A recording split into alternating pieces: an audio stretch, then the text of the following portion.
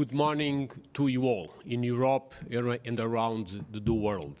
Dear Commissioner Mariya Gabriel, dear Maria, dear Christian Buzoi, President of the TREC Committee at the European Parliament, research ministers around Europe, members of the European and national parliaments, dear friends, researchers and business leaders throughout Europe. We live unprecedented times, which we know well can only be tackled with more science, more research, and more innovation. And this is because science creates markets, and we need more and better employment. It is because science allows us to face the new frontiers of knowledge, and we need more ideas across disciplines, and also because science attracts talents, and we need to train scientists for the years to come. Overall, we know well that Europe needs more scientists, and this requires a close articulation with higher education to provide the necessary landscape for the training and the development of research careers. These three priorities, the relation between science and employment, the relation between science and the new frontiers of knowledge, and the need to attract and train more scientists, have driven the Portuguese Presidency of the European Union over this semester, and certainly we follow the European communication of September 30, which reaffirms the European commitments for the target of achieving 3% of investment in R&D in terms of the GDP by 2030, and certainly the trio program of German, Portugal and Slovenian presidencies towards a renewed European research area. Let me first of all thank you and acknowledge the German presidency of the European Union to have concluded so successfully a very important set of files over the last semester. Now it's time for action. And definitely we need to build a Europe which is greener and greener, but also more digital. And this double green and digital transition are considered in terms of building a strategic autonomy and an Europe which is more resilient, but also an Europe which is more social, with knowledge across all the disciplines, engaging from the arts and humanities to the basic and natural sciences, which we know can only be achieved with global cooperations, and therefore being digital, being green, being resilient, but also social and global can only be achieved in a knowledge-based society like the one we consider for Europe at large. And these three main goals which I just mentioned are particularly important in the context of what we do today, the launch of the largest European research and innovation framework, Horizon Europe. And so it's time for action. Last Friday, the Commission, the Parliament and the Council concluded the file of the European Innovation, the EIT, the European Innovation Institute. Today we launch the Horizon Europe. And again, let me phrase very promptly the first priority on articulating Horizon Europe with the next generation EU in terms of the creation of more jobs. And for that purposes, Horizon Europe is critical in considering a set of research missions together with institutional partnerships, as well as the recently established European Innovation Council. Within these partnerships, we certainly acknowledge the Euro High Performance Computing Joint Undertaking as the very first and innovative joint undertaking and partnership which allows Europe to advance in the area of high performance computing. But also in the area of open collaboration throughout every single European region we know how important will become a renewed EIT, but also the increasing value and recognition of the European Research Council, the Marie Curie actions and the research infrastructures throughout Europe. Together with the strengthening of the European Universities Alliances, we need to build open collaboration towards an open science strategy. Last and not least, we know that Europe needs more scientists overall. And this will be the main topic of tomorrow's Council of Research Ministers to discuss how better can we frame the necessary landscape, particularly in articulation with the business sector, but also with higher education institutions, universities in particular, but also research and technology organizations to frame research careers and to improve the way recruitment and career development is done in Europe. Overall, the progress achieved over the last 20 years has attracted a large consensus in Europe, and now we should face every European citizens to do more and better, to renew the European research area and to guarantee that with more science we create more jobs, with more science we foster new ideas to tackle the new challenges in the new geological area we all are facing, as so well documented in the last Human Development Report of December 2020, but also by bringing together the collective action of the business sector, of research and technology organizations and higher education institutions, we can certainly create the necessary landscape to provide better research careers. And this is the context of a renewed European research era, the one which is launched also today with Horizon Europe. Let me thank you all for your attention and let pass the screen to Mariya Gabriel, Commissioner for Youth, Culture, Research and Innovation, for her inaugural speech on this day where we launch Horizon Europe. Thank you very much. Thank you very much, dear Minister Heider, dear Manuel, dear Chair of European Parliament Committee on Industry, Research and Energy, Christian Busoy, dear Christian, dear Ministers for Research Innovation, dear members of the European Parliament, dear members of national parliaments, dear researchers, dear friends. Thank you very much, Manuel, for your strong messages. Today, as you said, we celebrate the launch of Horizon Europe. And allow me to start by thanking the team of the Portuguese Presidency for having organized this important event. The European Commission has been always focused on delivering a timely start and a robust budget for Horizon Europe. And I'm pleased because it is strategic for the future of Europe and also because it rewards the hard work of the wider European research community, the engagement of the co-legislators. You know, it was negotiated in difficult conditions with more uncertainties than usual, arising from the COVID pandemics that is hitting hard our societies and our economies, but also the UK leaving the Union. But today we are here to say that Horizon Europe program is a key instrument to see beyond the horizon, towards a green, digital, healthy and resilient future of the European Union. It was not easy, but we have made it. The budget of Horizon Europe has increased by 30% in comparison to the previous program at 27 member states, making it the most ambitious research innovation program in the world. Now, my message is, let's join forces, investments and ideas for making research and innovation the driving force of our future. And I would like to congratulate all of you for this joint achievement, which is the result of co-creation and co-design process.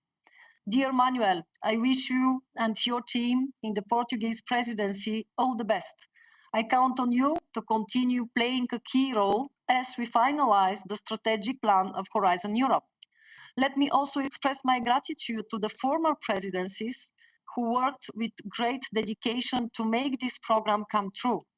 As for Slovenia, dear Simona, the next member state to hold the presidency of the current trio, know that I'm also very much looking forward to cooperate with you as we progress towards the final phases of the program's implementation. Now, we all know that the importance of research and innovation to shape Europe's future is unquestionable in its various dimensions. To ensure we keep the highest quality in generating new knowledge, to foster pan-European research collaborations where the final result is more than the sum of parts, to enable the new ideas are turned into concrete innovations by big and small entrepreneurs, improving our collective prosperity. And out that, the importance of widening the access to excellence and promote the necessary green and digital socio-economic transformations ahead of us. Certainly, the coronavirus crisis has aggravated the climate, social, and economic challenges that the European Union is facing. However, I believe that the current crisis is an opportunity to shape the recovery and make it greener, fit for a digital world, and more inclusive. Horizon Europe should be a reference for the recovery plans to support an innovative twin digital and green transitions, offer opportunities for progress, leaving no one behind. It will be an essential instrument to foster the competitiveness of European economy and to reach the Sustainable Development Goals at the UN Agenda 2030. With this in mind, we have ensured that Horizon Europe cuts across disciplines for better impact and has the necessary flexibility to be able to address emerging threats and challenges in the future. The pillar on excellent science includes the European Research Council for Frontier Research, the Marie Skłodowska-Curie actions, strengthening researchers' mobility, and the objective of develop world-class research infrastructures. The pillar addressing global challenges and European industrial competitiveness will support investments in strategic domains from health, culture, creativity, and inclusive society to energy, mobility, and agriculture. It is mainly in this pillar that Horizon Europe focuses its support to European partnerships. Industry can play an important role in co-developing joint strategic research and innovation agendas. Partnerships are also an important instrument to align priorities and investments at national and European level. I hope that we can advance during the Portuguese presidency in order to close what remains in the legislative process to have the new, rationalized partnerships landscape fully ready to start. The third pillar addresses breakthrough and market-creating innovations. The European Innovation Council will support startups alongside the European innovation ecosystems and the European Institute of Innovation and Technology. It will play a key role in implementing my vision for a new European innovation area.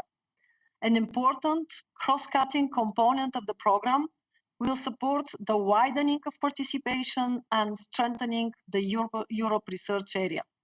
It will ensure that excellent science is spread in all countries and that the necessary reforms are made with member states to help them achieve their transitions.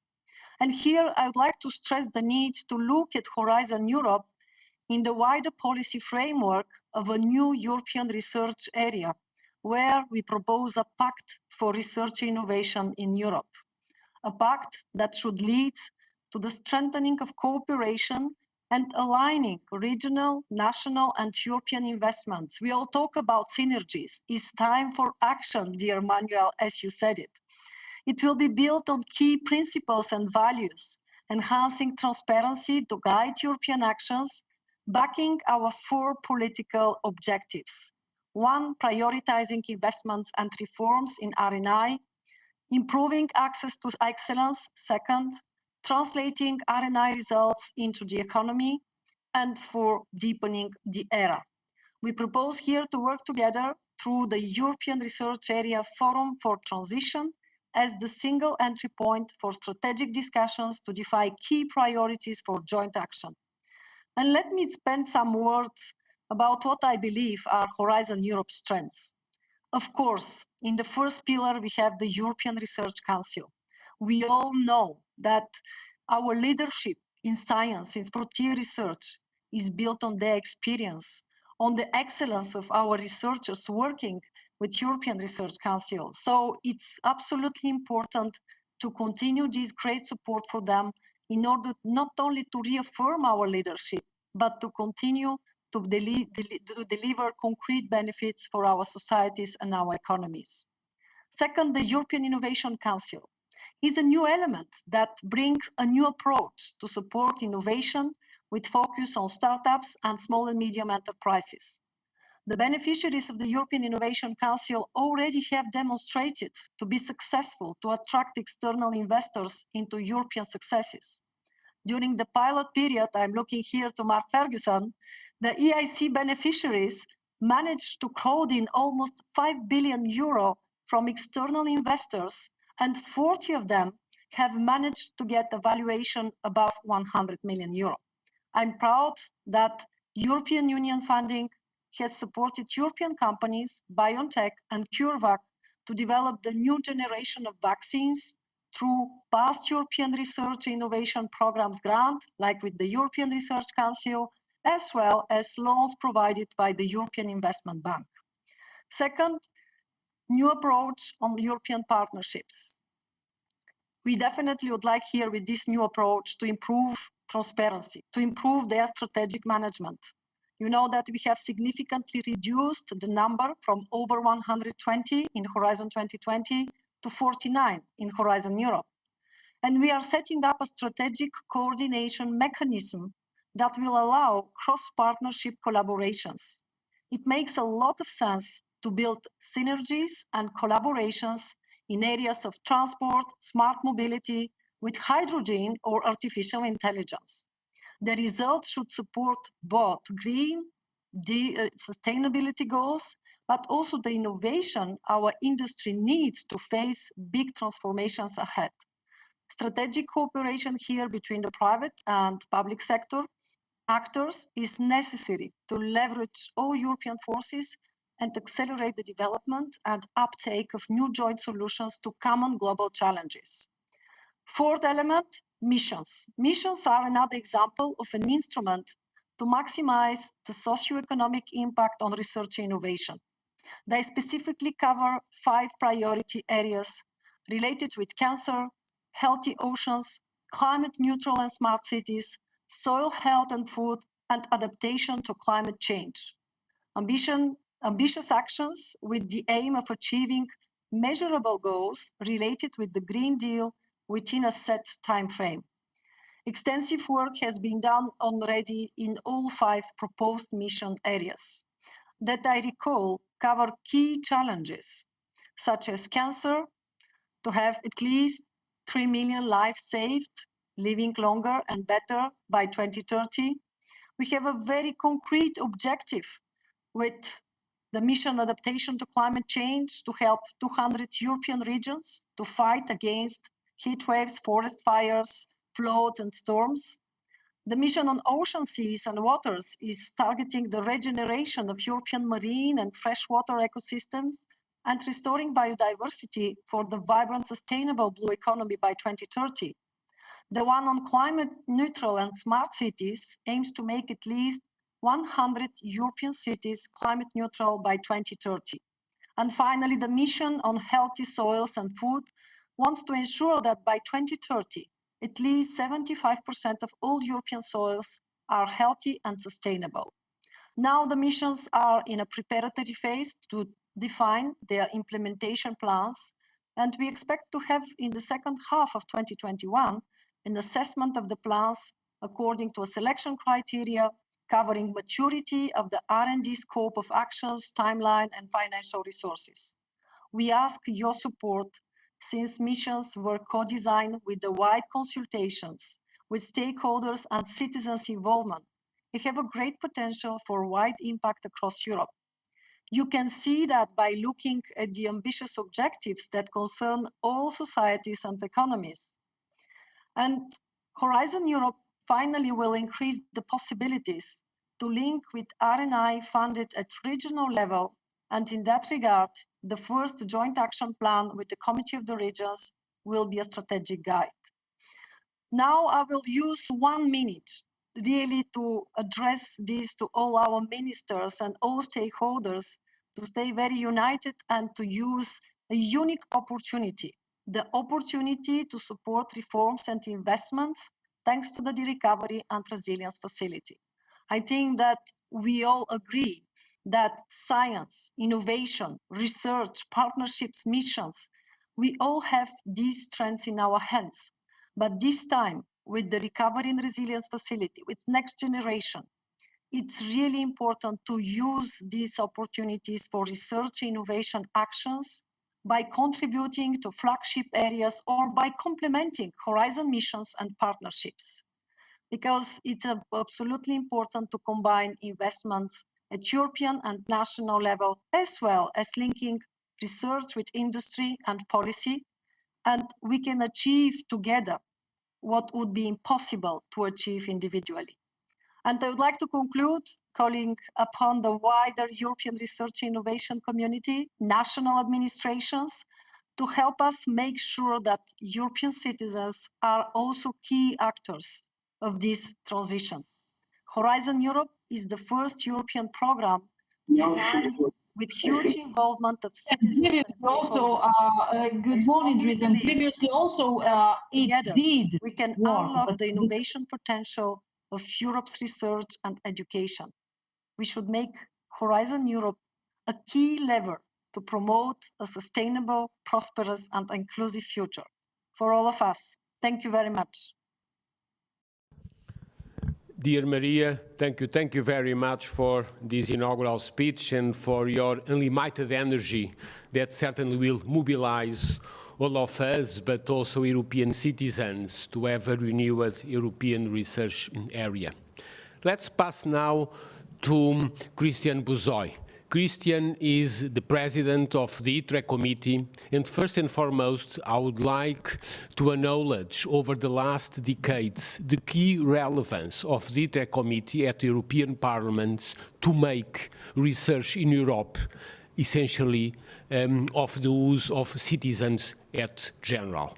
The several European framework programs that have been discussed, several budgets that have been approved and increased through the ITRE committee shows us how important it is to discuss with citizens at general the key issues of research and innovation. Christian Buzoy is the president of the ITRE committee in the current European Parliament, and I pass the screen to himself. Thank you very much, Christian. Thank you so much, Minister Heitor, and thank you for your kind words, and congratulations to you and the Portuguese Presidency for organizing this extraordinary event.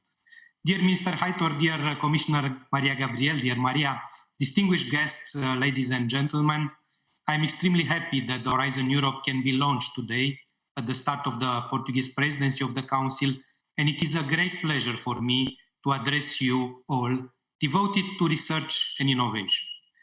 A lot has changed since the European Commission had published its proposal for Horizon Europe in June 2018. The scale of the challenges we face today is truly immense, even more than 3 years ago, and science is more needed than ever to take the right political decisions and to achieve our strategic goals, be it Green Deal and the decarbonization of our continent by 2050, be it the digitalization of our economies, be it to be more prepared in the health area to fight with more success for future pandemics or other challenges that we will have to face. And also, which is also extremely important for myself personally, to fight successfully and overcome cancer. We committed, as I said, to fight climate change. We have to become more resilient in the sanitary crisis. To come out of the multifaceted crisis we are living in, investing in research and innovation is not longer a choice, it is a necessity. As you know, the European Parliament wished that the European Union could have been more ambitious for Horizon Europe in terms of budget, of size, scale, and scope. Yet, we are quite proud that we managed to find funding sources to top up Horizon Europe and reach a total budget of more than 95 billion euros for the next 7 years. A big thank to European Parliament team, especially the two rapporteurs, Danica and Christian Ehler. A big thank to the German presidency, and a big thank and congratulations to our extraordinary Commissioner, Mariya Gabriel. I would like also to reiterate the wish from European Parliament expressed several times in the past, but unfortunately never clearly accepted, that further decommitments from the EU budget should be reallocated for Horizon Europe to increase even further the envelope available for research and innovation. After the political agreement reached at the end of last year, we have entered into the implementation phase since 1st January this year.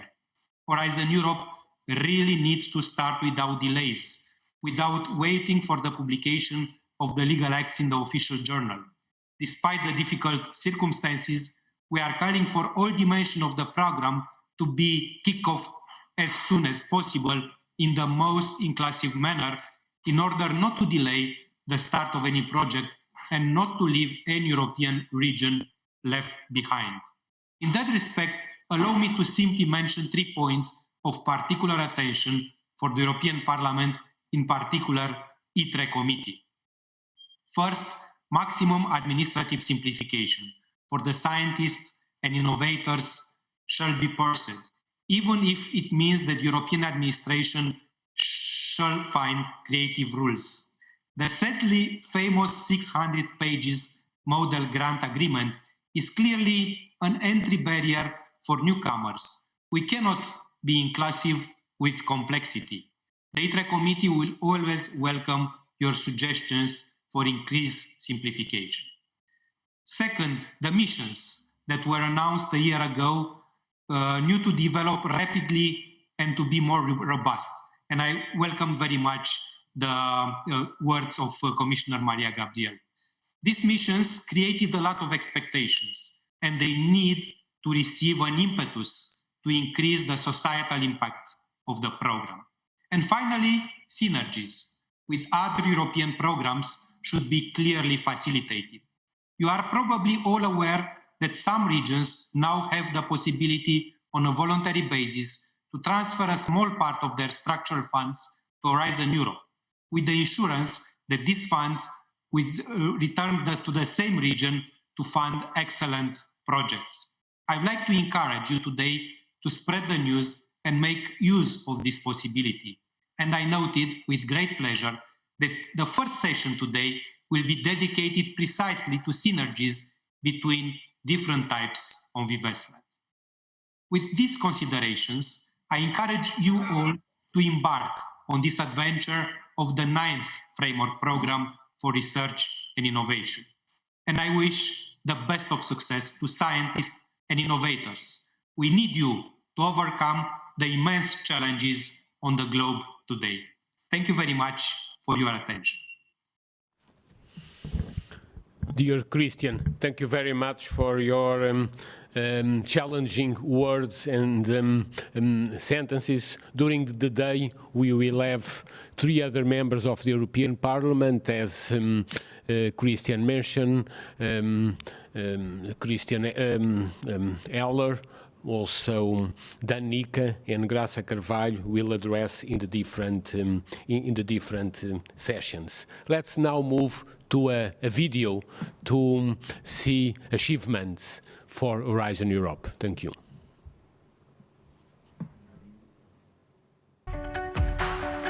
Every great project starts with an idea. They're brought to life by our excellent researchers, entrepreneurs, and citizens.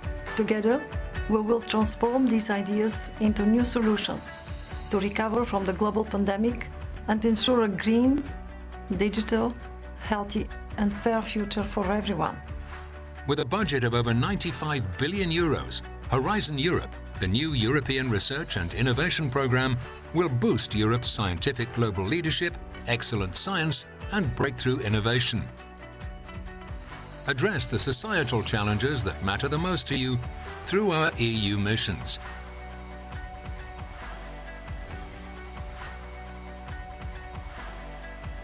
Expand international cooperation to team up the best talent across Europe and beyond. And form new partnerships between research, innovation and industry to bring solutions directly to you. Tens of thousands of you have already shared your views and ideas, making Horizon Europe our most ambitious European program ever. Europe is full of innovative ideas. Let's use them to build a green, digital and healthy future for everyone.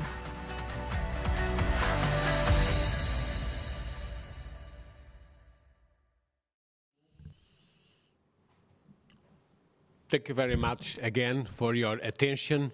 We will start now a series of keynote lectures followed by debates with research ministers. But to enlighten all of us, our first speakers will be Rick Roberts. Rick has obtained the Nobel Prize in Medicine in 1993 and has been an active scientist and entrepreneur in Europe and in the world, but also an activist for science-based medicine, for science-based agriculture. And I'm sure that you will challenge us with new ideas, certainly in a way to bring citizens at large in Europe and the world to look better and more to the powerful of science. Please note that within the missions that Mariya Gabriel mentioned, there is a very important mission for the future of Europe and for our global connections. Is the one, certainly on climate change, but also the mission on soils productivity and food. And I'm sure that Rish Week will challenge all of us in thinking beyond our current ways of life. Rick, thank you very much for participating in this event. The floor is yours, or the screen is yours now.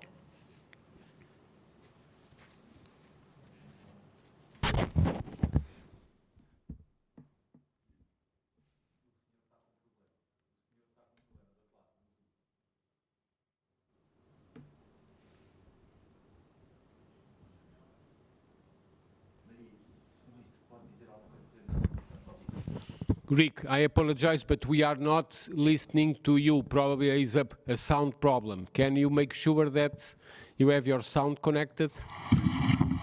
Okay, yes. Can you hear me now? Yes, now is better, but I would like to ask you to start from the beginning. Thank you very much. Okay. Well, basically, what I want to do is to talk to you about an issue that is a little controversial in Europe, namely the issue of GMOs. Could we start with the slides, please?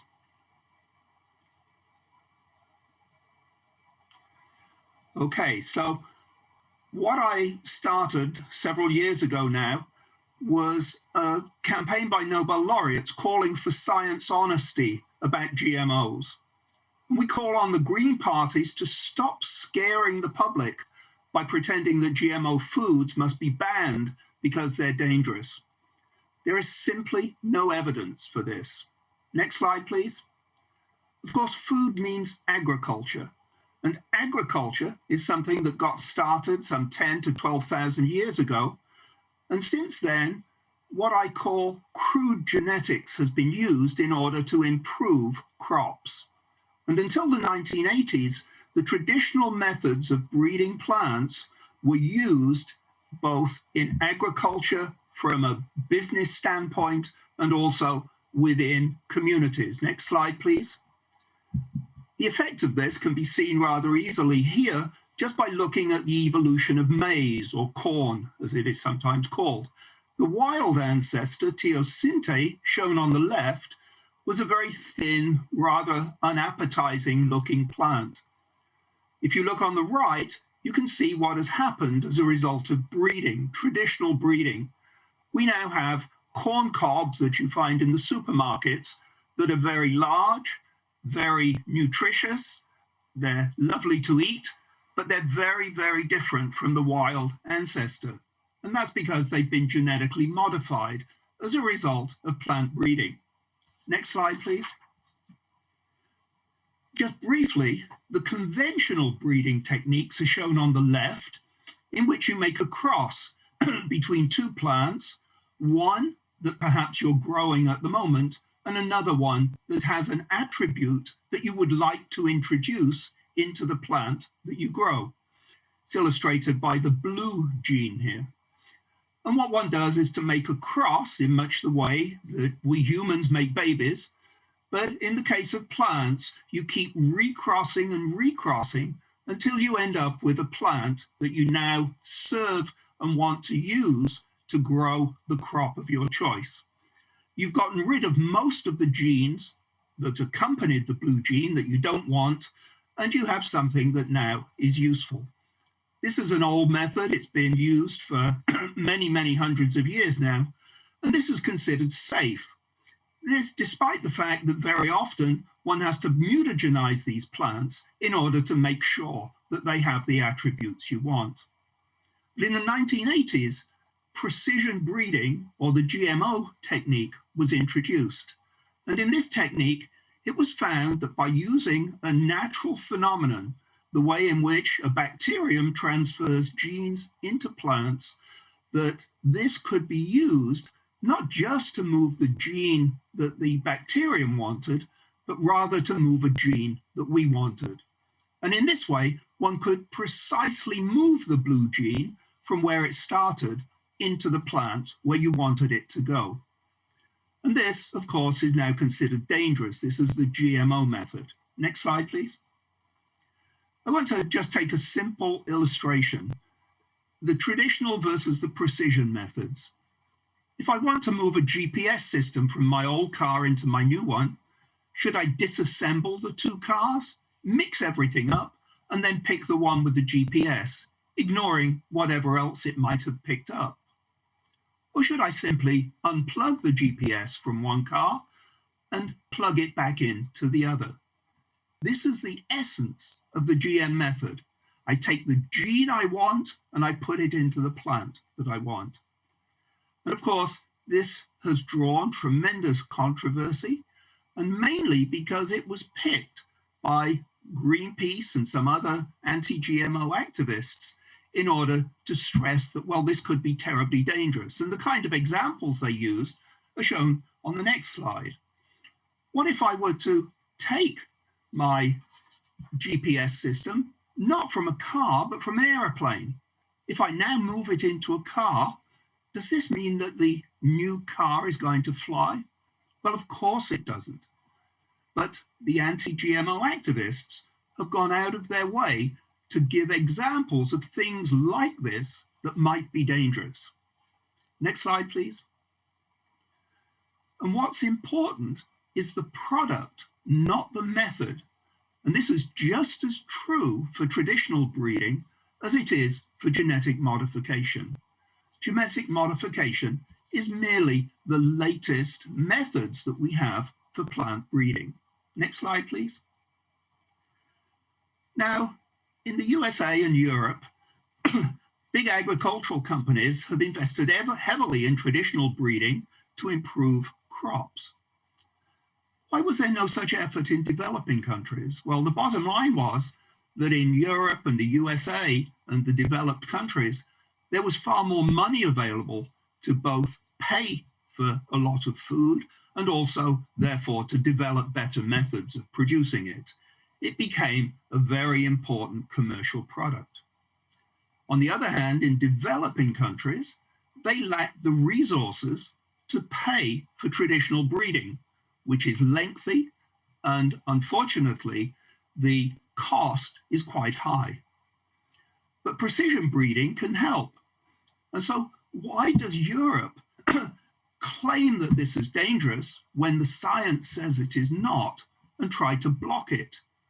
Why not insist upon getting it going so that the developing countries can also develop the crops that they need in order to feed their populations? Next slide, please. And the real problem in Europe was that Europe didn't want US companies to control their food. How can that be prevented? Well, why not just ban Monsanto, as they were at the time, now Bayer, and other big US agribusinesses from importing into the USA, into Europe? Next slide, please. The Green parties viewed this as an opportunity because you couldn't stop the US agricultural companies from importing seeds into Europe. The farmers needed them. And so the Green Party saw an opportunity.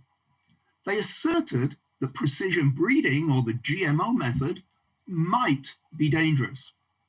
And the politicians and the Green parties will protect you from this risk by banning growing GMOs. They cited the precautionary principle as something that would help in this regard. And the best of all for this was that it had no economic consequences for Europe, because Europe didn't suffer from food shortages and it didn't need GMOs. Next slide, please. And the problem with this was that while this might work in Europe, where it had no consequences, it had tragic consequences in the developing world. And not content just with blocking precision agriculture in Europe, many politicians and notably many NGOs eagerly spread their message to the developing countries, and in the process caused major problems for those countries that wanted to improve their agricultural practices. Next slide, please. I will just give you one case study here, and this concerns vitamin A deficiency. In Europe and the US and elsewhere, we have no problem with a deficiency in vitamin A. But within the global population in the developing countries, somewhere around 2 million people have problems every year because of vitamin A deficiency. As many as 1.5 to 2 million children will die every year because they don't get enough vitamin A. If you compare this with HIV/AIDS, tuberculosis, malaria, it's a more serious problem. Next slide, please. In 1984, a man called Peter Jennings had an idea.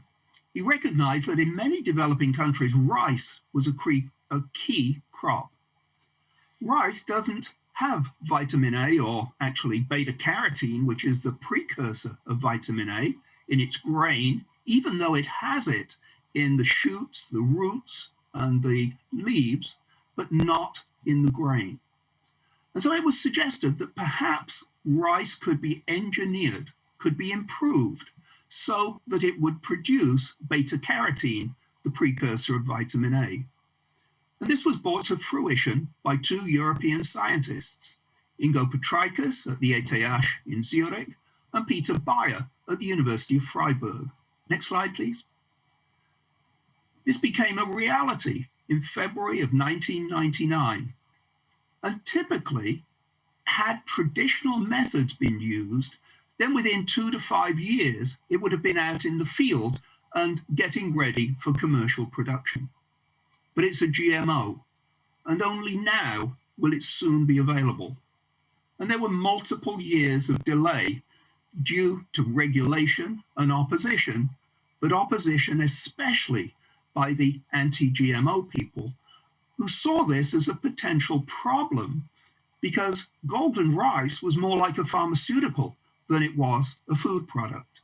And of course, pharmaceuticals have never been subjected to GMO regulation. For instance, I'm sure some people in this audience have diabetes. For diabetics, we provide human insulin these days. You think the human insulin comes from humans? No, it comes from a GMO yeast. It is a GMO, and yet we put it everywhere. We give it to diabetics everywhere. Next slide, please. Just want to quickly go through 1 or 2 examples where GMOs could be of tremendous help in the developing world. The first of these is bananas. In Uganda and other parts of sub-Saharan Africa, bananas are a major source of calories. They're an important food source. but they're also very susceptible to disease, one of which is Xanthomonas wilt. Now, Xanthomonas cannot be killed by any known bananas. There are no known banana plants that are resistant to it, but sweet peppers are resistant. And the genes that cause this, there are just two, can be transferred into bananas, and now bananas become resistant. This was successfully done in Kenya. It was grown in field trials. And in Uganda, where this is a particular problem, the parliament decided that this was actually going to be a good thing. They would make these GMO products available to the population. But the president of Uganda decided that he was going to stop this at the urging of his wife and daughter, who had been gotten to by the anti-GMO activists. And so in Uganda, these GM bananas, which could solve major problems of this disease, are not allowed to be grown. Next slide, please. There's another problem, the fall armyworm, which is throughout Southern Africa. This too has a GMO solution. There is a gene that is encoded by a bacterium called Bacillus thuringiensis. And this gene can be put into corn, which is where the fall armyworm likes to grow. This solution was implemented in the US many, many years ago, and this is the reason that the US is able to grow so much corn.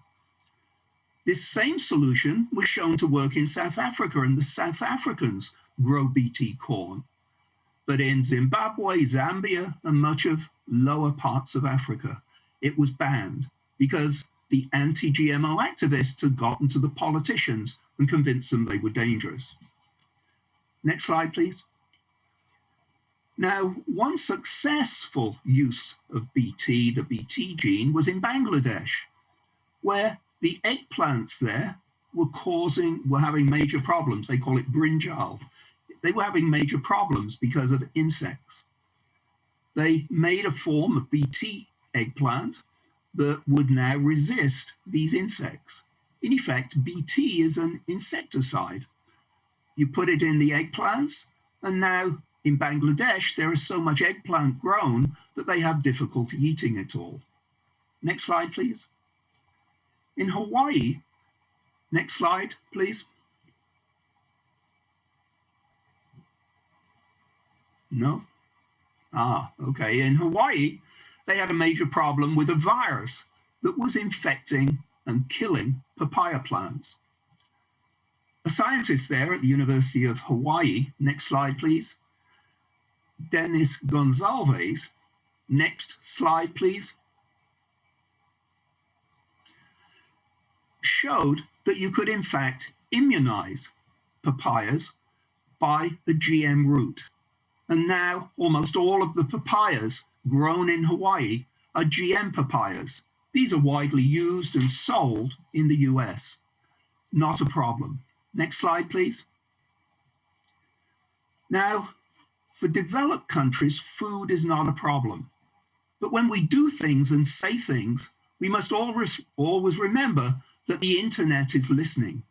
And we must never forget the consequences of our political actions for the developing countries, because they listen to what we say. They know that we have problems, and they can then, if we articulate them, they pick up on them. And what we need is a lot more science in politics. And I think, speaking as a scientist, it would be nice to have a little less politics in science, but I think politicians need to listen to scientists. Next slide, please. If you don't want to eat foods derived by GM techniques, then don't. It's your choice. But please, please, don't pretend that your reason you're doing it is because they're dangerous. If anything, they're probably safer than traditional foods. Traditional foods have all sorts of genes in them that we don't know what they are. Until recently, Europe has not needed to use GM crop improvement to make sure food is on the table. However, with climate change, things are changing, and many traditionally grown crops are not as productive as they used to be. New varieties are needed, and more quickly than many breeders anticipated. If GM approaches are taboo, if they're not allowed, then many Europeans may face the same problems as farmers in Africa. Please do not let that happen. You can do much better and make sure that more science is incorporated into politics. What better example of science can be found by the world's response to COVID-19? Countries such as New Zealand, South Korea, and many others listened to their scientists and quickly controlled the spread of the virus. In contrast, the President of the USA ignored scientists, and we now are still in the grips of the pandemic. Around the world, scientists develop rapid tests and now effective vaccines that have been developed more rapidly than ever. We must increasingly support science and listen to the scientists who work with data and facts and are constantly making discoveries and advances that can improve our lives on this planet. Thank you very much for your attention. Rick, thank you very, very much for this certainly very controversial, but also very timely issue. We thank you certainly for your continuous scientific activism and to bring to us the value of science towards a path which leads us to the truth, but also to face in Europe global problems like those that you have faced. I'm pleased now to invite you to continue listening a number of keynote speakers moderated by the Director General for Research, Technology Development, Jean-Henri Paquet, that will address certainly this issue, but also other related issues, and above all, the way how Horizon Europe, together with public and private investments and in the articulation with the emerging European Next Generation EU program through the national recovery funds, can play a role, certainly for Europe in particular, for European citizens, but at a global scale. Let's pass the screen to Jean-Henri Paquet, which I acknowledge again is strong commitment over the years to make always a better Europe and most of the European research area. Jean-Henri, thank you very much. Dear Minister Hayter, dear Manuel, thank you very much for passing on to the panel which now opens. Thank you very much for the very amazing opening of this Horizon Europe launch. Thank you, of course, to Commissioner Mariya Gabriel and Christian Bouzoy on behalf of the European Parliament. This really, I think, put also the panel, which is now ahead of us, in the right context. It's about building more resilient societies, recovering from the pandemic, socially, economically, whilst at the same time seeing Europe's transformation to a green, climate neutral continent and a digital Europe all at the same time. This requires, of course, very significant investments, a lot of policy developments. And I think the argument of the conference, of the DNA of Horizon Europe as presented by Commissioner Mariya Gabriel, is very much about working across policy areas, across instruments, across the EU level and member states to provide systemic solutions, knowledge and systemic solutions to deal with these pressing, urgent transformations. Can I just add that I listened very carefully to Sir Richard, and thank you very much for this presentation of GMOs. It's not every day, indeed, that GMOs are presented so forcefully in a European context. I would add that this is, of course, very much a scientific debate, one which is also very topical around gene editing, plant gene editing, particularly around the CRISPR-Cas technology. And I would agree with Sir Richard that the science is very clear on how such sequencing efforts impact products.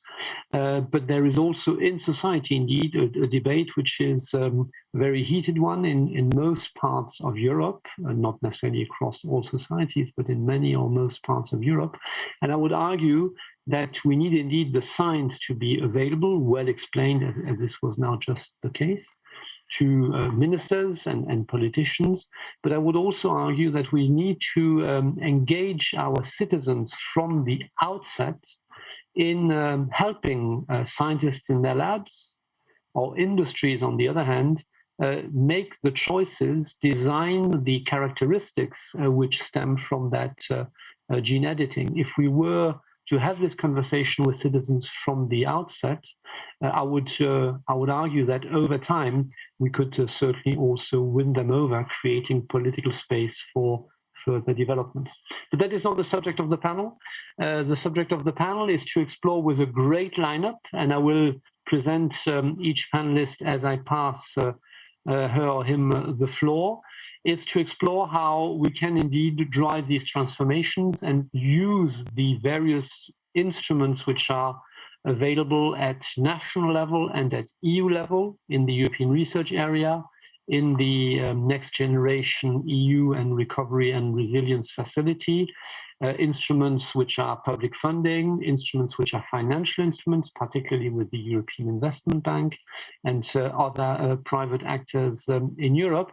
And this is very much the synergies which Commissioner Gabriel mentioned earlier on, which were built up during these negotiations on the EU budget and completely embedded in Horizon Europe. So the question for the panel is, how do we activate all that in support of the transformations?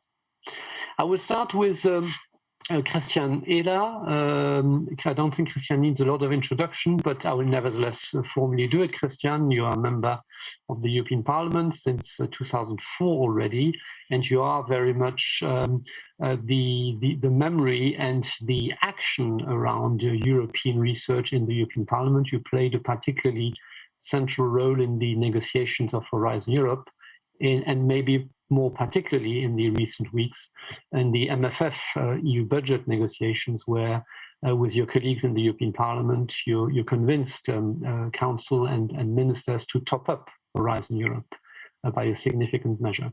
Now, Christian, you're also very much involved in the Industry Committee on industry developments, and it's quite straightforward that the transformations, green and digital transformation and our recovery require deep investments, involvement, engagement with industry.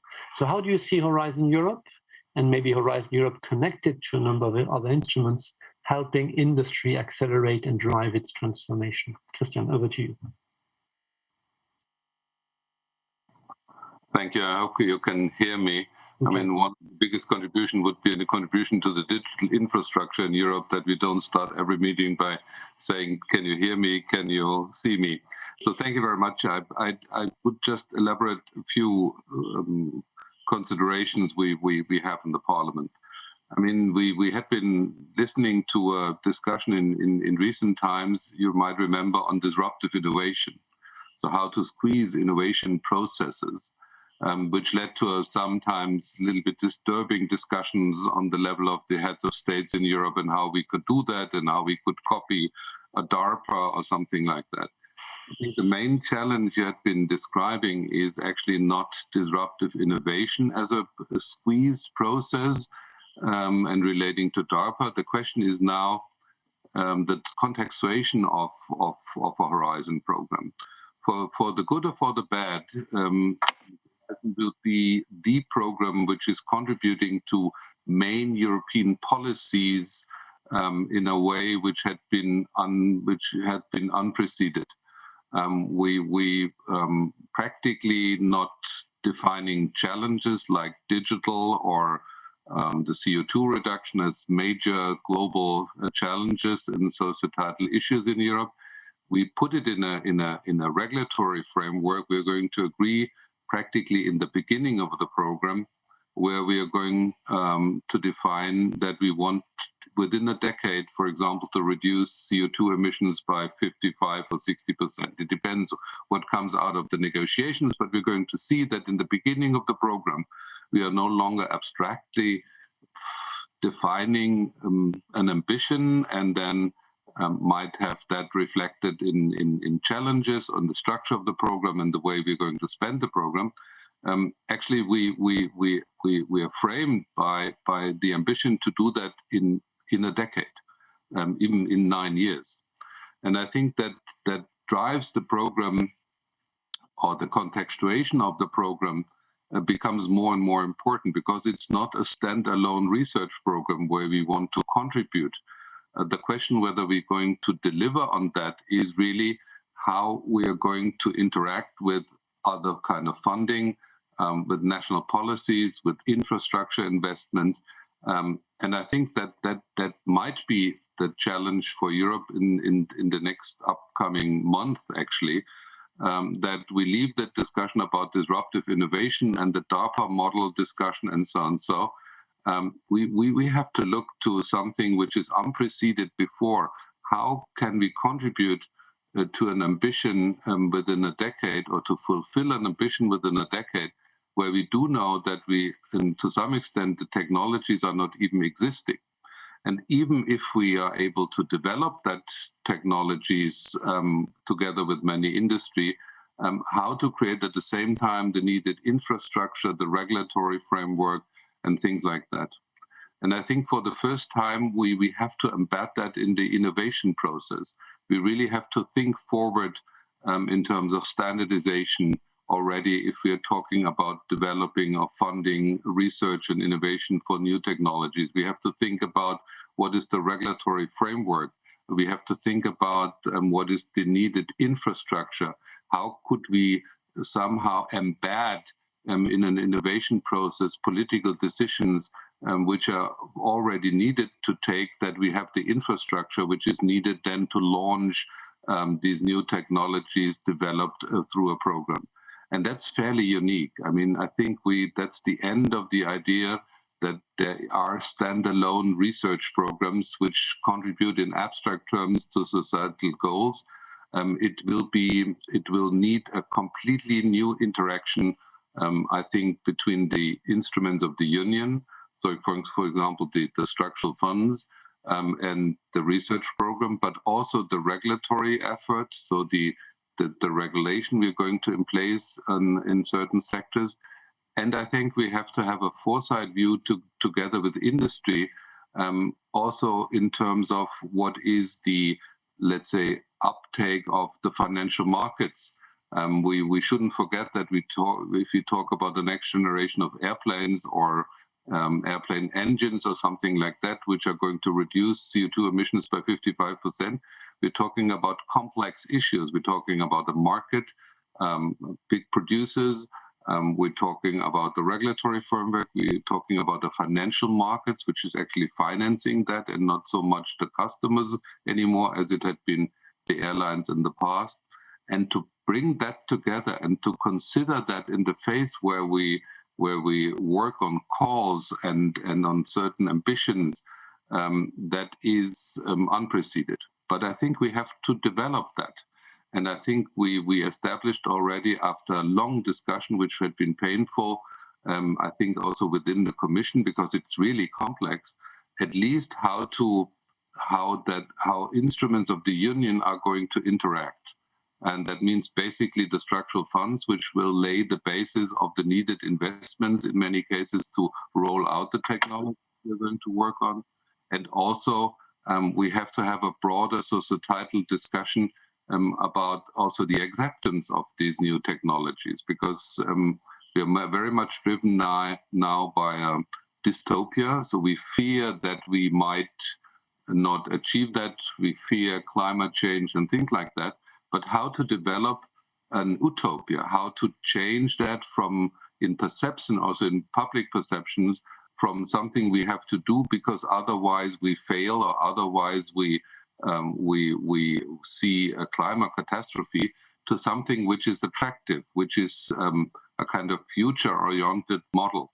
And I think what we had been missing in the past is for a long time that innovation and research had been seen as a common positive, let's say, utopia of the Union. I mean, the last time we might have had something like that was Galileo, but I think for the first time now we have to develop a kind of positive agenda and a positive spin also for broader parts of the society, which might have an idea or might driven by concerns, but lacking a little bit this kind of positive attitude about this kind of frontier options and frontier technologies we're going to develop, and should be even proud of that.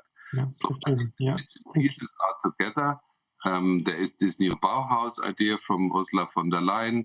I think there's an alignment of the instruments, but I think we need a broader and more complex societal discussion to actually achieve that. Thank you. Christian, thank you very much. Vielen Dank. I think this really kicks it off very broadly, and I'm sure that many of the speakers, Peter Carlson maybe, or Mark, will want to react also to what you said, Christian, on the need indeed to invest into the deployment of existing or to be improved technologies, at the same time working towards the future technologies which will be needed for climate neutrality particularly, and hoping also that occasionally disruptive technologies can make a difference, but Mark will come on that, I'm not commenting. And now moving to our second speaker, Teresa Czerwinska from the European Investment Bank, our climate bank. I'm very, very happy to welcome you, Teresa, in this panel. You were also board of the National Bank in Poland. You were at some point State Secretary in Research and Innovation in Poland, I understand from your resume. So I'm very much looking forward to listen to you. Maybe generally how the bank indeed sees the innovation agenda to help it deploying its climate investment, but then maybe more specifically dealing also with small and medium-sized companies. They have suffered much from the crisis. So how can the bank help them recover, but also drive the transformation of these companies themselves? Teresa, over to you. Thank you very much, Jean-Eric, dear ministers, dear Commissioner, dear colleagues, ladies and gentlemen. Let me start with warm thank you for the kind invitation to this one-of-a-kind event. I firmly believe that as we are healing from a major economic crisis, our ability to unite and speak one voice is going to define which recovery path Europe will take in the years to come.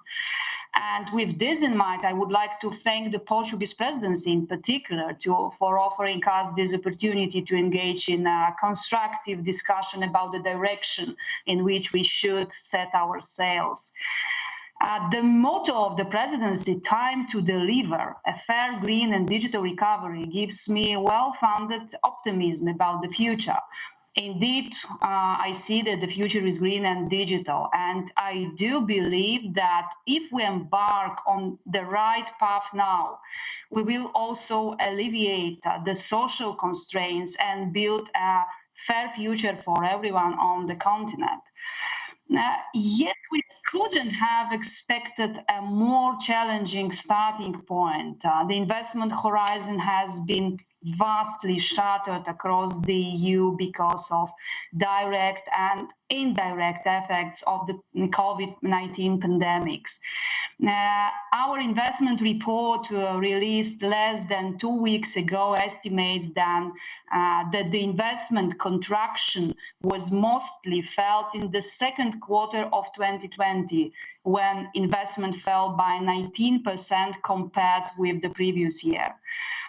Well, without doubt, how we pick up from this bottom depends on the policy response. However, I think we need to wisely set the priorities so that we set on a prompt, yet smart and inclusive recovery path. Let me therefore point out two key elements which I believe should constitute an important layer of the post-crisis economic architecture to ensure better coordination among market players, but also mobilizing sufficient resources. The first element is not only to show, but more importantly, to lead the new growth strategy. We must be ambitious when it comes to our future. And particular regarding the green transition. Europe embarked on the green path long before the pandemic, and so did its bank, the European Investment Bank. Since 2012, the EIB has provided 197 billion euro of finance supporting over 670 billion euro of investment in climate and environmental sustainability projects. And this made the EIB one of the world's largest multilateral providers of finance for projects supporting these objectives. Only in the last year, 40% of our financing was deployed to support green projects out of the total of 66 billion euro. And of course, the EIB does not work alone. However, under INFIN and FC, the EIB and the European Commission has been able to leverage EU budgetary funds with EIB lending and sector expertise for maximum impact in breakthrough projects. They were championed by the private sector initiatives, yet without risk-sharing structures, long-term financing, or technical advice, I think swift progress would have faltered. And this lesson brings me to the second element I would like to draw your attention to, which is partnership. The scale of the decarbonization calls not only for investment of both public and private stakeholders, but also for close cooperation among public sector entities. Horizon Europe is, of course, key to enabling this increase in investment in climate mitigation. And the initiatives of European Union institutions and member states are critically complementary with private sector investment because neither party will achieve the needed scale of investment on its own. Well, Europe is a global leader in green innovation, and even more so an innovation that is both green and digital. And without doubt, Horizon Europe will play a key role to broaden these competitive advantages going forward. As an accelerator of ideas, I am convinced that Horizon Europe will add the tailwind to the recovery and set it on a green, digital, and inclusive path. To finish, I would like to reassure you that the European Investment Bank Group stands ready to provide its expertise, know-how, and resources to facilitate this process, both under Horizon Europe as well as under the new MFF. Thank you very much for your attention. I'm looking forward for the following interventions with great curiosity. Thank you. Yeah, thank you very much. And thank you very much also for commenting on the importance of really providing the basis for these project pipelines which allow the transformation to really occur. And this is indeed very much also in providing platforms, which the bank does. But Horizon Europe certainly wants to play a part as well alongside the bank on partnerships and industry alliances. This is the way indeed to accelerate the transformation and making technologies being rolled out on an ambitious scale. Let me then now move to you, Mark Ferguson. Mark, you are a scientist, you are an innovator, you were a founder of companies as well in your career.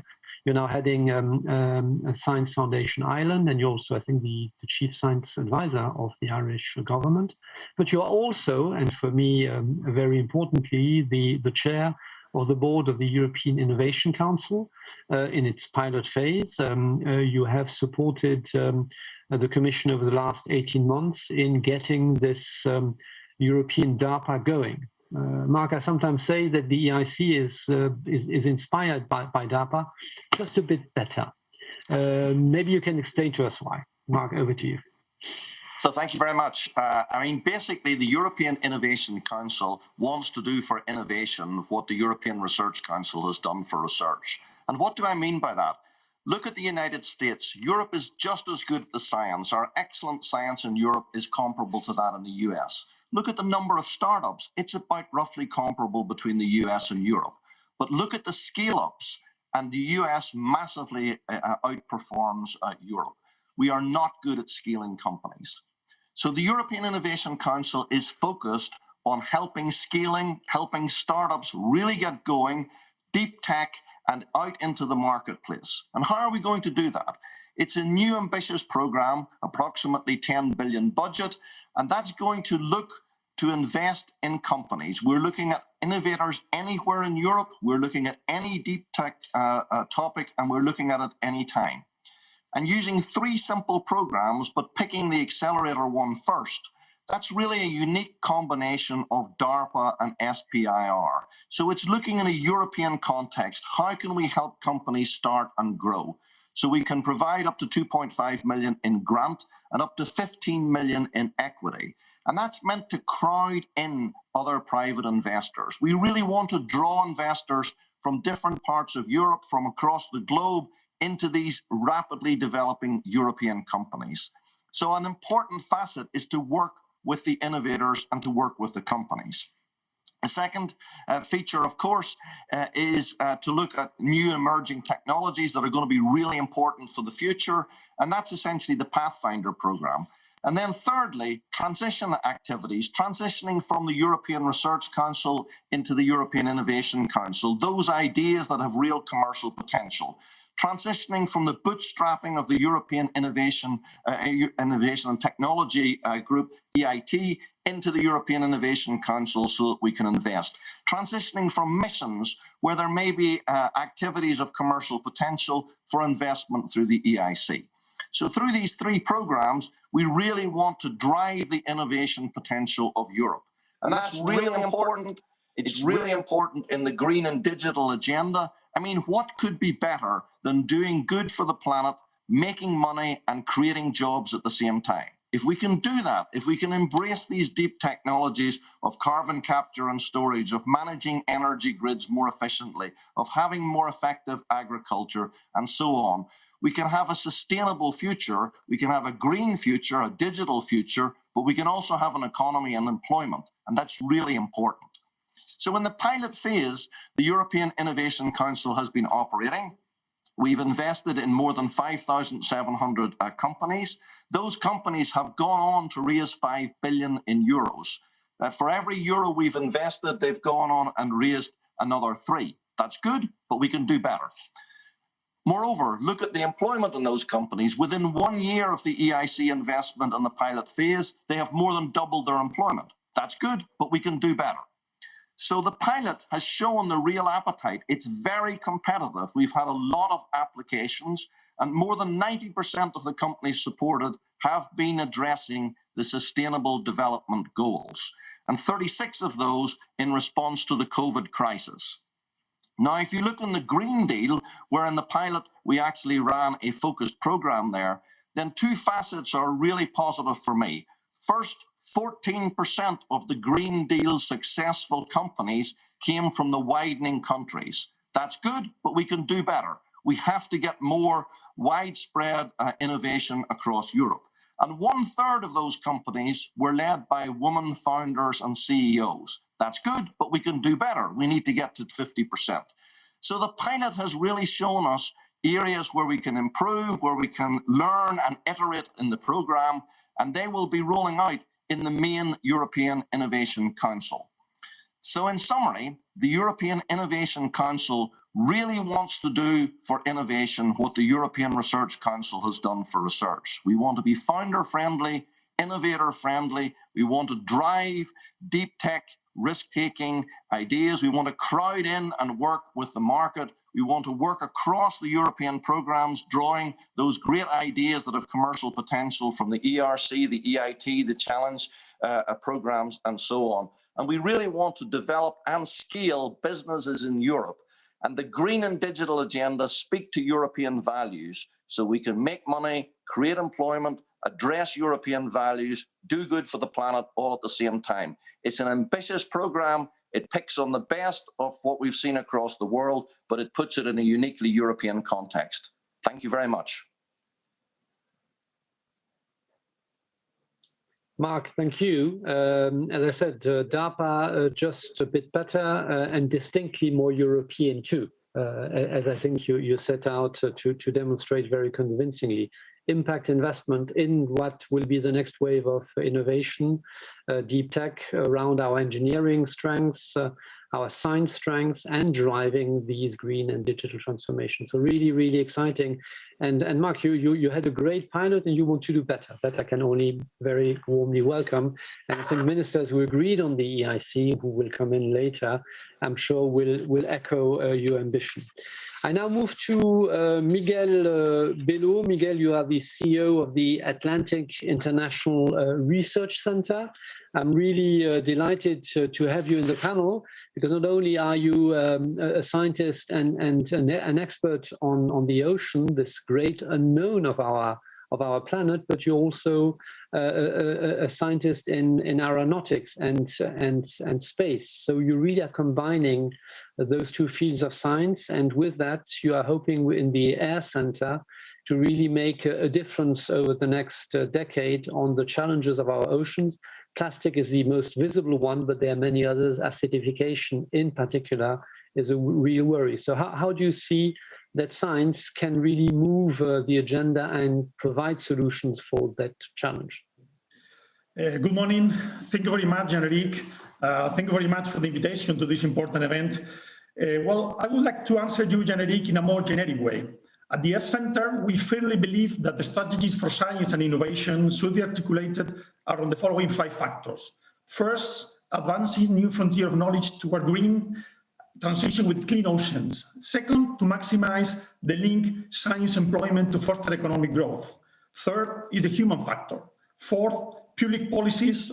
Fifth, the international and intercontinental approach.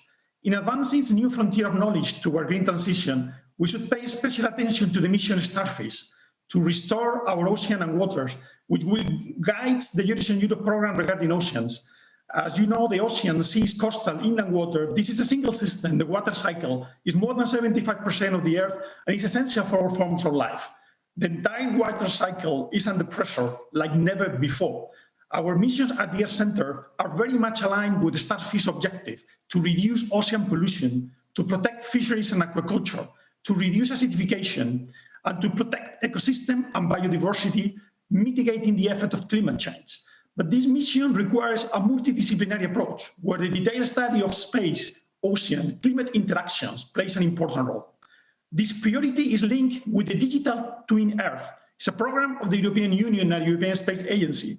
It is the creation of a high-precision digital model of the Earth to visualize, monitor, and forecast natural and human activity on the planet in support of sustainable development and climate change. Our second factor is to maximize science employment link. This is critical for the recovery of Europe at large. William Brody said, the calculus of innovation is simple. Knowledge drives innovation. Innovation drives productivity. Productivity drives economic growth. That means it is of paramount importance to combine the recovery and resilience plan with the Horizon Europe, together towards flagship or high-impact projects, intensive in research and innovation that ensures at the same time high-skilled jobs while providing solutions for clean oceans. This was already appointed by Mark and by the previous speakers. In this line, the S Center is promoting large projects in the Atlantic region, like the Atlantic Constellation of Satellites, which is an international collaboration with countries like Portugal, Spain, UK, or Norway. Another example is the combination of artificial intelligence algorithms with the new Earth observation data. This is able to generate new products, new services, new markets, which can generate thousands of jobs, but at the same time, improve the quality of our environment. To achieve this, we need more data with higher temporal, spectral, and spatial resolution. It is important the continuation and extension of the successful Copernicus program, which is, it has open and free data, and we should add new satellites, providing resolution down to the geometric resolution. This will foster job creation, but not only in the space sector, also in the blue economy, in agriculture, in forestry, or cadastre. Our third factor is human resources. At the end of the day, all is about people. The Stone Age didn't end because they ran out of stones. It was the ingenuity of the people. We need to foster research career in Europe. We need to attract and retain talent for science, but not only at universities and research centers, also the private sector. With regard to the fourth factor, public policies, we had an excellent news last week with the political agreement for the European Institute of Innovation and Technology and its strategic innovation agenda. This is a successful result of the effort of the Portuguese Presidency of the European Union in its first month of duty. This agreement concerns financial sustainability, but also openness. It ensures an institute more open to new subjects like blue economy and oceans, but also more open and inclusive for all European regions. Other public policies to foster innovation is the extensive use of innovative public procurement. The public sector should be anchor customer of new sophisticated products. This is the best lever to push private investment in those developments. Also, the development of policy rules that force the use of new technology for the consolidation of new products and market. And last, public-private partnerships, together with new tools facilitating risk and venture capital for innovation, considering also new measurements for the European Investment Bank, as we recently hear. The final factor is international and even intercontinental dimension. The complexity of the challenges our societies are facing those days require international collaboration and intercontinental, given that we're dealing with global problems such as the current pandemic or the ocean acidification, as was mentioned. It is important the better policy for the association of third countries adopted by this new Horizon Europe program, and to strengthen collaboration with international organizations like Eureka, which has 49 members with countries like Korea, South Africa, Chile, Canada, Argentina, or also the Earth Center with country partners all around the Atlantic, in Europe, America, and Africa. The extension of our innovation networks toward America and Africa are of crucial importance to help solving global challenges in the Atlantic, to study space-ocean climate interaction, which is one of the main missions on the Earth Center. To finalize, Alan Kay said, the best way to predict the future is to create it. Today, with the launch of the Horizon Europe program, we're doing an important step towards the creation of our future. Thank you very much for your attention. Yeah, thanks to you. This was really a passionate plea for working across the toolbox of research and really making a difference to really create the future. I'm very much wanting to underline that. Thanks a lot.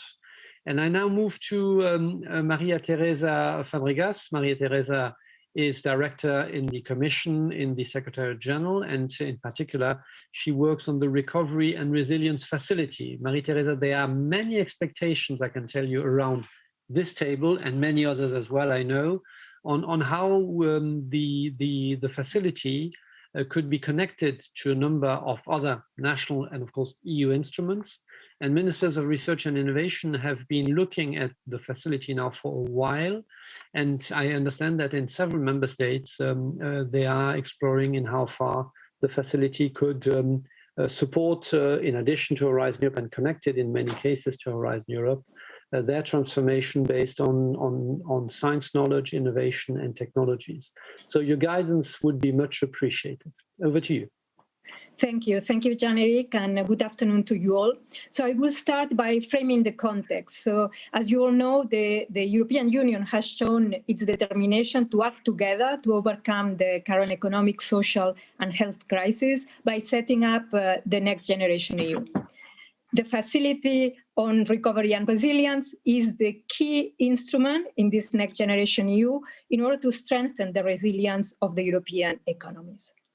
So the facility will play a crucial role in mitigating the economic and social impact of the pandemic and making European economies and societies more sustainable, resilient, and better prepared for the green and digital transitions.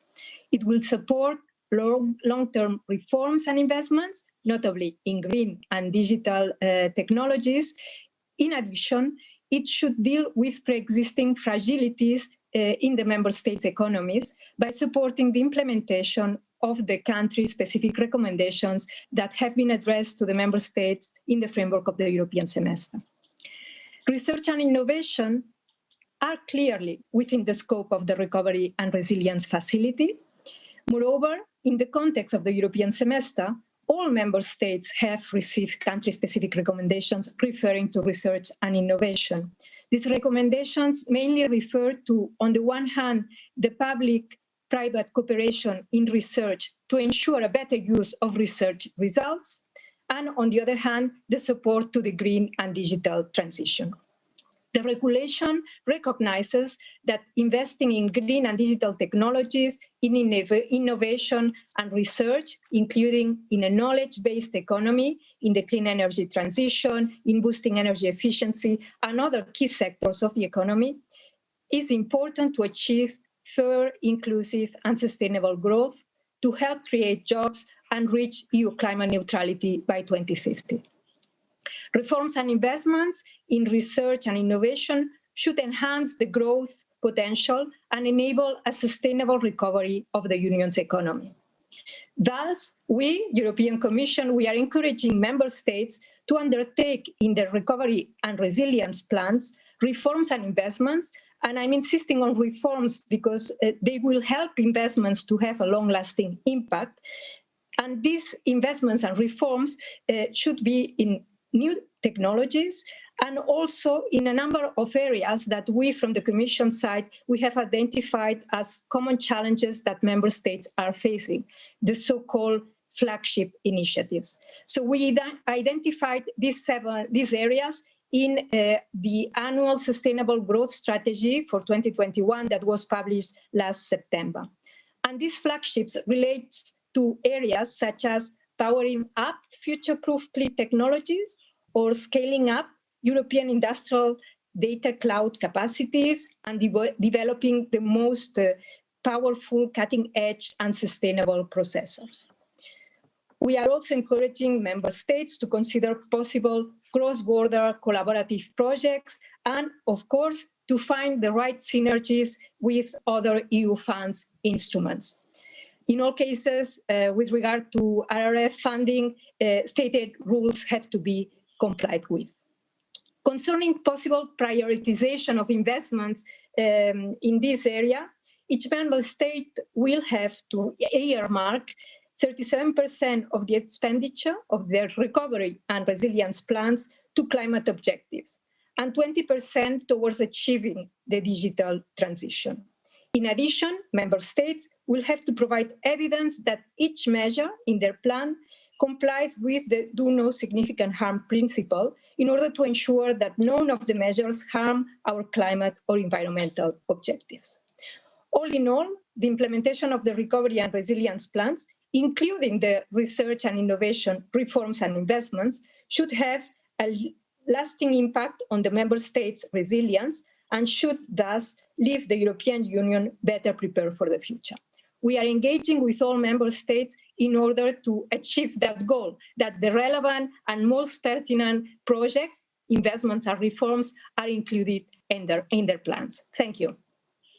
Thank you very much for this great snapshot, an ambitious instrument in terms of the funding. I mean, a small paradigm revolution, really, but also an ambitious instrument in terms of its contents. And if you allow me, also on behalf of colleagues working in the task force, I think for ministers of research and innovation, which are present with us today, what you have done in some cases already successfully is to engage with your coordinators at national level, often the Ministry of Finance or Economic Development, and then make the case that to deploy the national investment and reform agenda, there is need for technological solutions, for knowledge, and in some cases even for investment directly into the research and innovation system. So I can only, with Marie-Theresa, encourage you to really still engage in this last phase where the plans are being fine-tuned, drafts are being discussed with the Commission. My teams in DG Research and Innovation are involved by Maria-Theresa in this analysis. So you can reach out internally in your government, but we, of course, in DG Research and Innovation, obviously also available to help you on that. Maria-Theresa, thank you very much for this presentation. And I now move to Pascal Lamy. Pascal, bienvenue. Pascal needs no introduction, former commissioner, former Director General of the World Trade Organization. He leads the Institut Jacques Delors today, I think, Pascal, and you work a lot with many, but also with the European Commission, and particularly with Mariya Gabriel and DG Research and Innovation. You helped us get Horizon Europe right. You might react to that, but you also are now leading the mission, the Starfish mission, which Miguel referred to already. So, Pascal, are we working in the right direction? What's your advice? Pascal, okay. Well, I'm trying to help you working in the right direction. Let me first say I'm glad to join you, quite a number of friends on this virtual roundtable, including Mark Ferguson, with whom I had the privilege to work during 1 year, and a number of other colleagues to frame what is now called Horizon Europe. I will tell you a small story, which is that Mark became very famous in our group in inventing a formula which we've been repeating at least once a month for the last 2 years, which is that Europe is very good at making science with money, but is not very good at making money with science. And I think this formula says a lot of things of why he now has been tasked with moving forward innovation. I'll say a few words about these missions, as you ask, Jean-Eric, which is an innovation in the Horizon Europe, which we suggested at the time. Missions are a sort of new tool of policy action, very closely linked to science and innovation, and which was inspired by the famous moonshot NASA program of the 1960s, but which probably could have been inspired by the recent experience of a COVID vaccine, which in a way resembles such a targeted, rapid action. These missions, in our view, have a triple purpose. One, accelerate public action to deliver solutions on major collective challenges. Second, put science and innovation at the heart of the necessary transformations which getting to these solutions entails. And third, engage citizens to participate in science and innovation. So, acceleration, innovation, participation. That's the sort of liberté, égalité, fraternité formula of missions. Where are we now? The EU Commission has decided to prepare an experiment of this concept of a mission, which has been popularized by a European academic, which is called Mariana Mazzucato. So we are together helping the Commission, preparing this experience, and they have started in asking 5 groups of people, experts, stakeholders, to work on 5 domains: cancer, climate neutral cities, adaptation to climate change, healthy hydrosphere, meaning ocean, water systems and seas in Europe, and healthy soils. These 5 domains, which were chosen by the previous Commission, coincidentally fit incredibly well with the Green Deal and the digital transition. In somehow, the previous Commission had a sort of pre-science of what its successor would do, which is in a way reassuring if you're interested in EU politics. It's not just like national governments who do things very differently from their predecessor because they've been elected because they pretended they were better. There is a sort of continuity which I think there deserves praise. So each of these 5 boards, and I happen to chair the one about healthy hydrosphere. We need a healthy atmosphere as well as we need a healthy atmosphere. And in a way, it's a bit simpler. These 5 mission boards have now tabled reports which set an objective by 2030 in each of these areas: cancers, clean cities, hydrosphere. And in my case, the objective for 2030 is regenerate the European hydrosphere in 10 years, which we believe is doable, provided, of course, quite a lot of actions are put in place. So we've selected a clear, easily understandable by the public target, and we've written the whole program of actions that we need to get there. Now, this is the first phase. The second phase just started 2 months ago when the Commission asked its services to translate this enormous, holistic, complex set of actions that are needed to get to the solution we have prescribed, to transform this into an implementation plan, which is now being done. And of course, it's very complex, and we've already heard, including from Christian a moment ago, how difficult it is to put together the various streams, program, funding, resources, regulatory domains to get there. Complex but doable.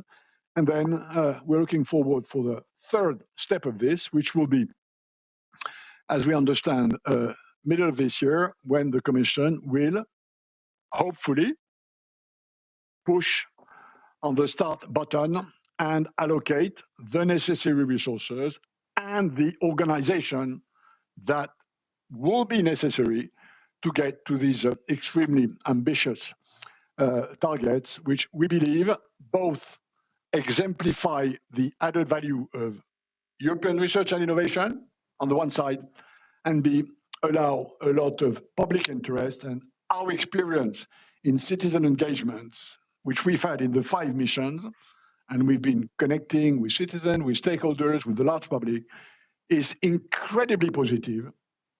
This notion that people in Europe, when they understand that Europe is after something they care about, are ready to engage, I think is the first formidably positive result of this. Up to the Commission now to follow up and take its decisions. Thanks for this. Pascal, thank you very much. And I'm sure ministers will also want to react, because the missions were indeed one of the most discussed, supportively, but nevertheless most discussed part of Horizon Europe as ministers adopted the program. So thanks a lot, Pascal, to you for the great work done on oceans. Peter Carlsson, I now move to you to close the round of panelists. You are the CEO of Northvolt. You are a founder, an entrepreneur, but you also are an innovator. And you're really aiming in a supply chain challenge to make Europe relevant also in batteries, carrying notably our ongoing mobility revolution. So Peter, you heard quite a bit on how the programs in their diversity are now being set out. I mean, does it make sense from your point of view?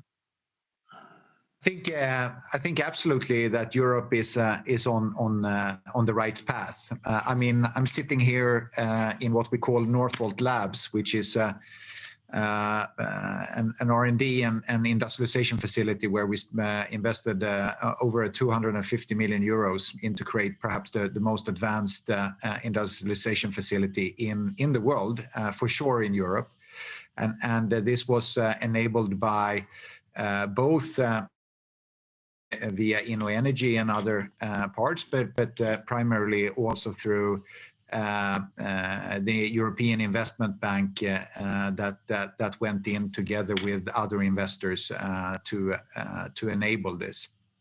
And I think we are in this field. We are about to go into a tremendous revolution. We think, and I think many with the demand is gonna maybe between 10 and 15-fold of batteries over the next 10 years. And that's going to need, in order to enable that, which is a key driver for the transition towards a sustainable future, we're going to need a lot of different things. Not at least for Europe, it's going to be very important whether Europe is able to build its own ecosystem, or whether Europe will be supplied by satellite factories from Asia.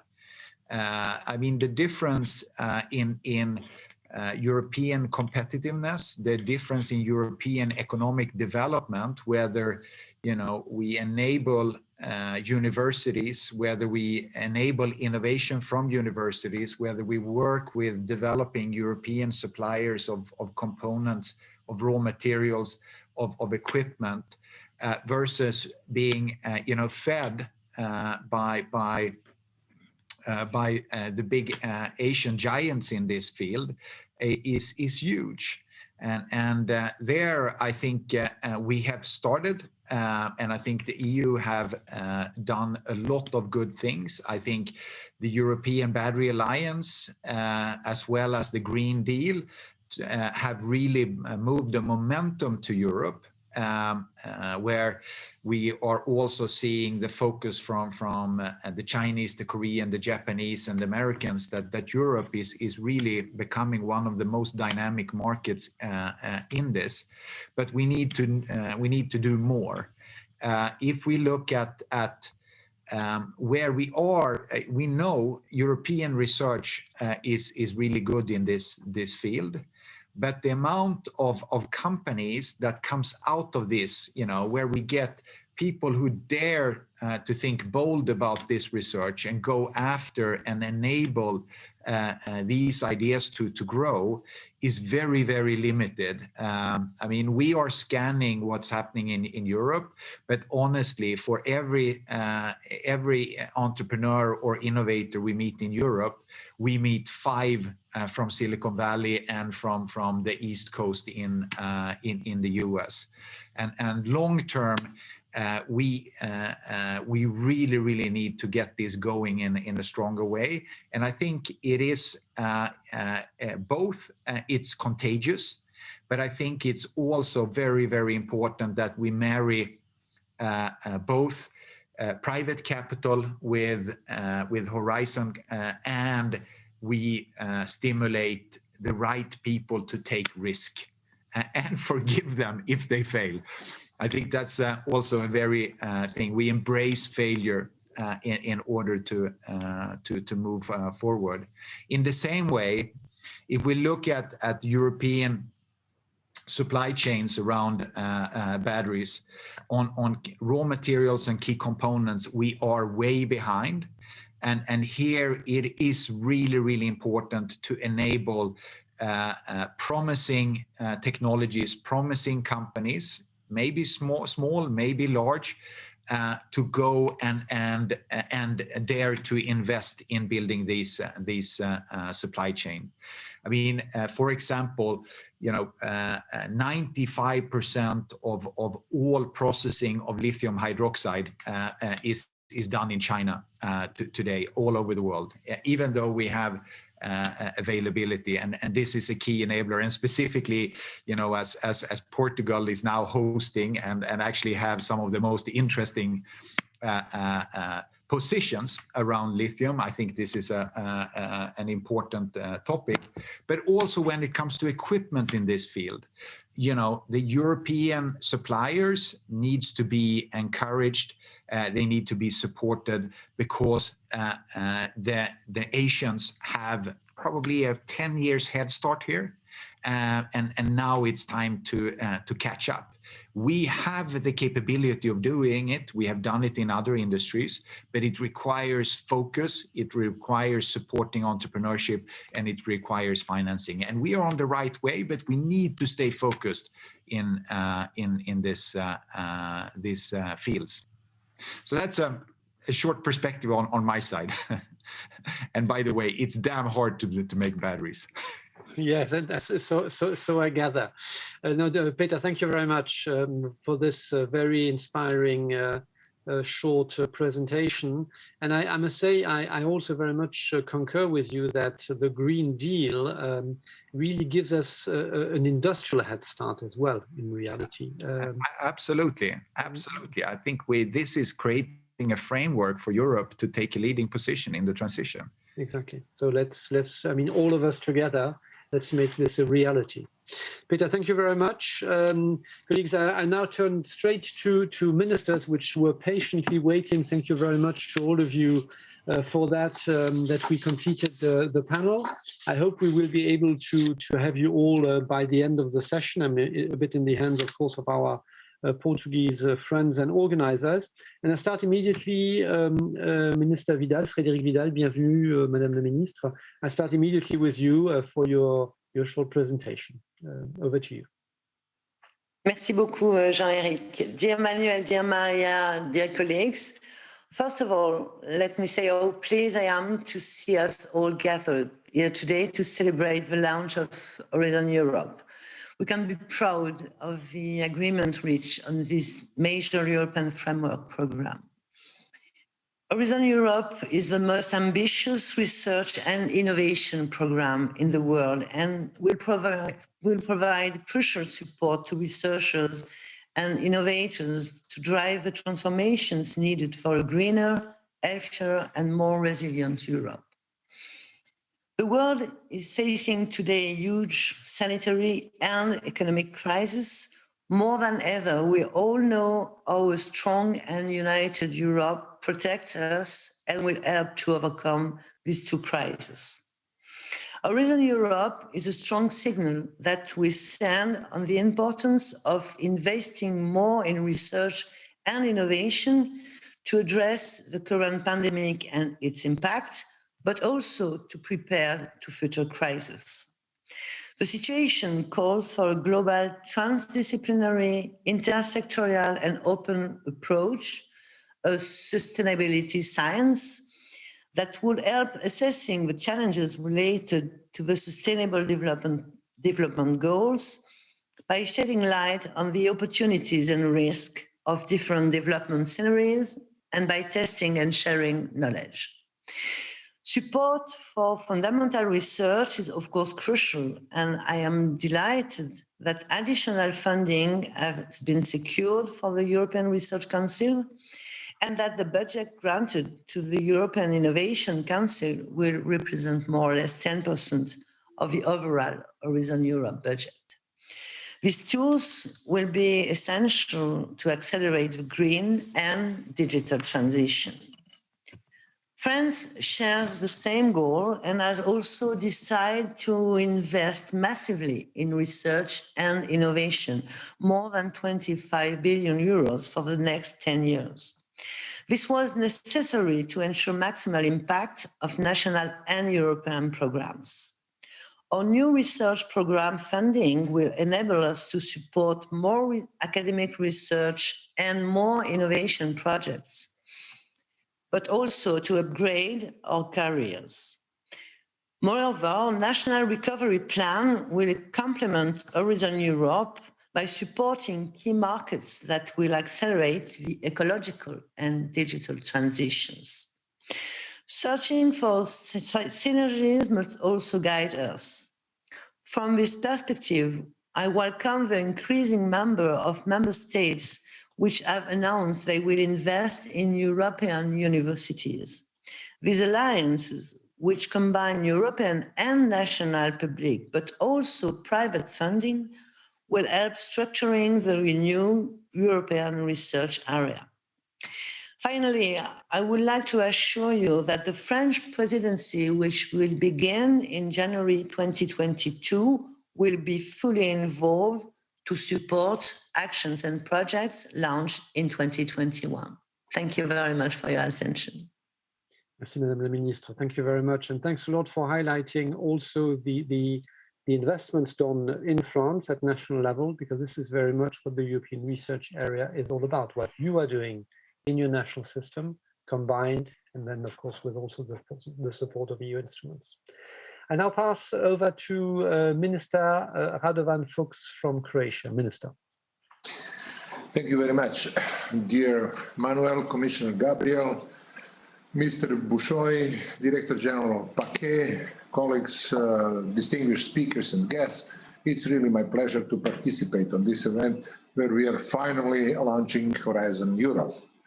Our researchers, and quite sure in all the countries, are now impatiently expecting the first calls for proposals.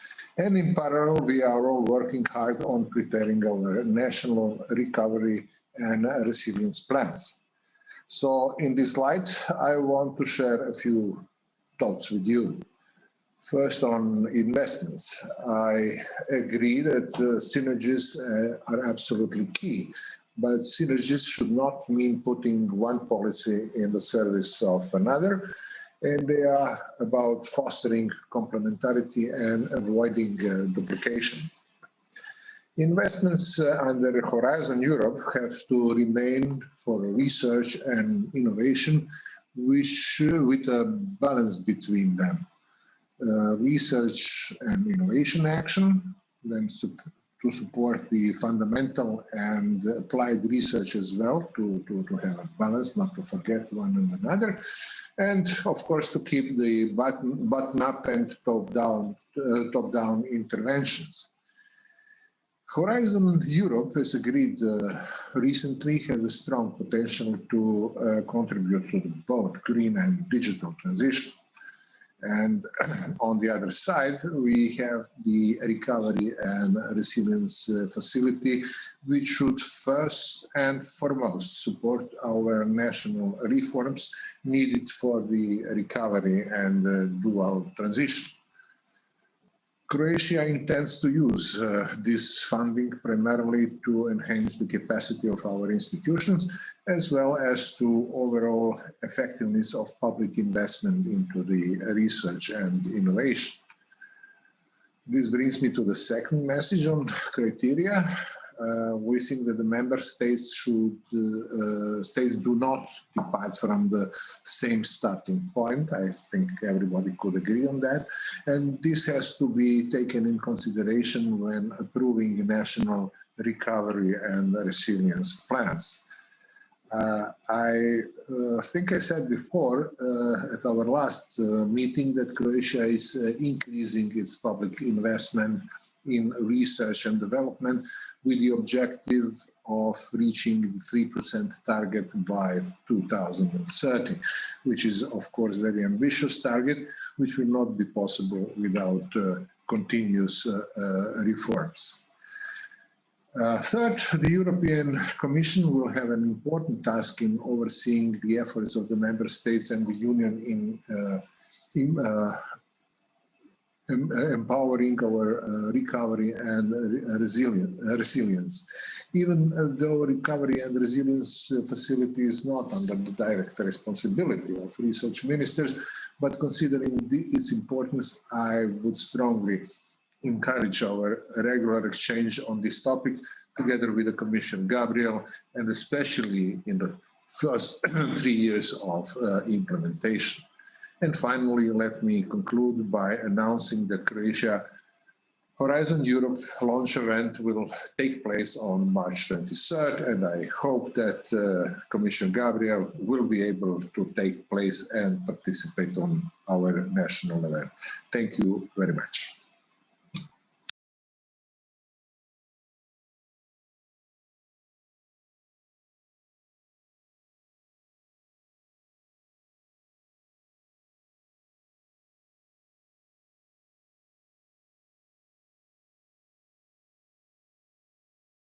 Now I got caught by the mute button. So Minister Fuchs, thank you very much for that. And I now move over to Minister Bonici, Owen Bonici from Malta. Minister, please. Thank you so much, and well done for the conference. It's very, very interesting. And I loved hearing in particular the comments from Mr. Lamy. I think he brings to the table both experience and fresh ideas in terms of innovation. Malta agrees that R&I plays a pivotal role in providing us with the opportunity to usher in the green and digital transitions in a sustainable and inclusive manner, R&I can enable us to reconcile economic growth and productivity with quality of life and public health, modernization and automation with prosperity and environmental protection. Horizon Europe's proposed mission approach, in which R&I programming is directed towards tackling societal changes, can help set broad and ambitious goals. This approach, complemented by public and private investments, can lead to concrete, green and innovative projects that produce timely, effective and targeted investments and results. Smart specialization policies can also be a useful tool in accelerating the transition by involving stakeholders in policy decisions and capitalizing on a country's economic strengths and capabilities. R&I investments can be catered towards far-reaching, long-term infrastructural projects that foster the green and digital transformation. Furthermore, as part of Horizon Europe, member states will be able to leverage their smart specialization strategies to participate in the upcoming R&I partnerships. As Malta, we are particularly interested in those public and private partnerships that focus on the green and on the digital, particularly in the areas of clean energy, blue oceans, innovative SMEs, high-performance computing, and key enabling technologies. Taking part in these R&I activities will contribute significantly to shift our country towards a more modern, forward-looking, and environmentally friendly future. We believe that guidance and assistance should be given to those member states that seek to promote synergies between their mission and smart specialization policies and activities, and the projects and investments funded as part of the recovery and resilience plans.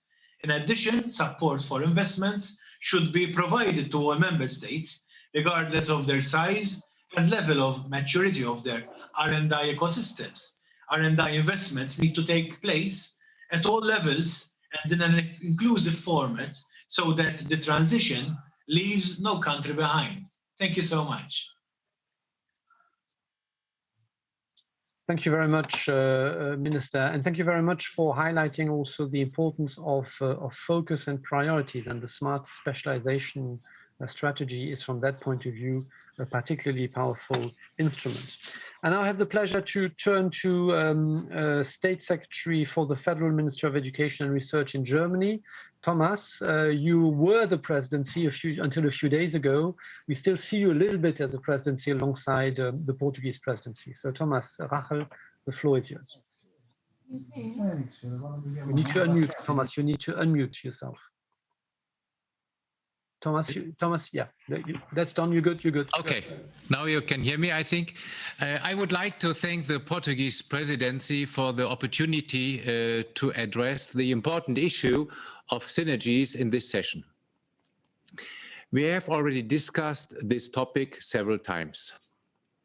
We are also discussing linking Horizon Europe and Next Generation EU at the Ministerial Conference on the ERR on 20th of October 2020.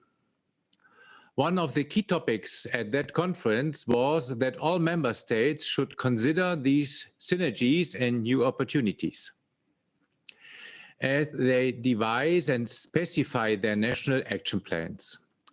I would therefore like to share with you the current state of play concerning the German Recovery and Resilience Plan. The federal government's agenda for our national plan meets the central goals of Europe's Next Generation EU recovery plan and of the Recovery and Resilience Facility. Education and research feature prominently among the main focus areas. For example, when it comes to advancing climate action and health research. I would like to highlight two of our focus areas and how they are linked to the European research area. We will invest an additional 700 million euros each to fund vaccine development and for the implementation of our national hydrogen strategy.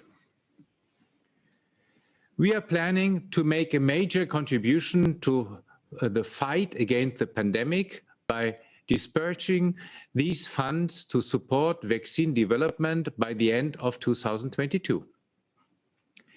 If we are to achieve the objectives of Next Generation EU, we need to create close links between national and European measures in the two areas and vaccine development and hydrogen. We are therefore considering the issue of synergies in the sense of complementarity and mutual reinforcement right from the start. And we can follow on from existing activities too. We can build on the experiences of the Commission's European research area. Corona Action Plan when it comes to vaccine development. And with regard to green hydrogen, we agree a joint agenda process with a number of member states and the EU during our Council presidency. We are now working to implement these processes in cooperation with our partners. This is where the ERA comes in, as both topics were mentioned in the Council conclusions on the ERA of 1st of December 2020. These two issues represent central priorities of a thematic ERA. We can implement and fund this together with the combination of Horizon Europe's funds and national resources, including from National Recovery and Resilience Plan and other vehicles such as the structural funds. Thank you very much. Herr Raschel, lieber Thomas, thank you very much. And thanks a lot in particular for sketching out how the Recovery and Resilience Plan of Germany will promote research and innovation investments.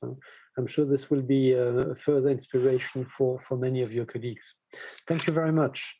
I would now like to turn to Pedro Duque, the Spanish Minister of Science. Pedro, if you are with us, the floor is yours. Yes, hello. I'm hoping that I connected this correctly. Absolutely. And dear Minister Manuel and Chairman, dear Jean-Éric and ministers and other colleagues, we really congratulate the presidency for this timely initiative to discuss about how we can improve the impact of our research and innovation program, fostering synergies with national funds and also the national recovery plans. As all of you probably know, we always have been a strong advocate for these synergies between different European funding sources, initially towards the simplest possible, towards making the simplest possible synergies with European cohesion funds, and now also with the Next Generation EU. We believe more than ever that it is the right time to make these simplifications. We'd like to comment some aspects of the implementation of these synergies that we believe need attention. Firstly, it is necessary to watch closely the details around the practicalities, the management and the real implementation of the projects and programs funded through Next Generation funds. There are two different programs and regulations, Horizon Europe and this one, Next Generation, must be properly synchronized, since proper recovery from the crisis will unavoidably have a large innovation and research component, like our DG Jean-Éric was saying. Secondly, we recommend not to create new instruments to foster these synergies. We encourage strongly to first focus on targeted measures aimed at strengthening R&I capacities, but do it within sectors, industries and technological domains using the appropriate instruments that are already in place, such as the partnerships, the missions, the projects, etc., that we already know about. We believe that we do not have time to create new instruments and that it will not be efficient if we do so.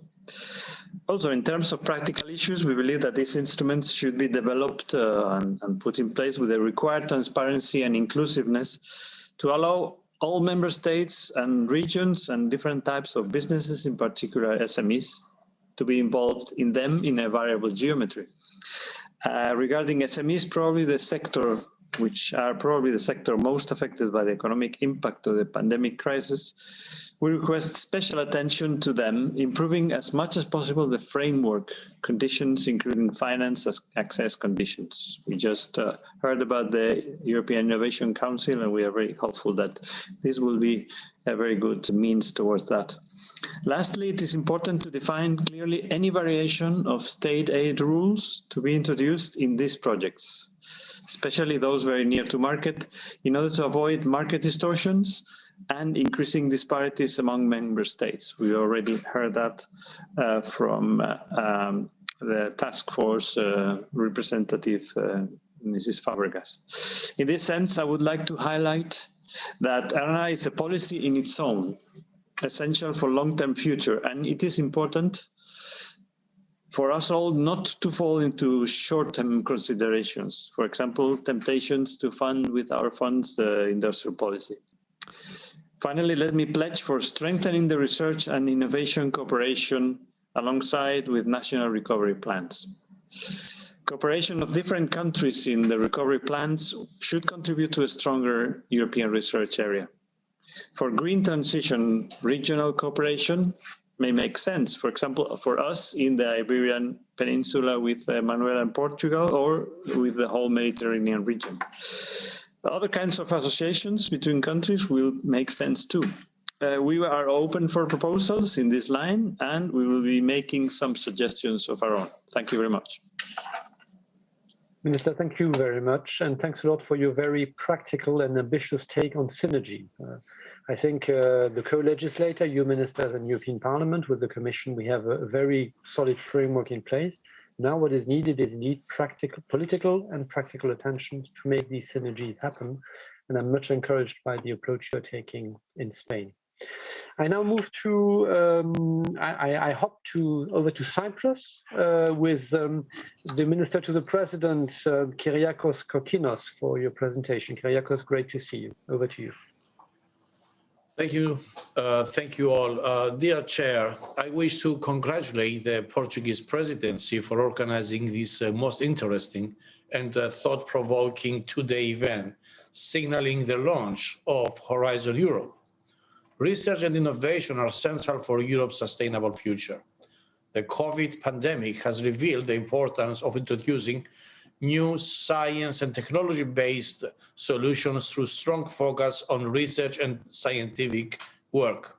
Now more than ever, we need to increase research and innovation investments, which are pivotal to the growth of our economy and society, and for achieving the targets set towards twin transition and the recovery from this crisis. The 3% EU research and development investment target for 2030, which is reaffirmed both by the renewed European research area and by Horizon Europe, signals our collective commitment and potential vis-à-vis our global competitors for Europe to declare its leadership position on this scientific evolution. In order to meet this target, given also the constraints on national budgets, we plan to exploit synergies with other European Union programs, particularly ESIF funds and the Recovery and Resilience Funds plan. I can assure you that green and digital transition is prominent in our plans, following also the recommendation of the European Commission. However, coordinated efforts are needed at EU level to further encourage the private sector to invest in future benefits from research and innovation activities. In that respect, we need financial instruments aiming at supporting riskier investments, such as co-funding mechanisms that could achieve greater effectiveness of public and private funding. Investments in emerging and strategic technologies like AI, research spin-outs, and startups. In this context, the European Innovation Council has an important role to play by accelerating breakthrough market-creating innovations and by supporting the development of European startups and innovative SMEs. In Cyprus, through national policies and programs, through the Horizon Europe framework, we give special emphasis on translational research, turning research and innovation outcomes into disruptive innovation with material impact on our economy. Thank you very much. Thank you very much, Minister, and thank you very much for stating your ambition that Europe is relevant and leading globally by really pulling together the instruments and also what you're doing as member states collectively in the European research area. At the origin of innovation is science, and at the origin of the successful presidency stream of negotiators for Horizon Europe is Bulgaria. And so, Karina, I'm really delighted to pass you the floor, Deputy Minister Anielieva, please. Thank you very much, Jean-Eric. It's a pleasure to be here, to be part of this high-level panel and so important. And I'm very thrilled from the fact that today we are launching officially Horizon Europe. So congratulations to the Commissioner, to your team, and of course to my colleagues and their teams. It's very important to talk about synergies, especially in the context of digital and green transition. I think basically if we want this transition to happen, the synergies are a must. But not only synergies among EU or national level programs and funding instruments, but even more important among policies, among different countries in understanding this transition in all its aspects. Because we do not want to continue talking for the digital and green transition, as it is already well understood from all stakeholders, the society, the business. So first we need common understanding what we need and what we can achieve in research and innovation. When and where to advance knowledge, more knowledge achievements in this context. And last but not least, here is very important also to accelerate the synergy with other policies, I mean here regulations and standards, because in the end of the day, the knowledge achievements can themselves produce impact if we don't ameliorate the ecosystem overall of the single market. Of course, now putting the digital and green transition in the context of the European research area, as the Portuguese presidency asked us to do today, I think we also must speak of common standards for monitoring the core elements of revamped European research area, which are excellence, inclusiveness, open and responsible science, and accelerating knowledge transfer, including to all regions. We shouldn't go on further in these two paths for some Horizon Europe and for our small regions structural funds. We need to find bridges there, much stronger. I think for this to succeed, we need to find the smart specialization also of the European Union, not only smart specialization strategies on regional level. And in order to do this, we really should find out and honestly say what is the excellent, where we are excellent on European level, where we have the competitive advantage over the States, China and Japan or other countries, and really to foster there our strategic prevail and, of course, impact to other regions, such as some of the panelists talk about Africa, for example. This is extremely important. And yes, we need to align instruments such as the structural funds and Horizon and Digital Europe, of course, the recovery and resilient instrument, but let's not to forget what also you call to us. We need to align much further transnational cooperation and national policies on research and innovation. In this regard, I believe that much more we should discuss common collaboration between research infrastructures and national research programs to avoid bilateral and trilateral cooperation. And of course, after I mentioned specialization and transnational cooperation, I can't miss the importance of skills in this regard. I believe the research skills agenda should be a priority for all member states here, because we need human resources at the end of the day for this transition. And in this regard, the European University Alliances are extremely important factor.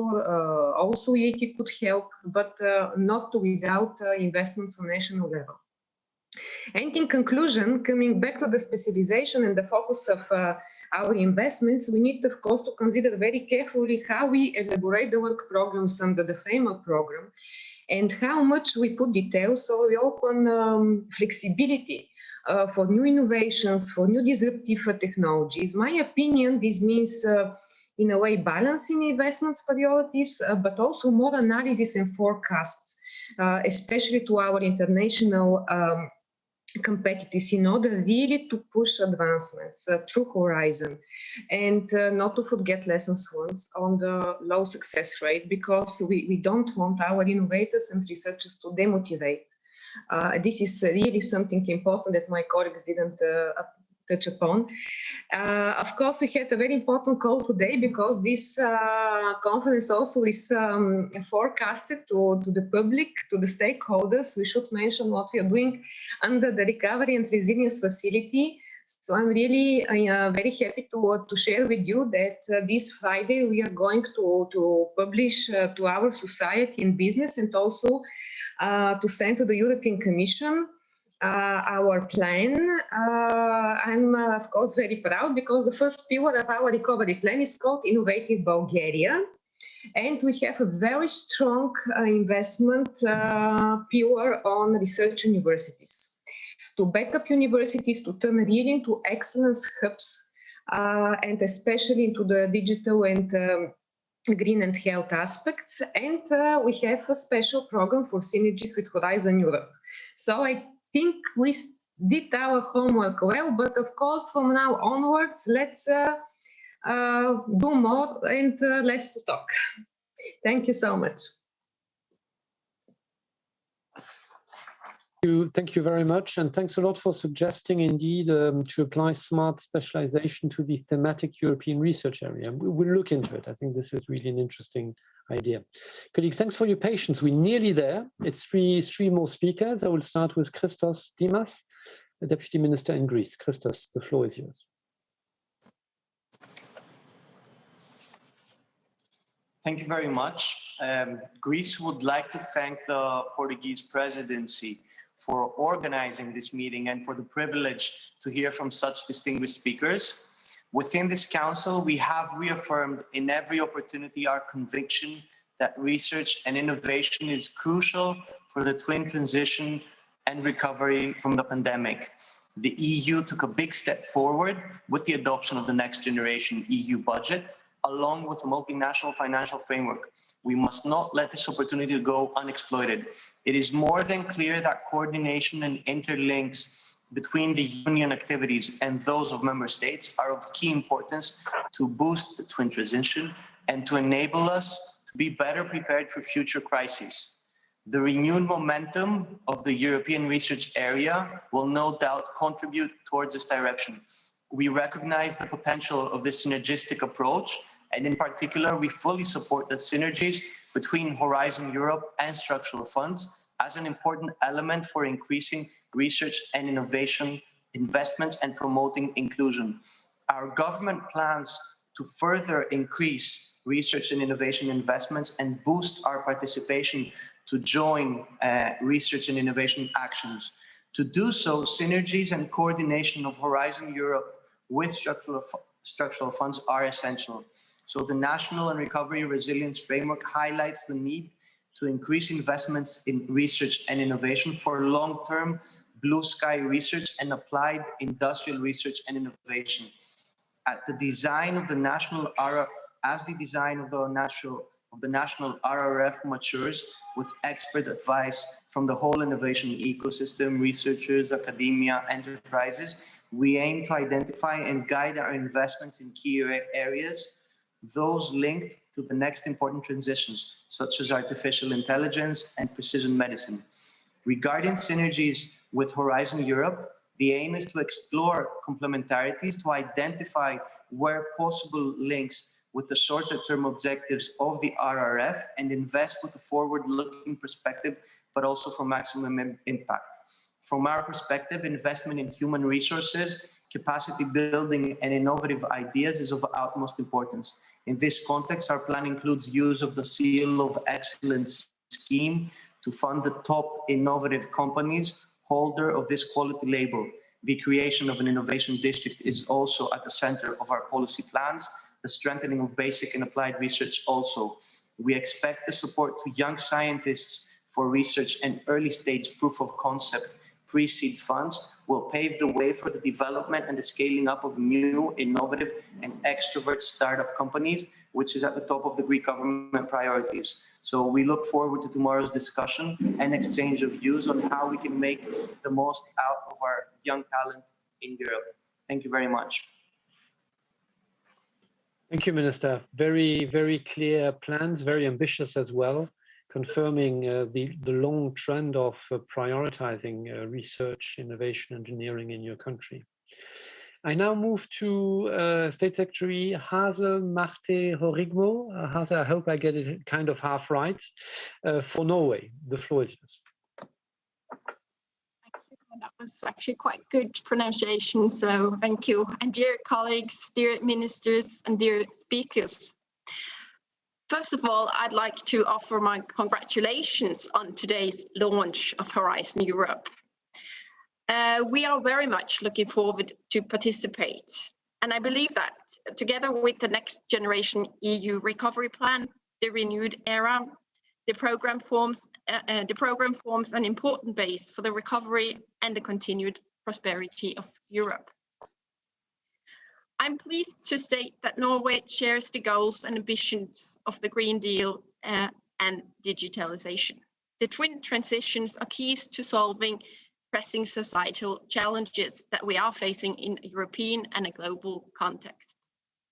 Climate change and digitalization are also important priorities in Norway's long-term plan for research and higher education that guides our funding. The Norwegian government is currently setting priorities across all relevant ministries as for how Norway can contribute to fulfilling the ambitions of the European Green Deal. The government is also deeply engaged in the challenges regarding digitalization. It is important that Europe lead the way in promoting fair data and open science, and also in developing and using artificial intelligence with respect for individual rights, ethical principles, and respect for privacy and data protection. The converging priorities between ERA, Horizon Europe, the European education area, and national policies on the green and digital transitions is an excellent starting point for developing common actions throughout Europe. In this regard, I would particularly like to mention partnerships and missions. Partnerships developed in cooperation between the states and the Commission are supported both by national and European funding. Norway has committed to participate in European partnerships. Partnerships and missions are important instruments to address societal challenges and should be actively used for development of national policies as well. They are particularly important as arenas for dialogue with and engagement of national stakeholders and citizens, which is crucial for developing the legitimacy of knowledge and research, an issue that is currently more important than ever. So thank you for the attention.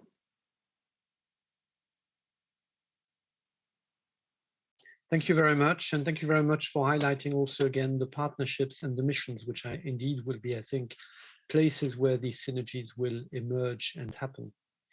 Ludovic Paulis, you are State Secretary for Research and Innovation in Slovakia, and you have the privilege to close the round.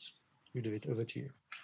Thank you for the floor, and thank you for the privilege, dear Director General, dear Madam Commissioner Gabriel, dear Minister Hayter, dear colleagues.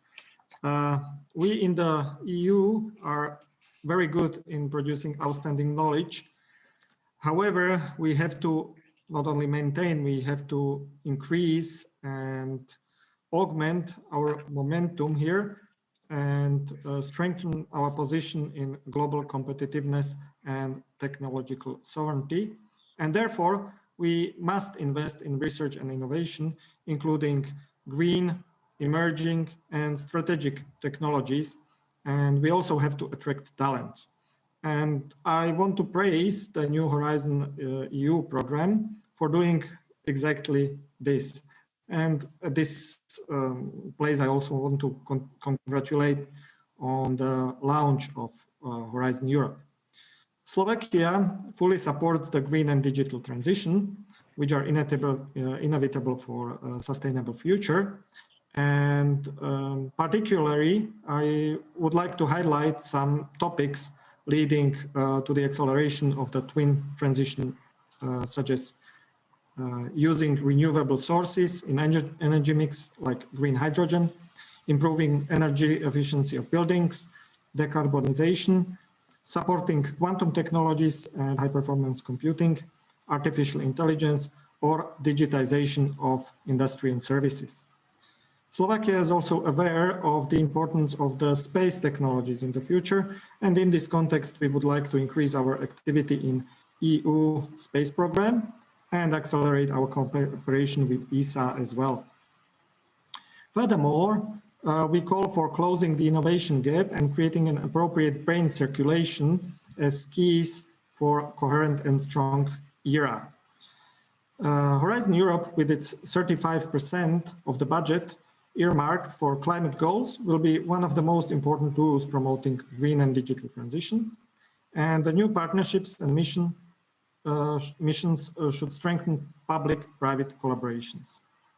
Of course, it is crucial not only to focus on Horizon Europe itself, but also to articulate these topics with national policies. And in this regard, we have already prepared a state budget funded program to support our participation in Horizon Europe. We are aiming to implement ESIF funds in much closer complementarity to Horizon and to state funding. And currently, of course, we are working with European Commission to design our resilience and recovery fund or plan to fund investments in research and innovation that could work as a booster to the other EU and also national funding. With such synergies, both Horizon Europe and RRF should leverage massive private investment, and we shall not forget to support regions which will be affected by the transition as well. I wish to all of us much success in implementing all ambitious plan in the next program period and beyond. Thank you for the attention. Thank you very much, State Secretary, and thank you very much for indeed the very good work right now ongoing between Slovakia and the Commission on the Recovery and Resilience Fund. Colleagues, I see my friend Jean-Pierre is already here for the next session. We ran over. Minister, thank you very much. Dear panel members, thanks to all of you also for your insightful presentations. Sorry that I could not really generate a conversation, but I think we were probably a bit too many for that. But let me summarize the panel in one sentence. Synergies for impact, yes, we can and we will. Thank you very much. For the excellent moderation as always, and again let me thank you all, the experts, ministers and everyone engaged in this session. We are essentially 8 minutes late, so we will break for about 5 minutes and we'll come back in 5 minutes. See you soon. Thank you.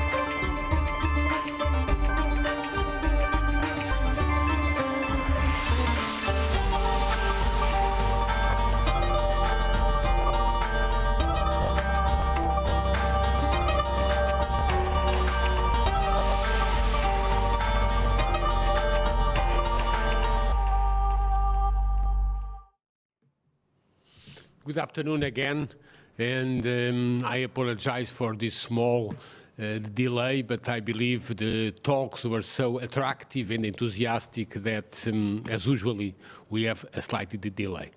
Let's go back to our sessions, and the next panel will look at forms and ways and challenges, but also opportunities for the articulation of Horizon Europe with Next Generation EU and structural funds in two particular areas, the biomedicine and advanced materials, which among the various disciplines engaged within Horizon Europe are significant in the current challenge we face today and we will face in coming years.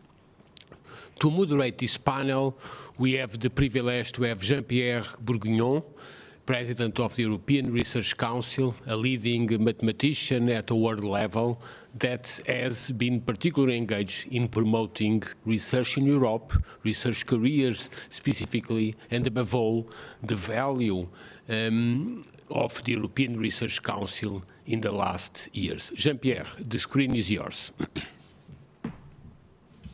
Thank you very much, Minister. Thank you very much, Manuel, for the introduction and also for giving me the opportunity to moderate this session. So, dear Commissioner Gabriel, Chair Mariya, and then also their members of European Parliament, their ministers, and their colleagues.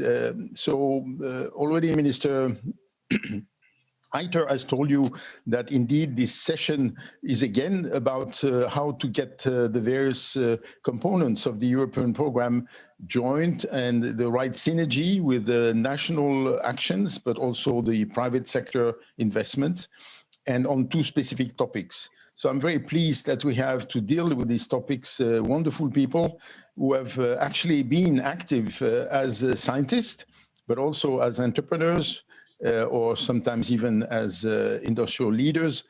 And so I think it's very appropriate for them to comment on this issue of having the synergy rightly built and on these two topics. And there is another common point on the speakers, which is basically all of them really have something to do with nanoscale, because many of them have been actually active at the nanoscale. And it has become now, in particular with the coronavirus crisis, as some kind of a common knowledge that we should work at the nanoscale. And even if most citizens just miss the point that to get to that scale, 1 billionth of a meter is really a fantastic performance, both intellectually, but also, of course, technically, from the point of view of technology. So without further ado, I want to give the floor to members of European Parliament, Dan Nica, who has been absolutely a critical person for the defense of the Horizon Europe program at the level of the Parliament first, but also in the very tough negotiations with the Council. So we are really very grateful. I mean, I'm talking now as President ad interim of ERC, that thanks to the determination of the European Parliament, really it was possible to improve the budget of Horizon Europe altogether, and in particular the budget of the European Research Council. So, Mr. Dan Nica, you have the floor. Merci infiniment, Professor Bourguignon. Thank you so much for your introduction. Thank you so much for organizing this event, Minister Heiter. And allow me to express my solidarity and compassion towards Portugal regarding the latest evolution in the fight against COVID. Dear colleagues, ladies and gentlemen, we are living during unprecedented times that require exceptional measures and a strong solidarity. The COVID-19 pandemic confirmed the need to invest more in R&I, even to the most skeptic. As Professor Bourguignon rightly said, myself as a rapporteur for Horizon Europe and the European Parliament, we have already always insisted on an ambitious investment in research and innovation. And I'm very pleased that we managed to increase the amount of money allocated for ERC, because what is ERC doing? It's a kind of seal of excellence, because we are always using this wording, seal of excellence. And congratulations for your work, Professor Bourguignon. Ironically, myself as a member of the European Parliament, together with our European Parliament team, we often had to convince member states, which today they are in terrible need of the products coming from more research and innovation, of the necessity of such an ambitious budget. Today, I can proudly say that through persistence, we have ensured a budgetary stability and predictability. In order to have a Horizon Euro program that will deliver on future challenges in time, we have a budget of roughly 95.5 billion euros, and we are in the position to deliver the most powerful research and innovation program in the world. Even that we know, all of us, that the budget unfortunately is below the 120 billion euros proposed and adopted as a proposal by the European Parliament, but it is how it is. Horizon Europe will help the European Union health system prepare for future pandemics and its industry decarbonize and its business innovate.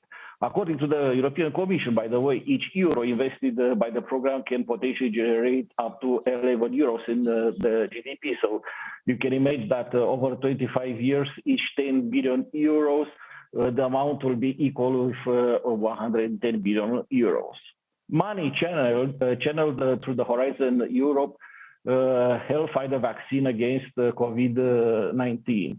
And I'm very pleased to have with us today the president of BioNTech, Mr. Ugur, which is a well-known person right now in the world, because we are all of us very pleased to see the BioNTech vaccine so effective and working so well across not only the European Union member states, but all over the world. So 1 billion euros already, they've been allocated from Horizon 2020, and 600 million euros, they have been awarded to support research and innovation and to tackle specific projects like diagnostic, treatments, vaccine, epidemiology, preparedness and response to outbreaks, social economics, mental health, and many other aspects. According to the Commission, we'll have further to 21 million euros in grants, which will be awarded in the coming months. But aside the Horizon, the Commission raised an initial 2.7 billion euros, which was topped up with 750 million euros from the national contributions, which is an important effort. The European Union considers the vaccine a global public good, and the vaccine must be a public good. At the center of the pandemic, the drama is human, and the solutions must be within human reach, especially in extreme situations such as the pandemic. Research innovation must be available to humanity, otherwise we risk the discrediting all the efforts. The current dispute on the vaccine, by the way, rollout is something unacceptable, and we urge the companies to play fair and deliver on their commitment. Now that they have received all the support they needed in order to develop and produce the vaccine. And of course, I'm referring to the famous dispute with AstraZeneca. Companies should deliver by the time and schedule they committed. And the vaccination, it's already known by everybody that they save lives, economies, and we need to ensure that the right mechanism in order to deliver all those vaccines that were committed. And this is a must. How can we increase the production and speed up the deliveries in Europe? So how we can reach the aim 70% of the adult population by the summer? There are sites in Europe, we all know, that should be fully involved. And I understand that as a production is the problem.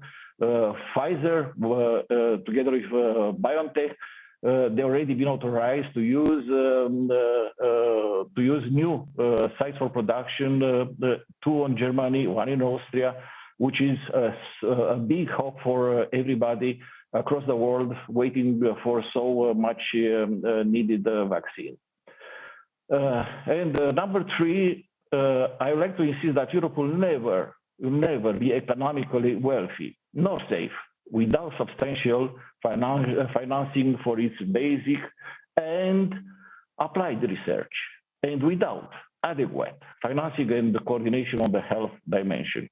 My main message, it aims at calling upon all the member states, and we have all the ministers today with us, to increase their planned investment in education and R&D, not despite, but in particular because of the economic crisis. This should lead to stimulate growth and productivity and lay down the basis for a strong position in the years to come. Moreover, these efforts should be undertaken to achieve better synergies between the activities of different European and national instruments for R&D and innovation, which may provide complementary sources of funding. At the same time, the management of these programs must be made simpler and their implementation more flexible and quicker. We have to see an effective implementation of the program as soon as possible. The bureaucracy, the dear colleagues, should not come in the way of delivery, especially in such critical times. Both the European Parliament and the European Council, under the guidance of the presidency of Portuguese Presidency, should monitor closely the implementation of Horizon Europe to ensure that the spirit and the letter of regulation are effectively turned into contracts and jobs as soon as possible. Myself, as the rapporteur for Horizon Europe, together with my colleagues on the European Parliament, will pay close attention to and will have a strong scrutiny over the Horizon Europe program. Thank you so much, dear colleagues. Thank you so much, Professor Bourguignon. Thank you very much, Mr. Nikam, rapporteur of the Horizon Europe budget for the European Parliament, for your very great support and also your commitment to continue to monitor the situation as closely as possible. The next speaker after Mr. Nika is Ugo Sahin. Professor Ugo Sahin is a professor at the University of Mainz, but also the CEO of the company BioNTech, which of course now is of everybody's knowledge. Ugo, you have the floor. Jean-Pierre, many thanks for the invitation and the opportunity to discuss this extremely important topic here. Let me start perhaps with the perspective of a scientist who benefited from the support of the previous European Commission research programs. The first time when I benefited from this research program was the 5th framework program. It's 20 years ago now, and we were participating with a group of scientists in a program aiming to understand how cancer can be treated by an immune therapy, how targets can be identified. And at that time, in 2001, was believing in immunotherapy. So we started with research, and I had the chance to build a group of researchers in the University of Mainz, with being supported by the European Commission, and we were starting to work on a molecule type which was somehow not known for as a potential pharmaceutical molecule. Is a messenger RNA vaccines. And the community at that time was very small, and we were believing that this technology could be useful for development of vaccine. To make it short, it took us 20 years to work on this molecule, and because we were believing that this molecule is suitable for treatment, for personalized cancer treatment, we benefited from the 5th, the 6th, 7th framework program, and with all the development and progress, we were able to start a company in Germany, aiming to use these technologies to develop novel immunotherapies. And what we at that time, what was not in the focus is that we of course knew that this technology is also suitable for development of infectious disease vaccines, and we were focusing on personalized cancer immunotherapies. We benefited from investment from the private sector, to build up manufacturing capacities, And when we were confronted with this outbreak in China, we realized that this could become a pandemic, and within 10 months, by also using international collaboration, by working together with partners, with researchers, and in the United States, with Pfizer, we have been able to bring up a vaccine. It is the vaccine which came out in the shortest time in the history of medicine, in less than 1 year. And of course, this is a privilege to be able, as a researcher, to do something from which the society could benefit. But if I look back, then this accomplishment is not only our accomplishment, it's the accomplishment of ecosystem of research, worldwide research, starting with sequencing of the virus, bringing together immunology, bringing together messenger RNA biology, which is the first molecule in life, bringing together nanoparticle research, and bringing together all the research about the virus, the former SARS virus. So this is something I believe which is really important to consider in future. We have to build up a research and development ecosystem, which covers Europe, but which also connects Europe to the rest of the world. What I believe what is going to happen is that we will have much shorter innovation cycles. So we build the capacity to get knowledge very fast with all the new omics technologies, but we are now coming also into a time of synthetic biology, which could allow us to enable to use this knowledge, to act on this knowledge. And the COVID-19 vaccine is just one example, and we could see such development happening in different regions of biology. And therefore, it is extremely important to bring together the full ecosystem from research, from academic research, from the industry, and connect it in a way that we can do seamless research to enable frontier research to generate new knowledge and also applications based on using this research for the benefit of our society. Thank you very, very much, Ugo, for this great demonstration, I would say, as a mathematician, because I think you proved that the presence and the active presence of this ecosystem was decisive for what you have been able to achieve. But you have been very modest about your own contribution, which I'm sure has been decisive, you and of course, your immediate collaborators.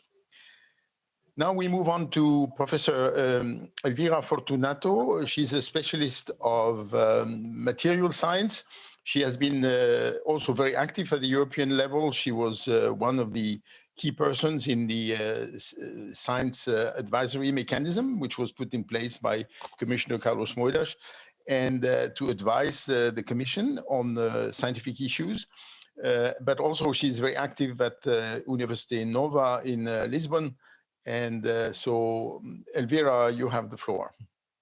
Okay, thank you very much. So, dear Excellencies, Minister Manuel Heitor, Commissioner Mariya Gabriel, Chair of the ITRE Christian Silvio Buzoy, dear colleagues, it is with pleasure and a great honor that I address to all of you a few words in the scope of this so important occasion for science, industry and society, the launch of Horizon Europe, the most global ambitious research and innovation program for the next 7 years, as a strategy to build together the future of Europe that will impact worldwide.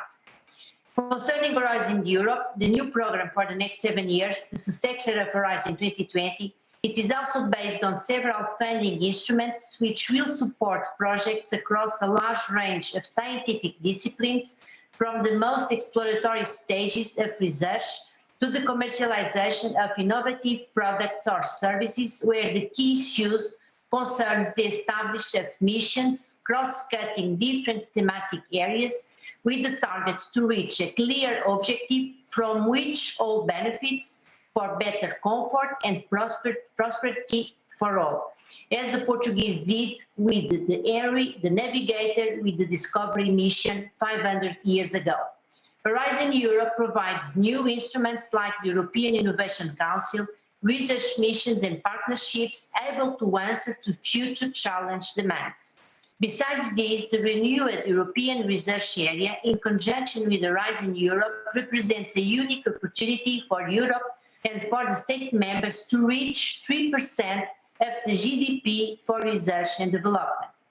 Besides these new strategies, I would like to emphasize one of the best instruments we have, the European Research Council.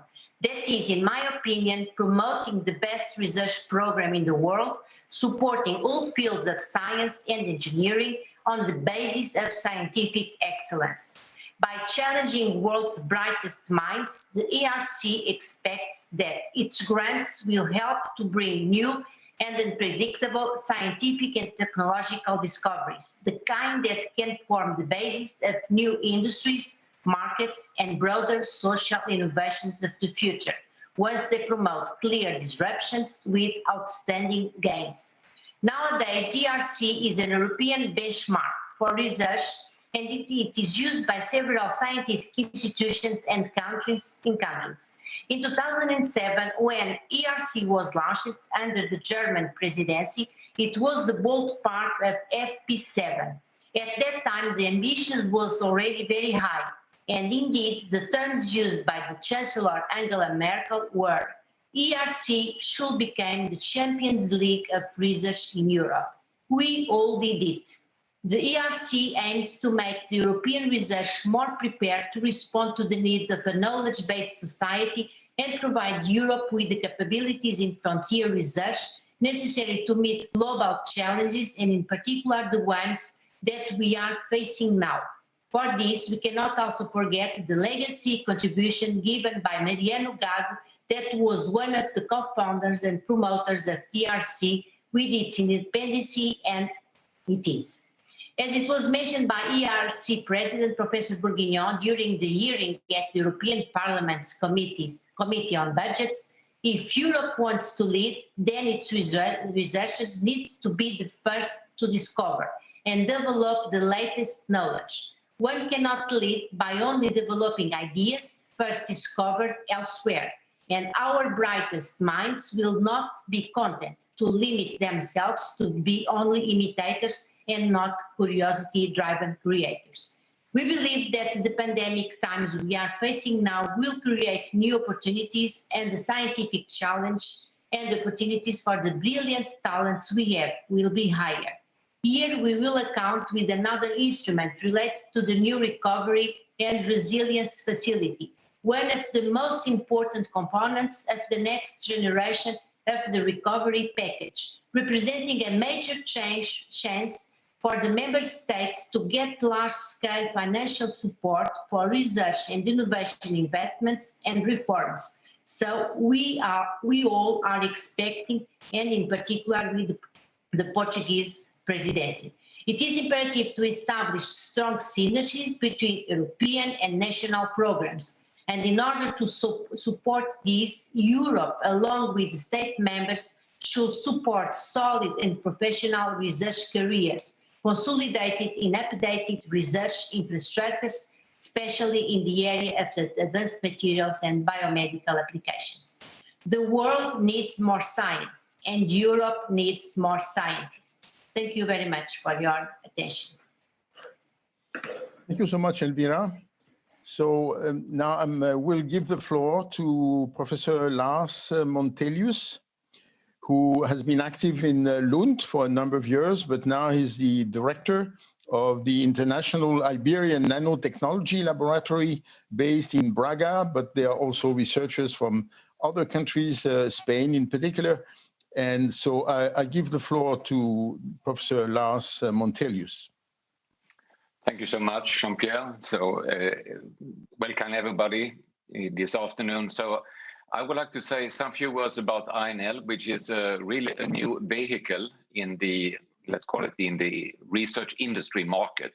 So as was mentioned, INL is an intergovernmental research organization, It was created by a multi-governmental political approach, and then using the national funding, the structural funds, the European funding in order to create it. It was a 100 million euro investment.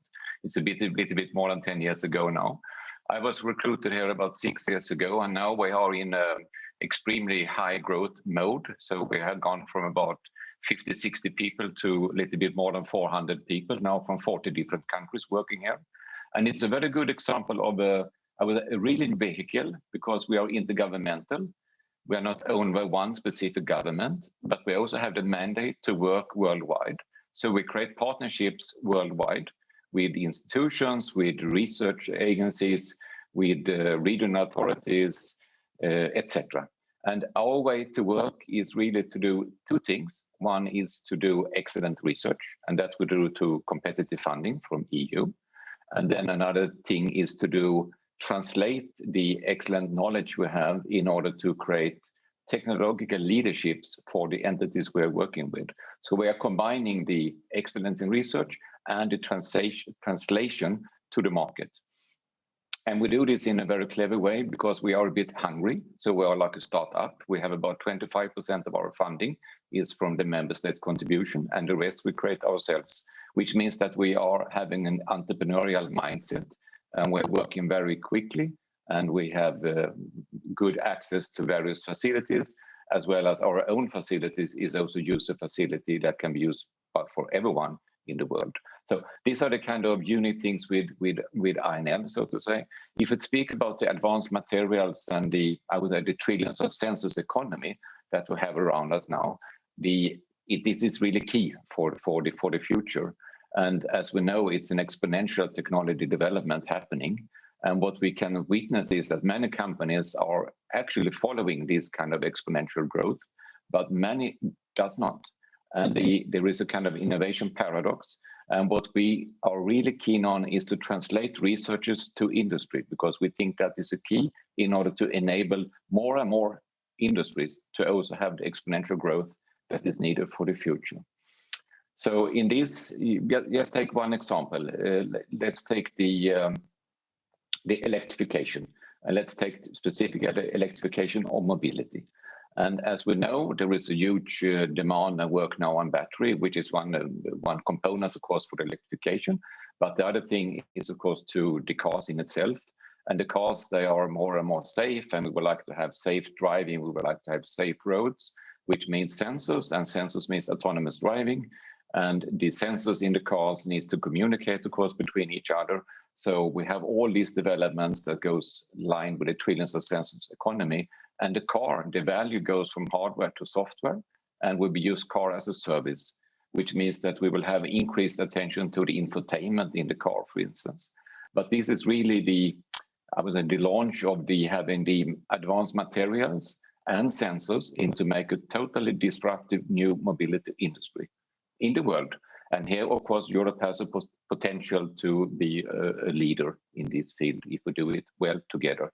And I think this co-creation is very important and working together. So just take another example now. We heard about the pandemics, of course, which is terrible to be in, and the vaccination programs. And there is one other issue to consider maybe is, instead of vaccinating people, we can also provide security or trust to people that they are not being spreading the virus further. So what we did at INL, since we're not working on vaccines, but we're working on nanometer structures and nanotechnologies, we put a lot of efforts in to see what can we do instead. And what we did is develop a system that will allow to detect particles, COVID particles in breath, condensates, which we can use in order to secure that people are not spreading the virus. You would not get well out of it, but you will secure that you're not spreading. So I think that two different approaches, and this could become a European kind of world leading company if we do this correctly, together with everyone, of course. So we need the same kind of approach as in the vaccine, that the countries come together in order to make an effort into this. I think this is a possibility for the future that could be quite nice. So with those words, I Thank you. Thank you very much, Professor Montelius. So now it's my pleasure to give the floor to Professor Peter Visser, who is also an excellent example of somebody who has been working in academia, but also went on because of the knowledge that he was bearing and developing to really industrial sector. So he's now in charge of spatial atomic layer deposition, a very remarkable company. Please.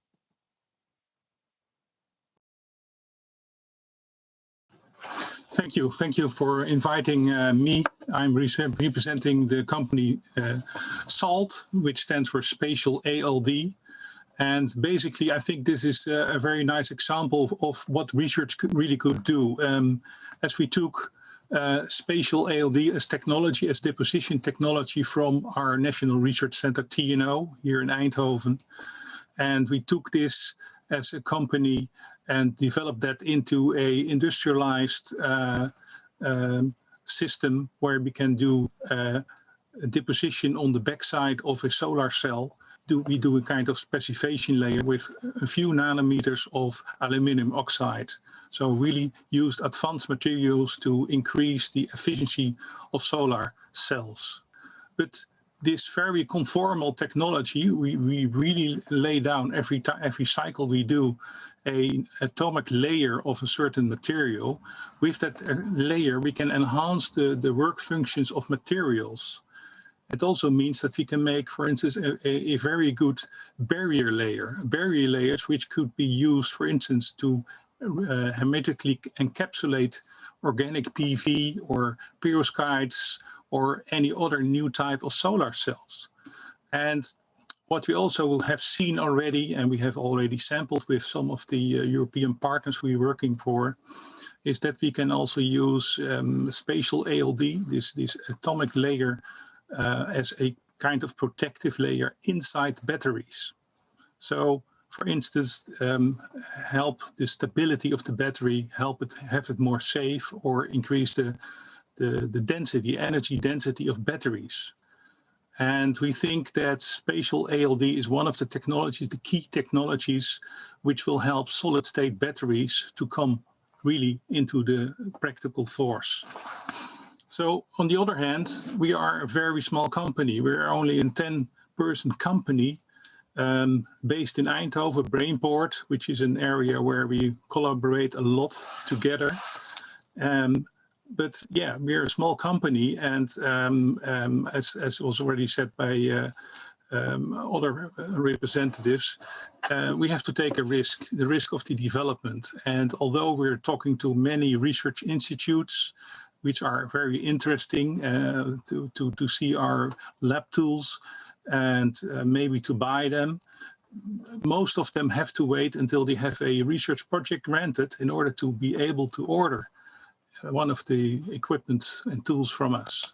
So what would be beneficial for these micro high-tech SMEs companies, as we have a lot in Brainport areas, is of course access to finance and funds. And of course, I also did with other customers. I worked on the European grants and the smaller grants.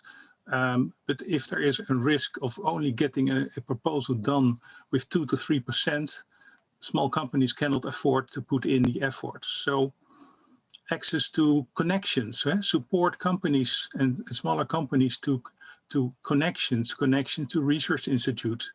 And for instance, we are quite lucky that within the Brainport region, the parties around battery technologies have joined forces and, for instance, be connected to European battery manufacturers like Peter from the other session from Nordvolt. We're trying to discuss the opportunities we can give as European industry towards such a battery initiative. Of course, also shared facilities, getting access to facilities in a form that we can do in order to measure a layer, in order to make sure that we are doing the right things. But also what would be very beneficial is like that if there are big European programs, for instance, on battery research, that they embrace the smaller companies, to participate, to join, or at least to guide them, to give them the right contacts. So although I'm active already for many long years in European programs for larger firms, I now see the side of the smaller companies which have it more difficult to get access, to get into the right contacts, and also sometimes the long waiting lines. If you now go to a project and you get the project, it might be January 2022 before you get starting a project, and those long lead times are not so very beneficial for smaller companies, because in the meantime you have to get your cost paid. So main point from a small company point of view is to access to knowledge, access to contacts, having also from research institute just give some floor time, space time to talk, to see if we are in the right track, if we are going in the good direction, and of course collaboration, working together. Trying to work together. You have to learn that. You have to overcome all the boundaries between Europe and all the language barriers. But even in these times, you see video conferencing makes life easier to go all over and have the discussions as we would like. So thank you very much. Thank you very much, Peter Visser. Now I'm turning to Professor Christina Erdström. She's a chemist, but actually now she's in charge. She's the chairman of the Battery 2030 Plus initiative, which is a very holistic approach to, batteries and storage of energy. So please take the floor. Thank you so much. And Your Excellencies and Commissioner Gabriel, it's a true pleasure to be able to talk about what really influenced my whole thinking and my whole day every day. And that is how to really be part of the European initiatives around batteries and material science today, to really try to speed up. I think one of the previous speakers talked about building knowledge past, and that is a lead word which is extremely important for me and for our Battery 2030 Plus initiative. As you know, batteries have come up as one of the key technologies to really enable the European mission to become climate neutral around 2050. And to be that, the batteries we have and use must be made in an ethical way. They have to be safe, they have to be affordable, they need to be sustainable. And these are really important when we look at the batteries for the future. Europe has put a lot of efforts into the battery sector recently. From 2017 onwards, there is now a strong industrialization taking place in Europe, building what we have missed out and lacked, which has been the industries making the battery cells. We have strong industries using batteries, which is a different thing. And in these large-scale efforts, the IPCEIs with the incentives to really build factories, like Northvolt, of course, that I see in Sweden. We also need to complement that with a long-term research visionary program. And Battery 2030 Plus has these long-term visionary ideas in a published roadmap.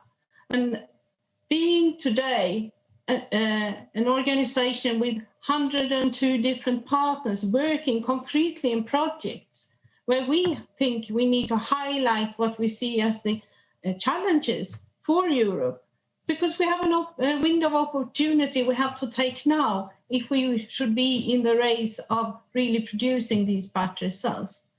And what we think is important, that is to accelerate the finding of new materials and of battery concepts. And for that, we have actually engaged the best instruments we find in Europe. We have very good research in modeling. We have European Modeling Council. We have really good material science. We have extremely interesting developments within artificial intelligence, machine learning, and these tools, because what we do in battery research is that we generate a lot of data that we don't use efficiently. If we can use that data more efficiently, we think that we can provide methods and tools to really speed up the discovery of new materials. To that support, we have also the large-scale research infrastructures in Europe. And I'm thinking of all the efforts we are putting into high-performance computing with Euro HPC. I'm thinking of the synchrotrons and neutron facilities we have, where you can do high-throughput experiments and develop many different kinds of studies. Because if you open a battery cell and you look at the inside, you will look at the materials and you find a number of different particle sizes, a lot of nanomaterials, a lot of interfaces between the different materials. And the devil lies in the details. And in the details, we need to understand that to really make the safe, better batteries of the future. So the previous speaker doing the thin film ALD coatings is very interesting for a battery 2030 plus community. So with this, I really want to stress that with this window of opportunity, if you put what we have done, the ERC grantees, the best ones in Europe, together with industry and applied scientists, you get a very interesting melting pot that we hope will lead to new breakthroughs ideas. Because I think, like another of the previous speakers, that we need to be a little bit curiosity driven. But in the case of batteries, we need to be efficient also in a realistic way. We need to think sustainability. So thank you very much. Thank you very much for Dr. Edström for being very punctual and also very inspiring about the need to combine knowledge coming from different sources. Now I'm turning to Jan-Erik Sundgren. Professor Sundgren has had the life which shows a typical example of moving back and forth between academia and the industrial world, even being involved in a very large company for quite some time. So Jan-Erik, you have the floor. Thank you very much, Jean-Pierre. It's a great pleasure to be able to say a few words on this important event today. I've spent the last 40 years in industry, and I can conclude that all of the companies I've been involved in view R&I research and innovation as of utmost importance for their competitiveness. For example, Volvo Group, where I spent 10 years, has been involved in the European Union programs since the start of the first one in 1984. And I'm pretty sure that this has contributed to make Volvo Group globally leading in the area of commercial vehicles. Also, organizations as the Swedish Association of Engineering Industries and the European Roundtable for Industry have since long been very active in supporting the framework programs. So let me give you 6 points that I think are worthwhile mentioning.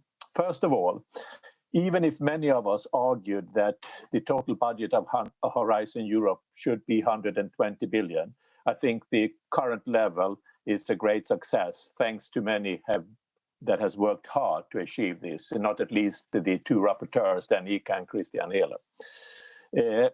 It is, of course, crucial that there is also a strong focus on frontier research and support of ERC, which I think is a great success, of course. However, one of the weaknesses in Europe has been to transform scientific results into innovations that impact European global competitiveness.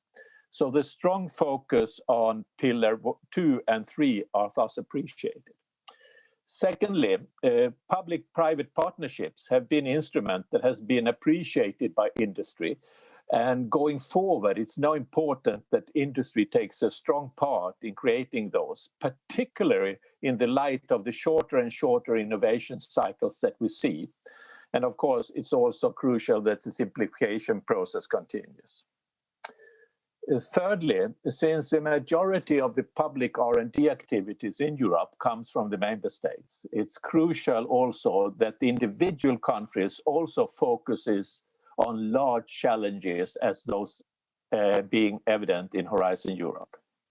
The Swedish government has recently presented their research bill for the next 4 years, and I can conclude that the content is much in line with overall expectations, both from industry and universities, and in line with Horizon Europe.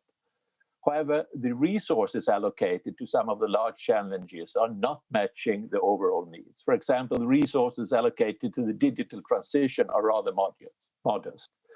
And I believe that Europe's full potential needs to be mobilized in this area as well as in the green area. Fourthly, I have during the last years been engaged in a Swedish study mapping out the needs from industry. Not surprisingly, the digital and green transitions were pinpointed by everyone, but also the area of advanced materials. Europe needs a strategy to ensure a sustainable and secure supply of raw materials. I've spent 4 years as the chairman of EIT Raw Materials, so I could talk at length on this issue. But in addition, we also need to make sure that we are at the forefront when it comes to batteries, fuel cells, smart sensors, etc., all relying on advanced materials. In the digital area, this could also imply that Europe can reduce its current overdependence on hardware technology from outside Europe. Fifthly, frontline research depends on the access to advanced infrastructure. This is clear in Horizon Europe and also one of the highlights in the Swedish research bill. However, let me remind you that a structured approach is needed also for large-scale test and demonstration facilities in order to continue to boost innovation. While EU has taken steps in this direction, this has also to be done on a member state level. Finally, in any complex system, one needs to continuously measure performance or lack of performance in order to maximize the impact. This is also true for research and innovation system. European Roundtable of Industry have recently proposed ways of putting EU's industrial strategy into action through KPIs and for tracking progress and benchmarking competitiveness. The work was led by the CEO of BASF, Martin Brudermüller, and it's really worth looking into. You can find it on the European Roundtable's webpage, ert.eu. Thank you very much for your attention. Thank you very much, Professor Sundgren, Jan-Erik. So I think I'm very pleased that all the speakers really approached the question which has been put to us in a very from different angles, which really allows to understand the reason why this conjugation of approaches is fruitful and how the various components can come together through people, but also through the appropriate support in terms of funding. So now we turn to first have an announcement to make. We are behind schedule, not so much because of us, because I think we have been quite disciplined, but because we really started very late. So I have to make the announcement that actually the question and answers will not take place. So this is really for all people listening from the outside. I apologize for this, but maybe you can still forward your question, and I'm sure we'll make sure that people can have an opportunity to answer them. So now I'm coming to the interventions by the ministers or representative of countries, so that they can either react or complement or give their own views on the issue, which is the topic of this session. So the first person to speak is Dr. Willy Borust, who is the Vice President of Wallonia. Peut-être je devrais lui parler français, mais so I give you the floor. Dear Manuel, dear Mariya, Cher Jean-Pierre Bourguignon, dear colleagues, dear guests, first of all, thank you for this opportunity to take part in a so inspiring event.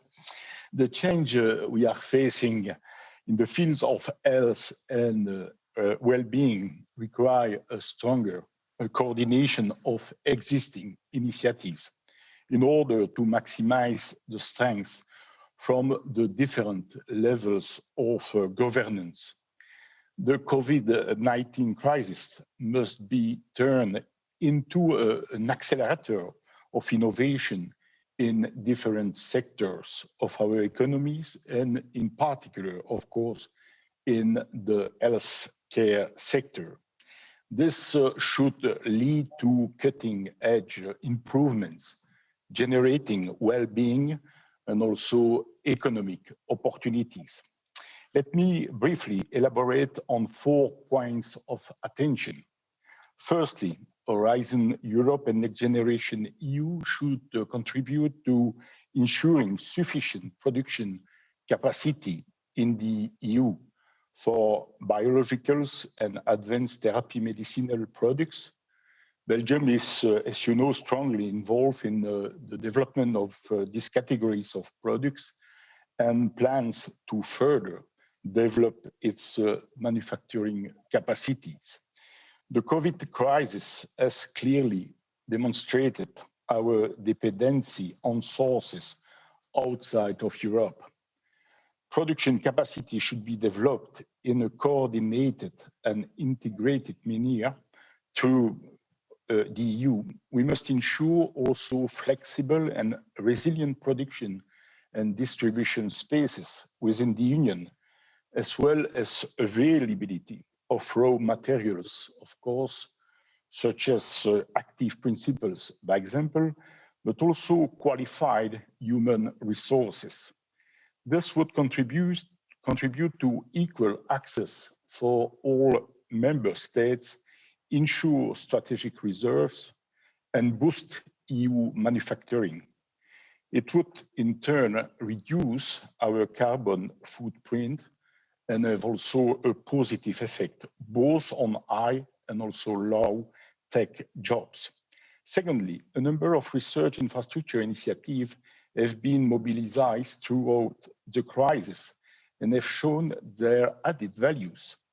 A dedicated European research infrastructure to test new vaccines and address infectious disease could prove essential to better prepare for future disease, future pandemics. Early screening of upcoming infections, outbreaks, and multi-resistance microorganisms is crucial. Besides, Belgium has many research and innovation assets in several areas and is already involved in various discussion initiatives and also partnership at the European level. The anti-infection unit Vaccinopolis, which is set to be launched in Belgium this year, is a concrete example of such an initiative. And thirdly, the genomics programs linked to the European 1+ million genomes initiative could help develop a health data space in line with the COVID-19 data platform and a future possible IPCEI Smart Health. And in this regard, Belgium takes note, President, takes note of the initiative announced yesterday by France. And finally, we must build within Europe an efficient health system with international reputation recognized by all players, from large companies, SMEs, universities, research centers, social innovators, to hospitals. This ecosystem, already mentioned earlier, must cover all aspects: human-centered prevention, diagnosis, and treatment, and deployed in an integrated way in line with our One Health initiative.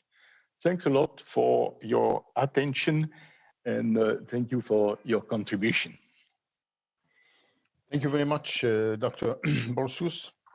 Now I'm giving the floor to Minister Simon Harris, who is the Minister for Further and Higher Education of Ireland. Dr. Harris. Thank you so much, and thank you very much for the very fascinating panel, and indeed for this event today. Like everybody, I'm sure we wish we were in Lisbon and in Portugal rather than in a rather rainy Ireland. But I hope you're all keeping well. Today is undoubtedly a very significant day for Europe. It's a very significant day for our research community. Today marks the launch of Horizon Europe, the 9th iteration of our European Framework Programme for Research and Innovation. And in the midst of the COVID-19 pandemic, today is, of course, a day of both immense concern and a day of significant hope for Europeans and for our research and innovation community in particular.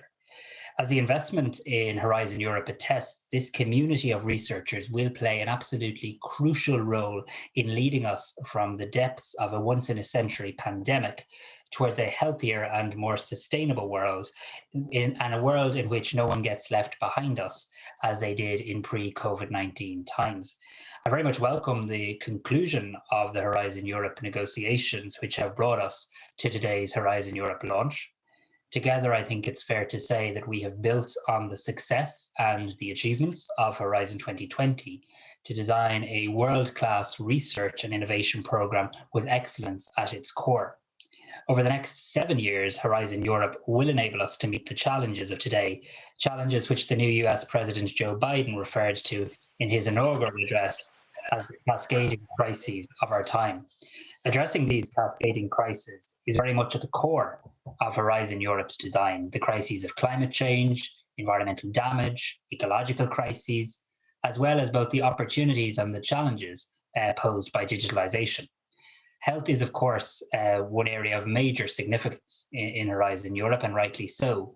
The current coronavirus pandemic has thrown into stark relief that we need research to eradicate this virus and to eradicate its devastating effects from our communities, as well as making our societies more resilient and our health systems better prepared for a future pandemic or for a future public health emergency.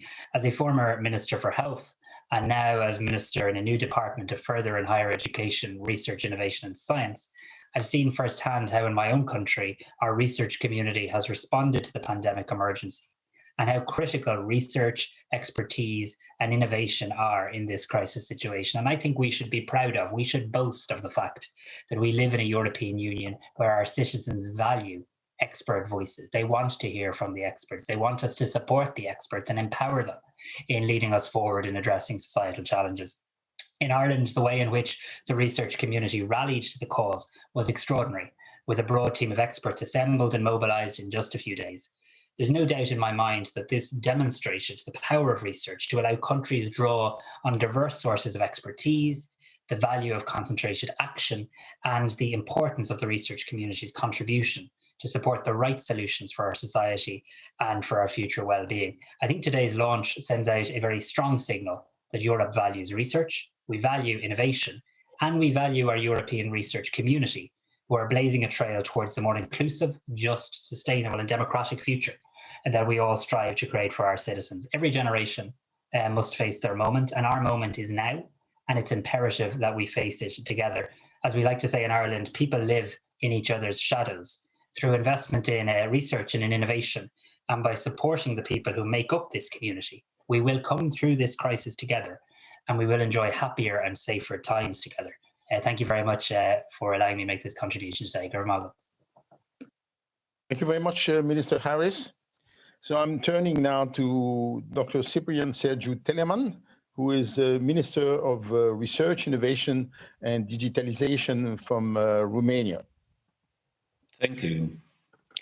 Dear Commissioner Mariya Gabriel, President Bourguignon, distinguished guests, Member of European Parliament, Mr. Nica, dear ministers, I'm glad to speak here today at this important moment for the future of European science and why not of European wealth.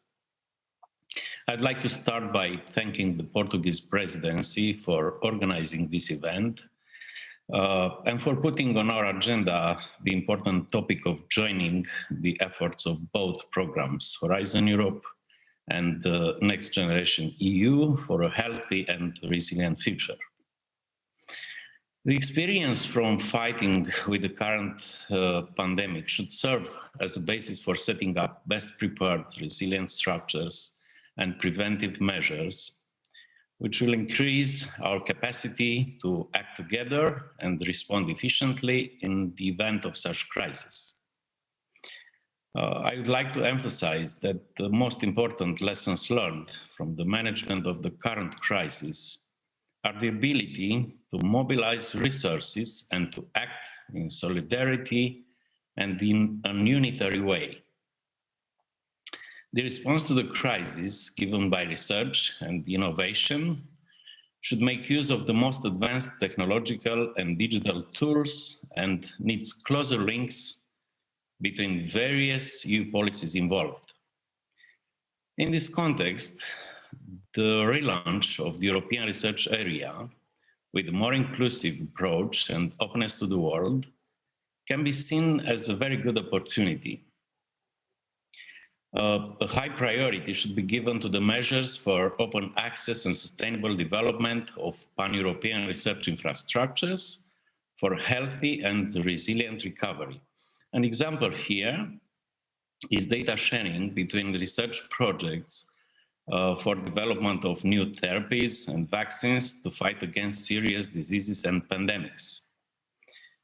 This requires further development of applied research capacities and knowledge-based infrastructures, strengthening transnational cooperation between the public health systems across the Union.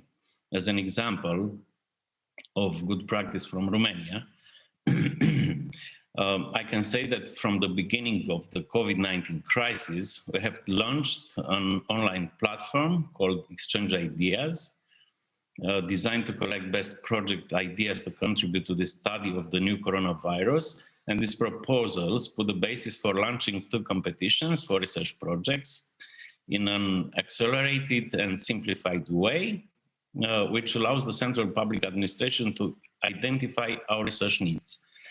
The research project competitions covered 16 research topics and earmarked a budget of 5 million euros.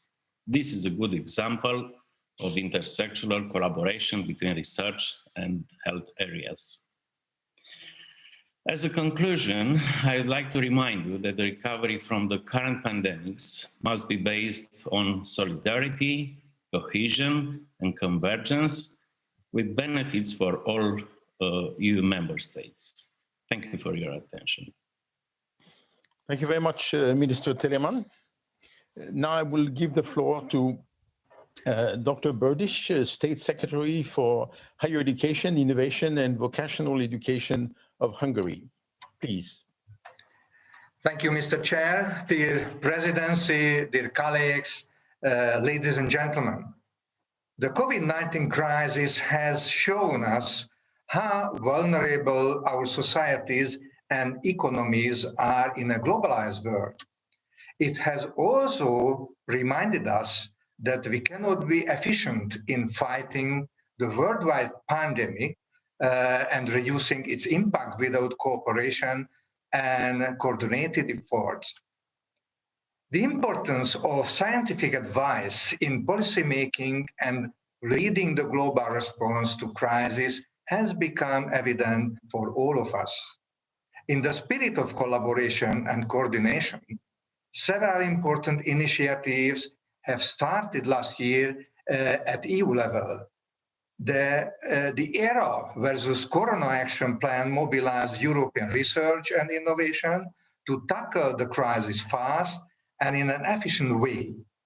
It supported 10 joint research and innovation actions developed together with member states. In our view, this approach needs to be followed also in the next programming period by coordinating the activities supported under Horizon Europe calls, European Partnership and national initiatives.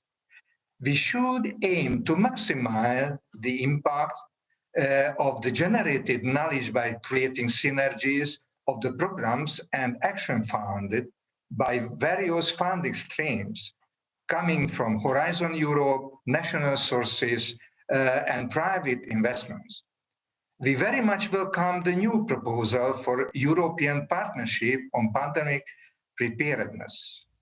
It can contribute that the EU does better in future public health emergencies by facilitating cross-border collaborations between researchers, clinicians, and policymakers. The coordinated efforts need to cover all interconnected areas, which can potentially contribute to increase our resilience for similar emergency situations in the future. Joint funding for research and innovation actions, sharing of research data and publications, ensuring access to research infrastructures, coordinations of clinical trials, setting up fast and efficient communications and coordination channels, better use of scientific advice. To be better prepared, we need a holistic approach.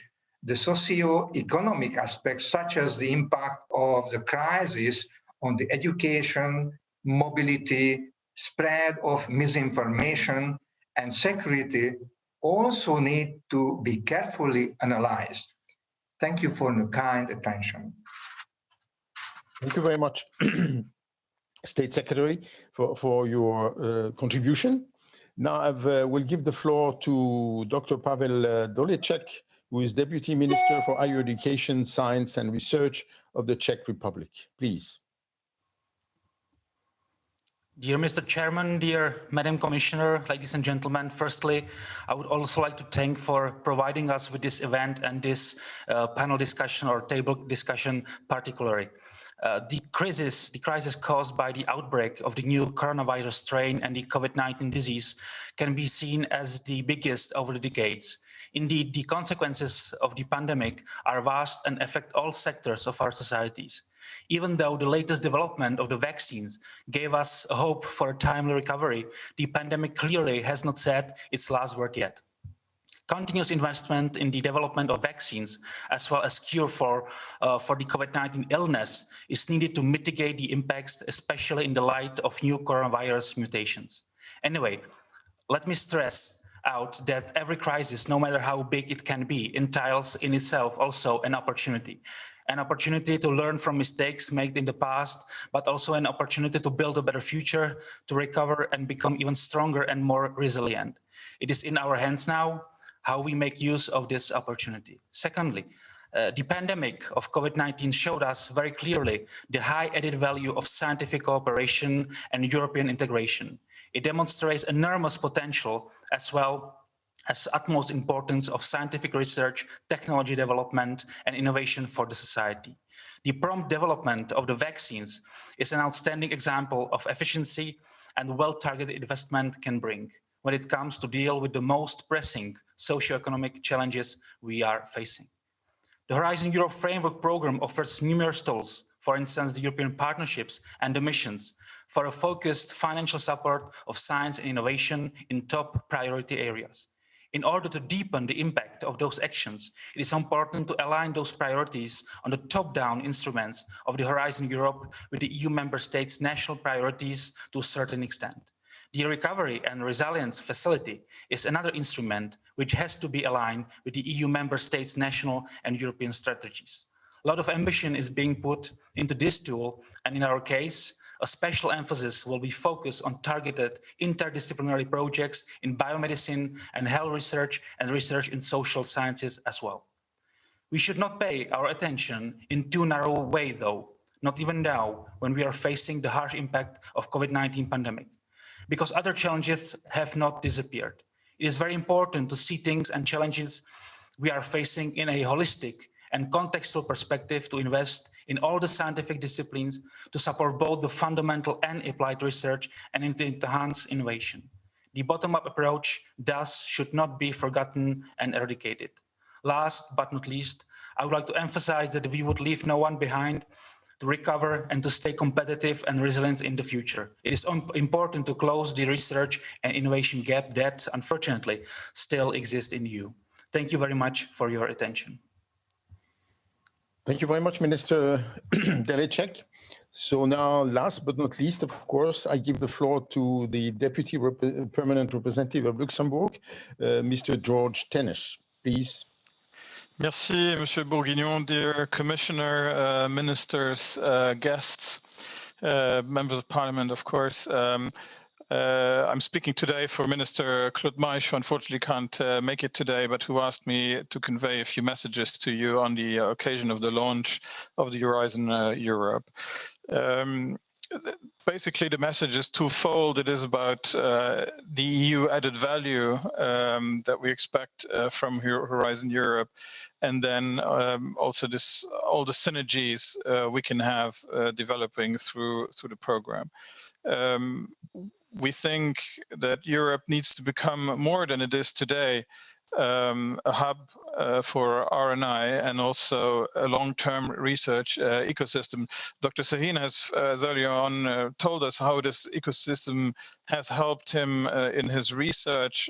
We do believe there is margin for development and that we can have a broader such ecosystem that sustains, among others, interdisciplinary networks, cross-border initiatives, sharing of data and research infrastructures, robust collaboration and regulatory flexibilities. You have asked us, the title is for a healthy and resilient future. I think the painful experience of COVID-19 should not pass, and we do certainly hope it will pass at some point, without fostering positive change. We should build on the lessons that we've learned and that we still are learning from the current crisis and advocate the strengthening of existing structures and mechanisms for a more streamlined and effective response to future known and unknown challenges. In terms of synergy, we certainly expect Horizon Europe to support member states turning from unilateral measures, again, the COVID background, to supporting each other. Cooperation, coordination at EU level needs to be reinforced. Coordinated research activities within the framework of Horizon Europe should help to make the difference in recovering our societies and economies during the post-COVID-19 times. I think in the earlier panel we discussed about the recovery and resilience plans to encompass reforms and investments that should reflect a balanced response to specific challenges in member states and at the same time contribute to cohesion and convergence within Union's priorities. We can still increase the impact of Horizon Europe by working closely together with other EU programs and policies to promote faster dissemination at national and regional level, and also the uptake of R&I results, as we have been talking before. As part of our own program in Luxembourg, our own national research strategy, we obviously will try and act at home on what we preach here on the European level to make it complementary. We do think it is complementary to Horizon Europe. It's aiming to become by 2030 a sustainable, knowledge-driven, diverse and trusted digital society, and both European and international interactions of our own ecosystem is at the heart of our strategy and for us, and we do expect Horizon Europe to be an important instrument in that regard. Thank you very much. Thank you very much, Mr. Tenesch. So I think we have come to the end of this session. I'm extremely grateful for the speakers to have really basically stayed within their time. We even regained some time from our initial delay. We have been really punished by having no questions and answers, which I'm sure would have been great in view of the very high quality of the contributions of the speakers. So I thank everybody for their contribution and their comments and also their suggestions. And also I want to thank Minister Heiter for his trust, and also Commissioner Gabriel for just having given me this special responsibility. Thank you so much. And I think we have a break now until probably, it's probably not to me to decide, but maybe you can be back to the normal schedule and we have a break until 3:45. Thank you very much. Okay, bye-bye. Thank you very much for all the speakers and those attending. We have already more than 15,000 people entering in the sessions, and we will break now for 10 minutes, starting at 3:55. See you soon.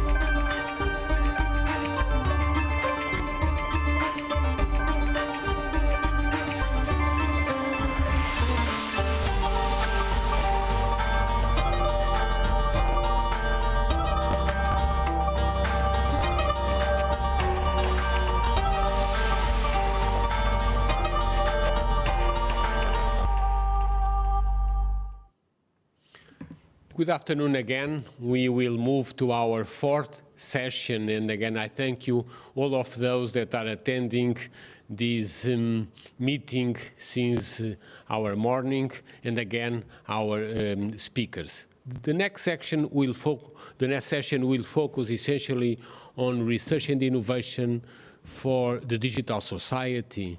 And we have asked a number of keynote speakers to address how modern and advanced IT solutions, together with new frontiers of knowledge on artificial intelligence, quantum science, and other European achievements in digital research, can be used to accelerate the twin digital and green transition.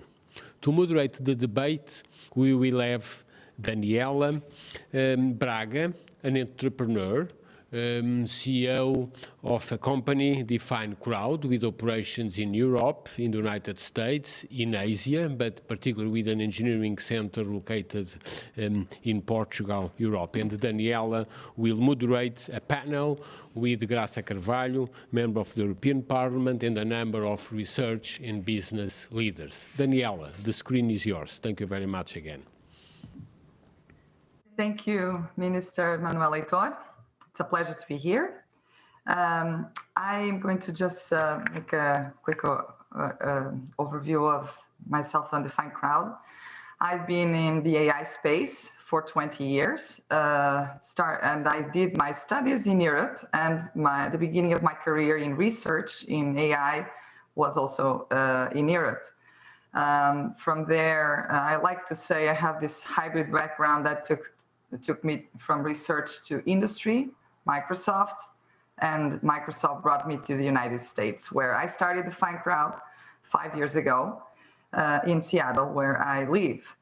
As Minister Manuel Heitor said, Define Crowd is a global company. We have over 250 people, mostly R&D, engineering talent, and machine learning talent in Portugal. And I picked that because I still value the high level of education and our schools in Europe. Define Crowd is what I call a one-stop shop for training data for AI. We have been serving the global AI builders of the world. A lot of them are concentrated in the United States, as we know. But we've been supplying data, simulated data for basically have them create applications in the space of speech, natural language processing, and computer vision. We are also VC backed. Access to funding is important in the life of a scale-up startup. We raised over $64 million in capital, and over the last 5 years. So we've been growing every year, and just last year we grew over 100 people online. I think I like to say that our secret sauce is combining machine learning with humans in the loop. You cannot code AI, you train AI. AI learns like a human brain with structured data, and that's high quality structured data. That's what we've been doing, and that was pretty much why I started this company. We needed, the world needed consistency and consistency data collected ethically. We just launched a manifesto around AI and ethics with how humans play a big role in providing data ethically, fairly. We create unbiased data sets for an unbiased AI. And without further ado, I would like to call Mariya Gabriel, our member of European Parliament, Rapporteur for Partnerships for Horizon Europe, who is going to comment on the topic of our meeting today. Mariya, Graça, the stage is yours. Thank you, Daniela. Dear Minister Heitor, thank you very much for the invitation to be here today with you, distinguished guests in the panel, and ladies and gentlemen that are following us all over Europe and beyond Europe. And Horizon Europe is the biggest and most powerful research program, research and innovation program in the world. Research and innovation is key to our digital transition and also to our green transition and to face the challenge that we are confronted with. Their importance was proven once more in the struggle against COVID-19. The research and innovation system in Europe has given good results during this fight against COVID-19. We were able to develop very good vaccines in a very short time. And the first vaccines that are now on the market, they were developed and financed in cooperation or co-financed in cooperation with framework programs, including the last one, Horizon 2020. And we are very proud of our system, research and innovation system, and our research and innovation programs. This process has shown that the European research ecosystem is working.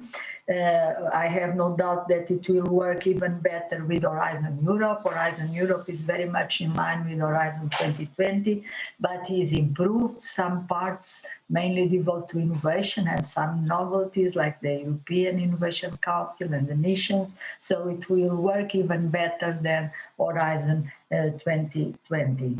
The program was, however, under pressure during the negotiations of the European budget. But however, after a long journey and a lot of negotiations, we can all say that we have contributed to grant it the importance that it deserves. Now with the budget of around 95 billion euros, we will have a strong framework program. Now, it is our job, both at European and national level, to make sure that we will all fully benefit from the potential of Horizon Europe. It's a very large program, and I'm going to focus in 3 topics that I'm currently working at the European Parliament, that I'm a rapporteur. One is the European Institute of Innovation and Technology, that is part of Horizon Europe. The other is the partnership, as Danielle has referred, and the last is skills in the scope of the European research area. I'm responsible for the Parliament position on the strategic innovation agenda of the European Institute of Technology, the EIT. Is one of the Horizon Europe instruments covering, actually is the only one that covers the whole triangle of innovation. So the whole triangle of knowledge covers education, science, and innovation. Its philosophy is, in my view, a great example of the multi-level approach we want for our research and innovation policies. Last week, we have already reached an agreement with Council and the European Commission, and I congratulate the Portuguese Presidency. It is, I suppose, one of the first dossiers that the Portuguese Presidency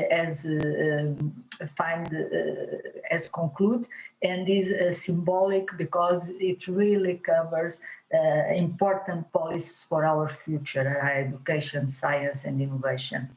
And we have ensured around 3 billion euros for the EIT, and the activities range from digital to climate change, food, energy, to new manufacturing, raw materials, health, and mobility. We are proud that we have added 2 new areas to the EIT for this new phase. That one is the culture and creative sectors and industry, and the second new area is oceans and water in general, so important for all over Europe, but also to my own country, Portugal.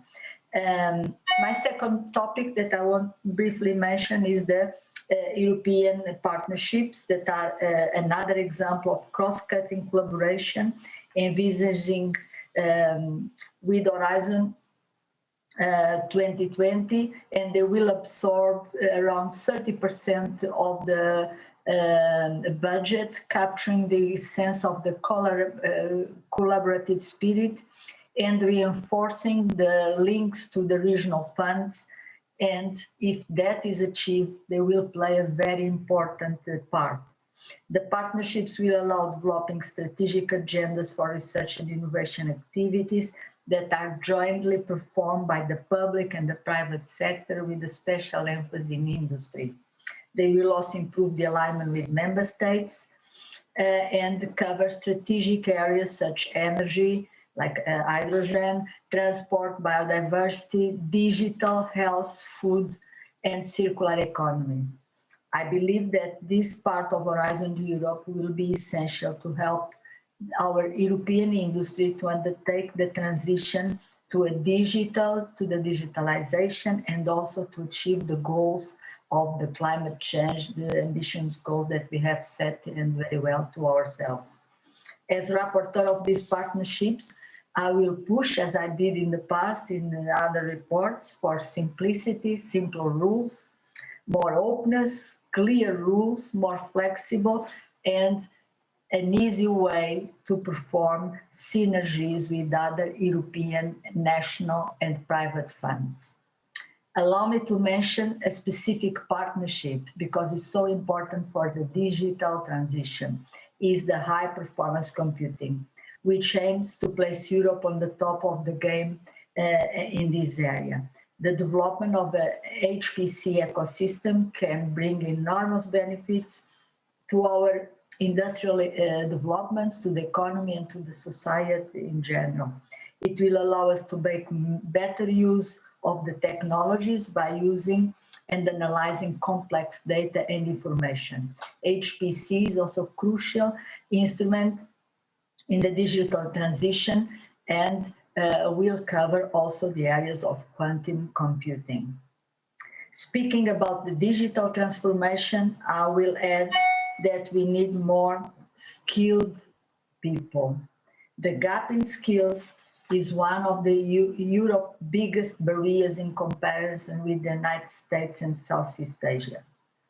Fighting the structural gap existing in our culture and society, special concerning the gender imbalance in the ICT professionals and in the ICT students, will help us to get there. So this is one of the causes that I have been working to bring more women. We have managed to bring more women to engineering in general and to science, but in ICT, we still have a lot of work to do in Europe and all over the world. So let's do it, and thank you very much. Thank you very much, Graça. I'm gonna call Cédric Villani, chair of the Office parlementaire pour l'évaluation des choix scientifiques et technologiques. Cédric, the stage is yours. Hello, thank you very much. Do you hear me well? Okay. My dear colleagues and friends, and Mr. Hayter, it's a great honor and pleasure to be here as part of this important event, which is about politics, which is about science, and which is about Europe. As was just mentioned, I am the chair or president of the Scientific Parliamentary Office in France, which is a body of members of parliament from both chambers of the French Parliament who take into account scientific issues and prepare reports to help and enlighten political decision. And we've been, of course, particularly active these days in terms of COVID and pandemics. But of course, this is also, today is also very much in resonance with my political taste towards Europe. I've always been a European at heart, and believes that this kind of topics, science for politics and politics for science, is crucial in the construction of Europe and of any political project. political project. It's also about what adventures you can be together in, and the great scientific adventures have to be part of this political agenda. Nowadays, sovereignty is a key word for Europe in the domain of IT. It has been for quite some time. It is even more now. First, because we see the amazing growth of some of the main companies and actors at worldwide level in this field, but also because in this time of pandemics, the importance of IT tools is much more apparent than ever. In this, of course, computing capacities are very much important. The field of HPC was addressed in the previous talk, but also it's important to keep in mind, besides HPC, which in itself also hinges on new technologies, there are a number of big changes coming up in IT, in particular AI revolution, which still goes on, artificial intelligence, and the quantum computer science revolution, which is on its way. In both cases, this is a mixture of high technology and scientific, including very abstract science, which was laid down, with foundations were laid down for quantum computing at the beginning of the 20th century, for artificial intelligence at the middle of the 20th century. And it has already developed into fields of academics and also into investment, also into economic fields on their own. A lot of change will be produced from these two revolutions, much of which will be invisible. It will be in ways that programs compute, it will be in speeding up, it will be in more accurate answers. It will be possibly integrated with more classical tools in the same way that we already find in HPC some mixed architectures involving classical CPUs together with GPUs, graphical processor units, to handle neural networks. It's quite likely that in the future, and possibly in the near future, we will see architectures that will, besides these two, will rely on quantum computing, and that system engineers computer engineers will have to master a mix of these technologies. Now, AI and quantum computer science come with very, very different elements. In particular, the fact that AI is for everybody to use and to be acquainted with, while quantum computing remains highly specialized at first. And AI will require a lot of efforts on the culture, on the education, on the training for the kids, for broad audience. There are initiatives here and where about how to acquaint 1% of the population with the basic principles of AI. None of that can be said for quantum computing. AI needs sharing, culture, training. It needs much more diffuse and broad knowledge and awareness than quantum computing. However, there are common points between two, and both need very strongly, of course, a lot of research and a very high-skilled human resources that Europe is very strong at, but Europe's need to be able to better exploit, better build on. It will need a lot of synergy and sharing between the various actors. This means between countries, with various countries that have their own expertise in subfields or subdomains, but also sharing between various actors, sharing between industry and research, sharing between university and applications and citizens in some cases. And that sharing culture has to be very much on the European agenda. It will require billions eventually, of course, but billions will not be enough if there is not a sharing culture and synergy culture that comes into it. It will require a lot of research and research grants. And here, let me pay tribute, homage to the European Research Council, which has been one of the instrumental bodies for the European Union to help the research. It will require research networks. In AI, there have already been two research networks, the CLAIRE and ALICE. There will need to be the same in quantum, and there will need to be more synergy between these networks and more funding and exchanges, primarily exchanges of students. Most of all, we need a European policy to prevent our best brains to leave Europe, attracted by better salaries or by better facility of projects or less administration. These techniques will be some of the main tools by which Europe will be fully part of the information society that Claude Shannon predicted more than half a century ago and which has now turned into a reality.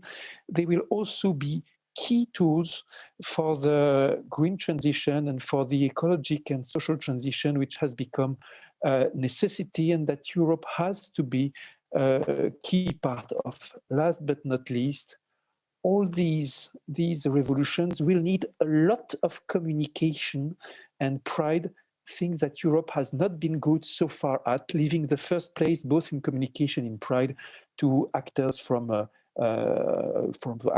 across the Atlantic. Thank you for your attention. Thank you, Cedric. Very interesting. I would say a lot of things about that. We definitely research, but we need the bridge between research and industry in Europe. I'm going to bring now Célia Reis, Chair of Altran Portugal Board of Directors and Deputy Managing Director for Altran Engineering Centers. So good afternoon all. Please confirm that you hear me well and clearly.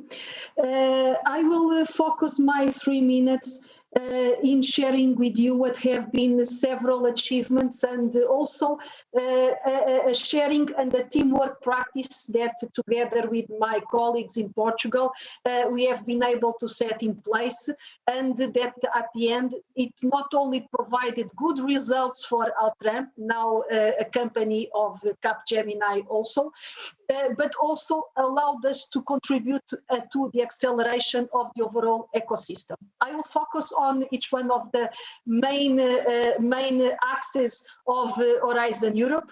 So first, in terms of science employment and resilience and relationship, some domains where we have invested, especially on reskilling and upskilling programs, sharing what were our initiatives and our good practices and putting them at the service of the community, cooperating with the academia ecosystem, with the polytechnics, and even being an actor to push our colleagues and our partners in the industrial ecosystem that we need together to solve the reskill and the upskill challenge, and no entity, company, institution will be able to solve it individually.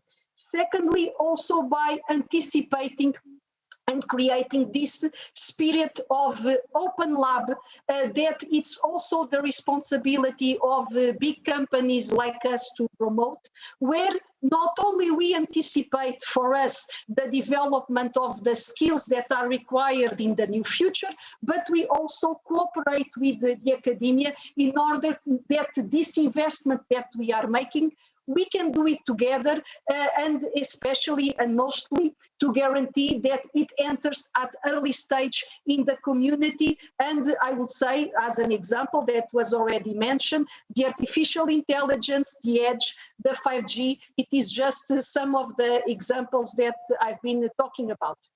I would afterwards focus on the open and collaborative research.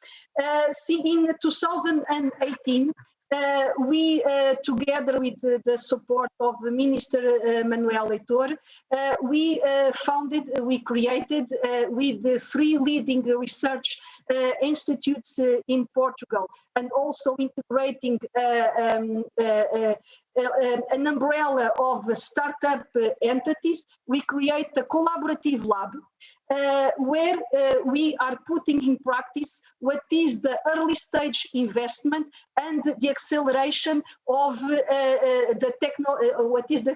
acceleration of the technology transfer between academia to industry, with a specific focus on automotive, life science, more recently evolving to the space domain, and once more with good results. I would like to quote also the investment that we have been making in France, especially with the cooperation with the European, the EITs, sorry, where we have been cooperating with the urban mobility, the health, and also the industry. And once more, in the same spirit, joining the forces with the society and putting also at the service of the society and of the ecosystem what are our own investments of and findings in these domains. Finally, about the new frontiers of European and science, we have been particularly focusing on the quantum computation, and on the cryptography. Once more, very much related with the industries that we have been focusing since Portugal, especially, as I mentioned, the automotive areas, telecommunication, and 5G. To conclude my intervention, I would like to highlight and to demonstrate how we have been successfully combining in an efficient way the European and the national fundings and also the private fundings.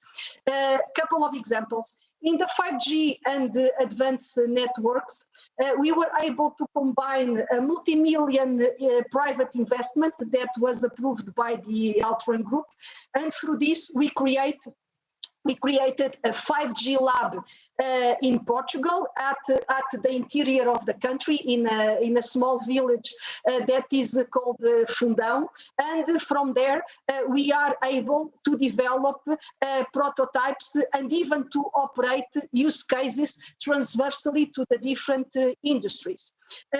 We participate and combining this cycle of knowledge, 5G mobilizer. So this is an example of combination with national funding, where we integrated the consortium of 20 partners, and once more we are leveraging from the knowledge of 5G use cases in Portugal. Lastly, and the integration, the contribution of the European funding on this domain, H2020 project, where we were awarded, that once more we are incorporating in the 5G technology elements of artificial intelligence to drive AI assistance. So this is one example in 5G. I could give additional examples of healthcare where exactly we follow the same path.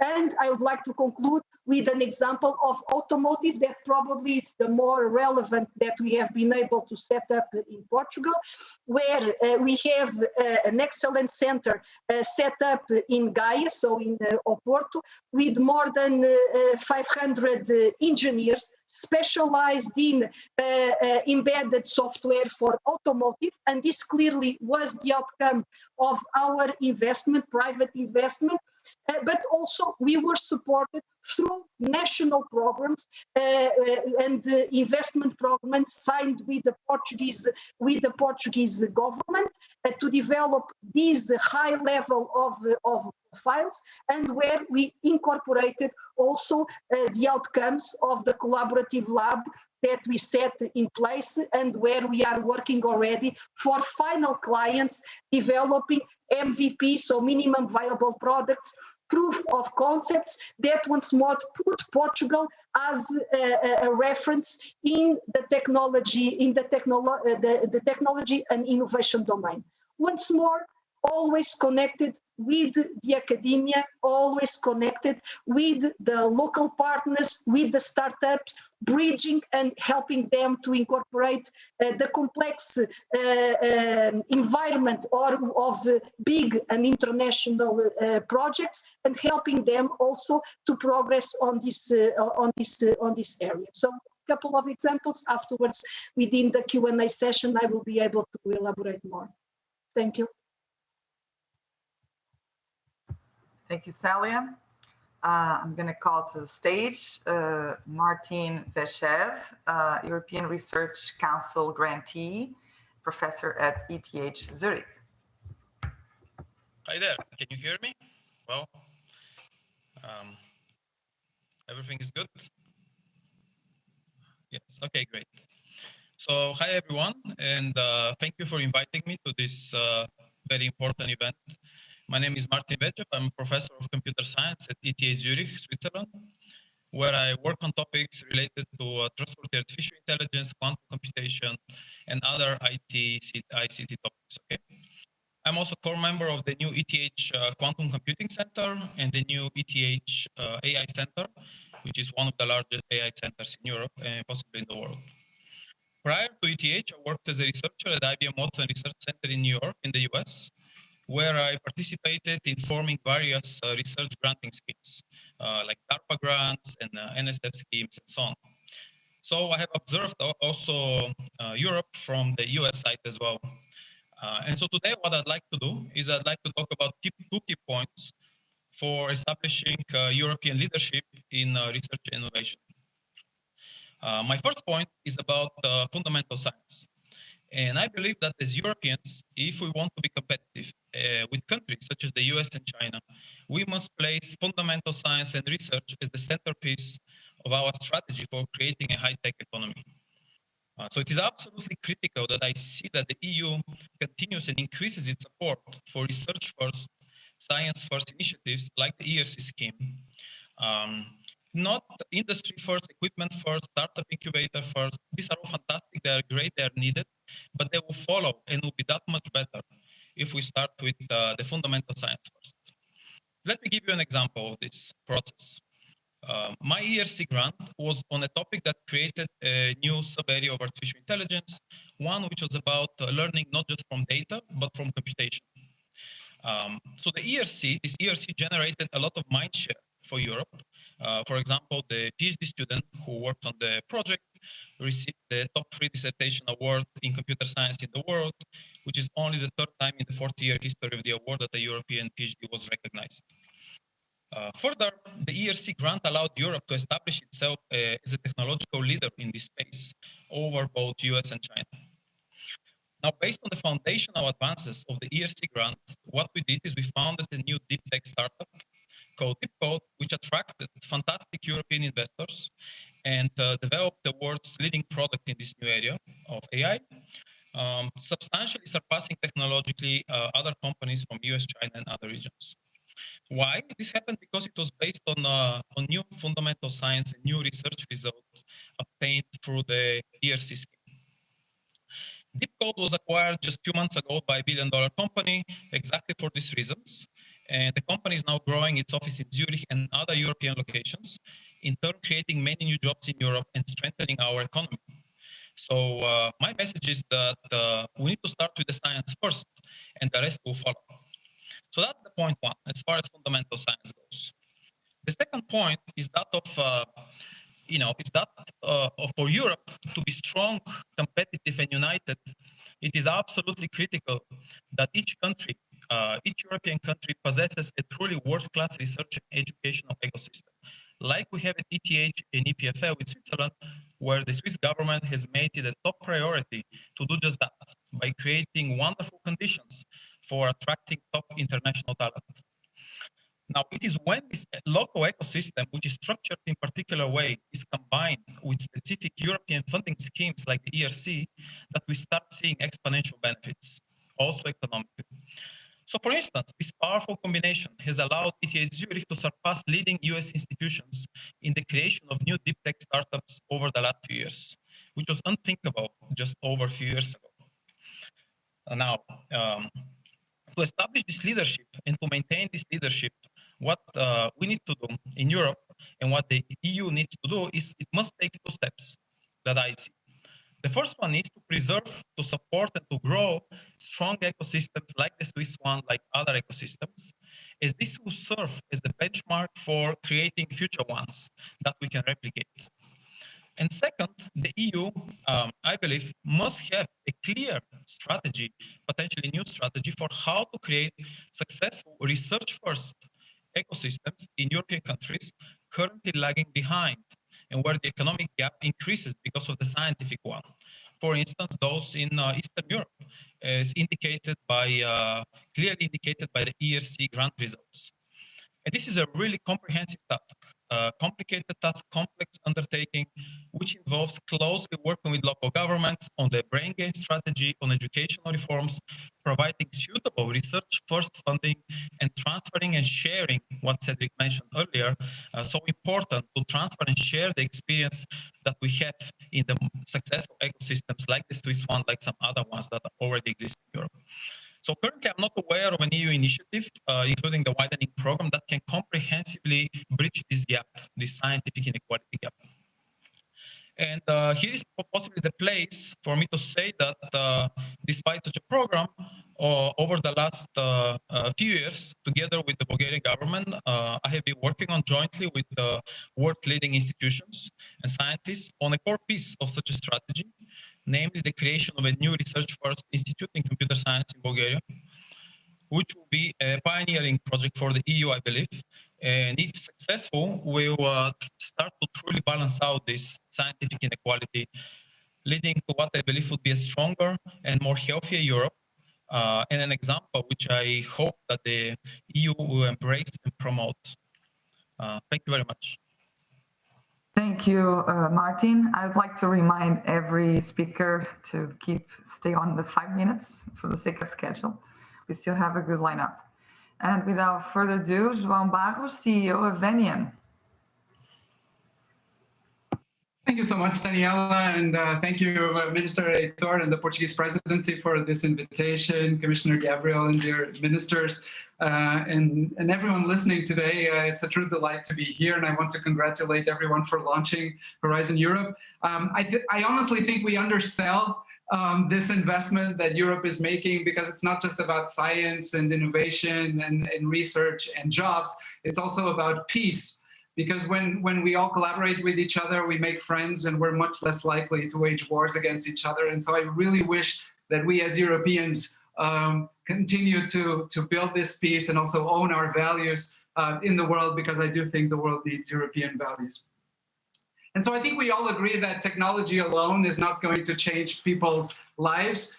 Technology has an impact when people use those technologies at scale.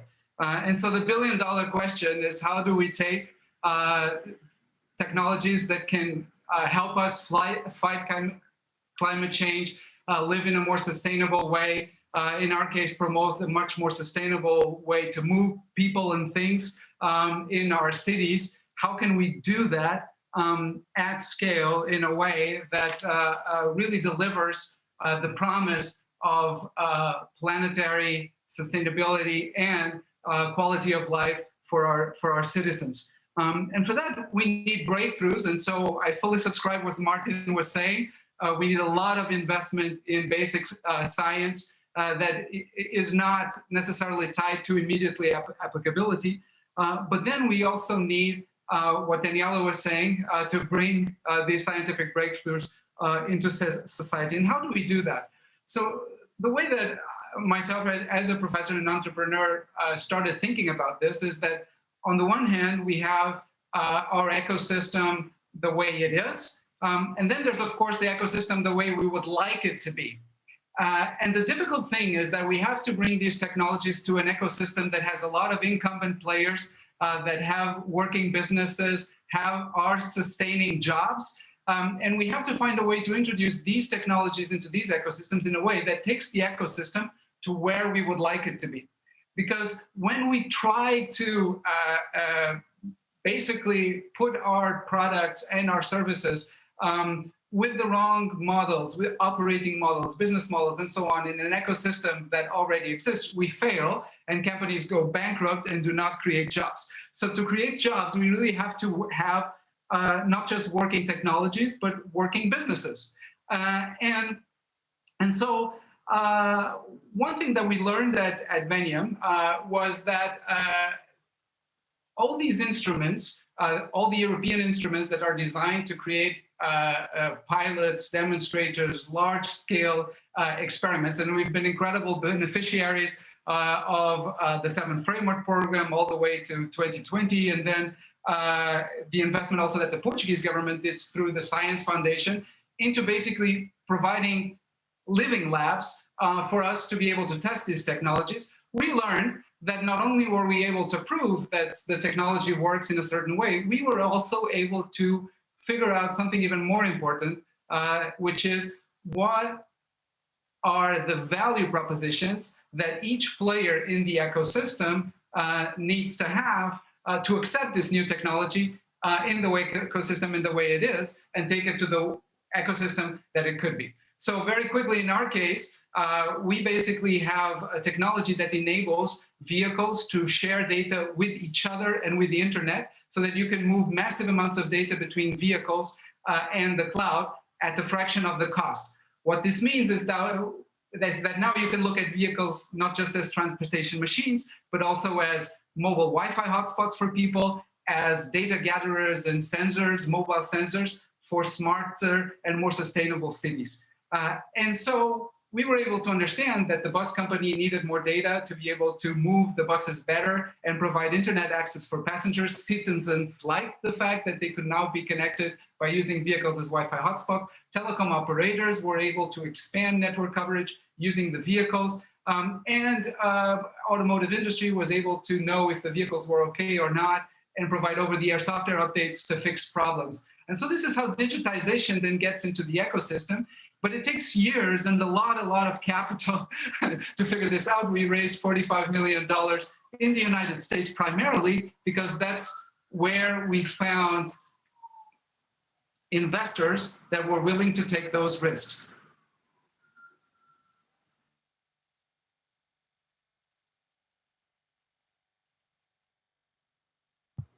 And I think we lost João, but he gave us the gist of it. Thank you, João. I'm going to give the stage to Gioia Ghezi next, Chairperson, Governing Board, European Institute of Innovation and Technology. Gioia.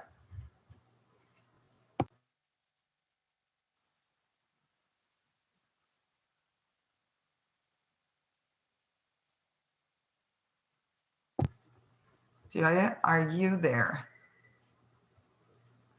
We still. Daniela, I'm back if okay. You will have it.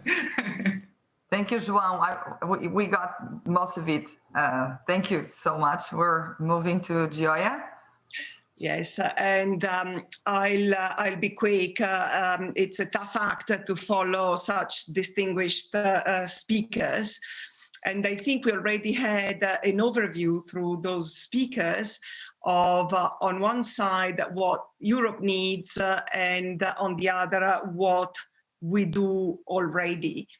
I'm going to tell you a bit, even though Cecilia Rees already did so, about what the European Institute of Innovation and Technology does. We have built in 10 years what is to date the biggest innovation ecosystem in Europe, an ecosystem that brings together, as Mrs. Carvalho also was stressing, what we call the knowledge triangle, and you, Daniela, as well. So bringing together and bridging industry, academia and research, and training and education in entrepreneurship. We do this in 8 areas chosen over the years by Europe, including digital, including climate change, which are pivotal in delivering the next generation EU.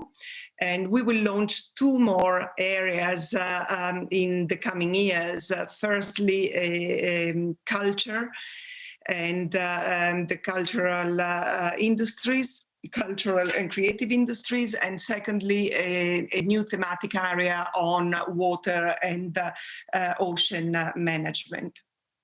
So how do we create these ecosystems?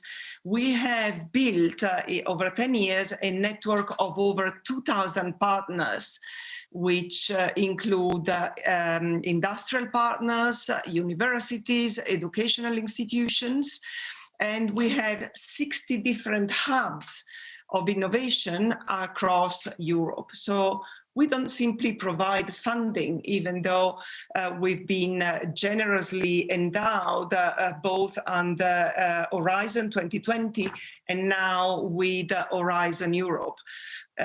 We do much more than provide funding, because funding on its own will not trigger innovation. You need much more than that, and it's this bringing together and uniting business, research, and education. Through that, to date, we have already created more than 3,000 ventures, more than 1,000 new products, services, created thousands of jobs, and raised over 3.3 billion of matching finance for our ventures. And so we have become already, the EIT is now a powerful tool, a vehicle for delivering on the EU priorities. For example, in responding to the pandemic, prompted by the EU and the Commission, we launched our crisis response initiative, deployed 60 million, funded over 200 of our businesses that were vulnerable through the pandemic and the recession, and also funded very rapid response projects in more than 32 different countries. We are supporting member states in preparing the new activities for Next Generation EU. For example, providing policy advice on climate change through our Climate Kick that has forged partnerships with over 20 cities across Europe to enact systemic change to address climate change. Our own knowledge and innovation communities, for example, the one in energy or the one in raw materials, have spearheaded European-wide alliances on batteries and raw materials to enable Europe to become more and more independent in these sectors. So I believe that in conclusion, the EIT community is playing already a leading role in Europe's green transition. Much more can be done and should be done, and we will do, in becoming, as most of you advocated, even more open in sharing more of our knowledge and ensuring that these ecosystems become more and more powerful. Thank you. Thank you so much, Gioia. And now we're going to start as a lineup of 5 ministers. I'm going to ask so everybody stays within their time. And I'm going to call to the stage Ingrid van Engelshoven. I hope I pronounced your last name right, Ingrid, Minister of Education, Culture and Science of the Netherlands.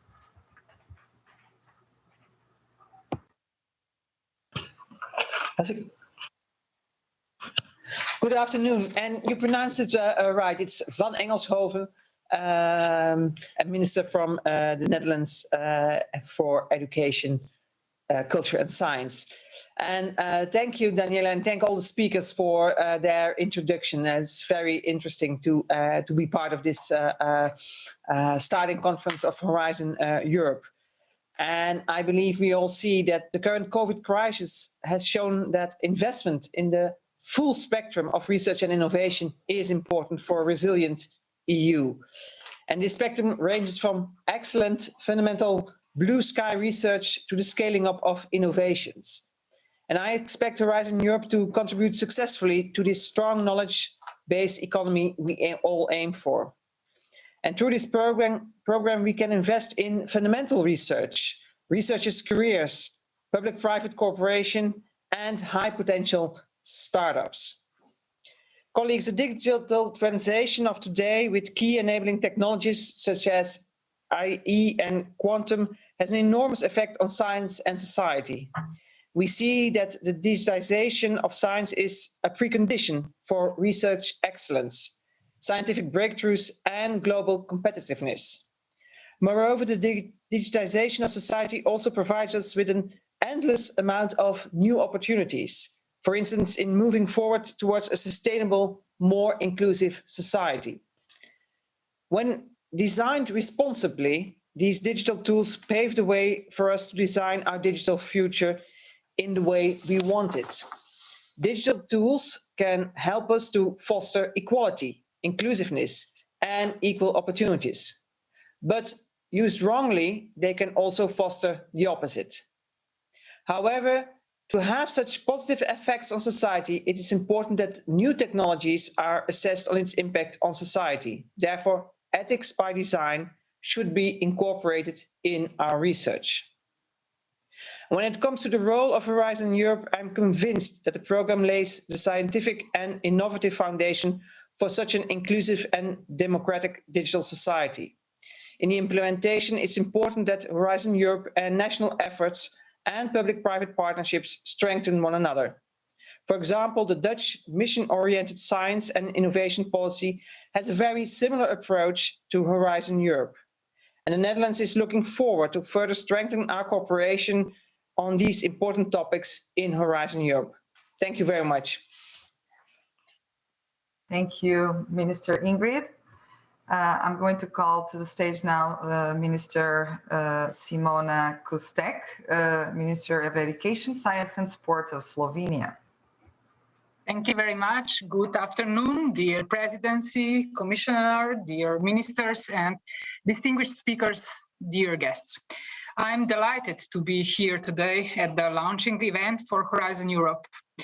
In Slovenia, we organized a similar event in December last year, and I can tell you that the feedback from the research community has been very positive.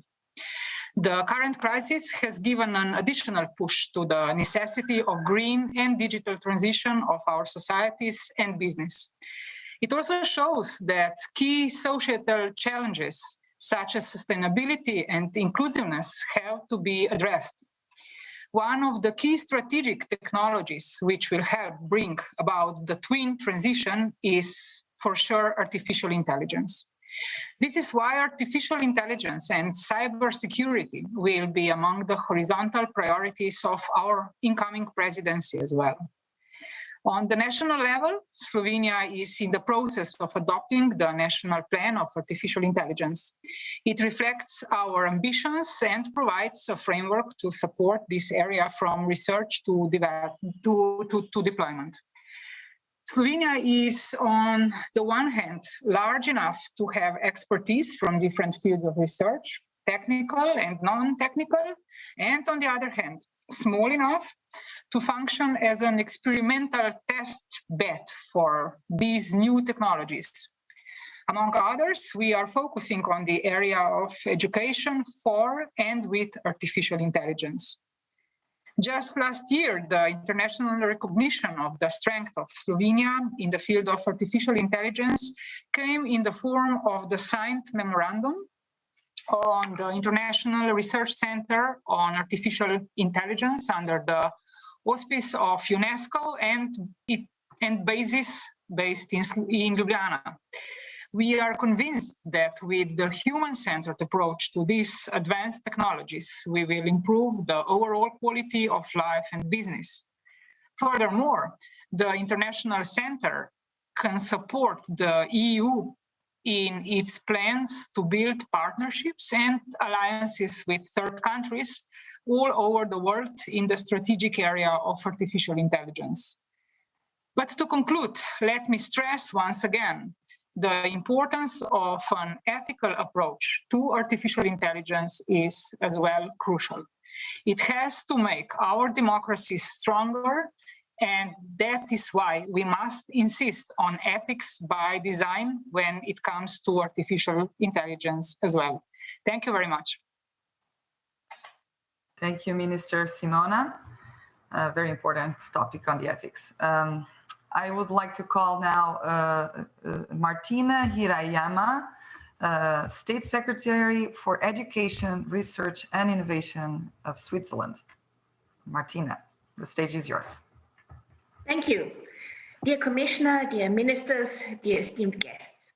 First of all, a big thank you to the Portuguese Presidency for hosting this exciting symbolic event.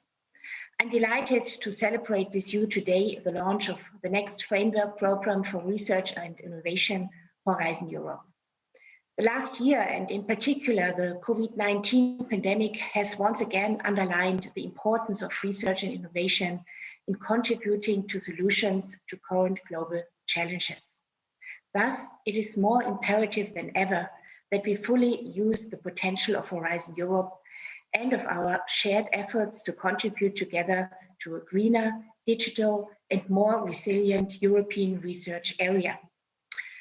The coordinated plan of artificial intelligence drafted by the European Commission together with member states and associated countries is a great example of how a joint effort leads to an ethical and fair foundation for AI work, reinforcing our shared values across Europe.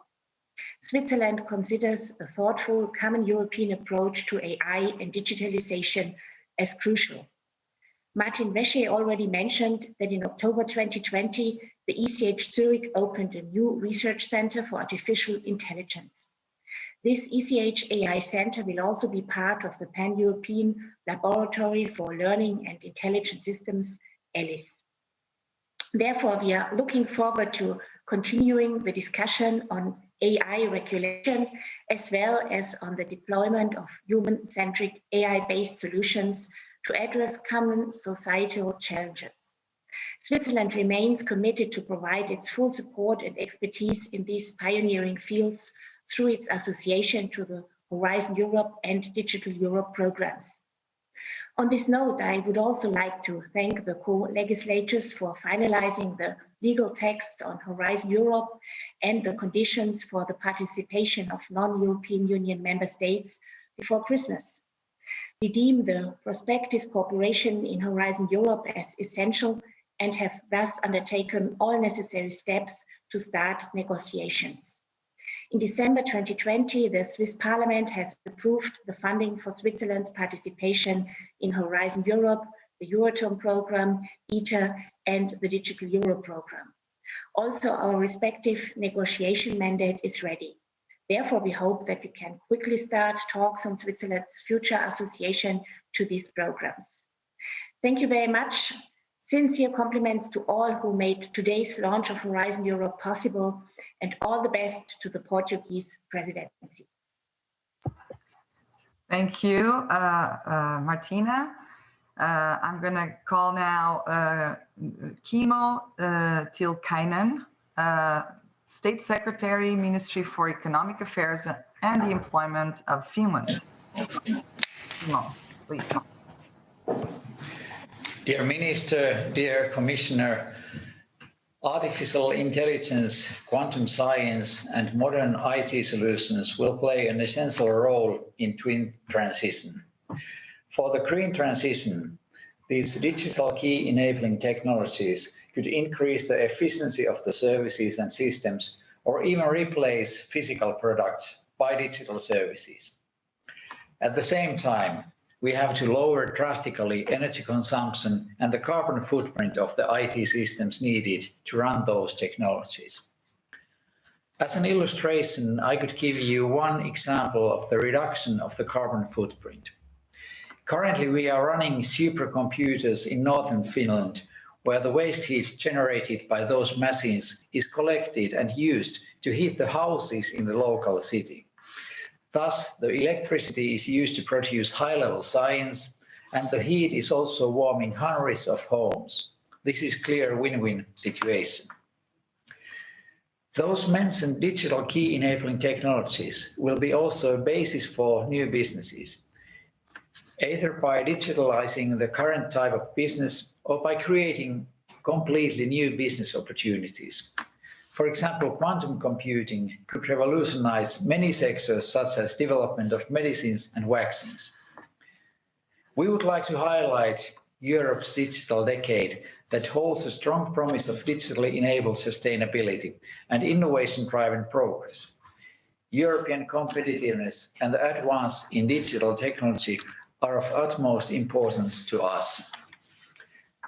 For Europe, it's essential to invest in developing these technologies, such as artificial intelligence, quantum technologies, and future connectivity, in order to ensure the global competence basis for our companies.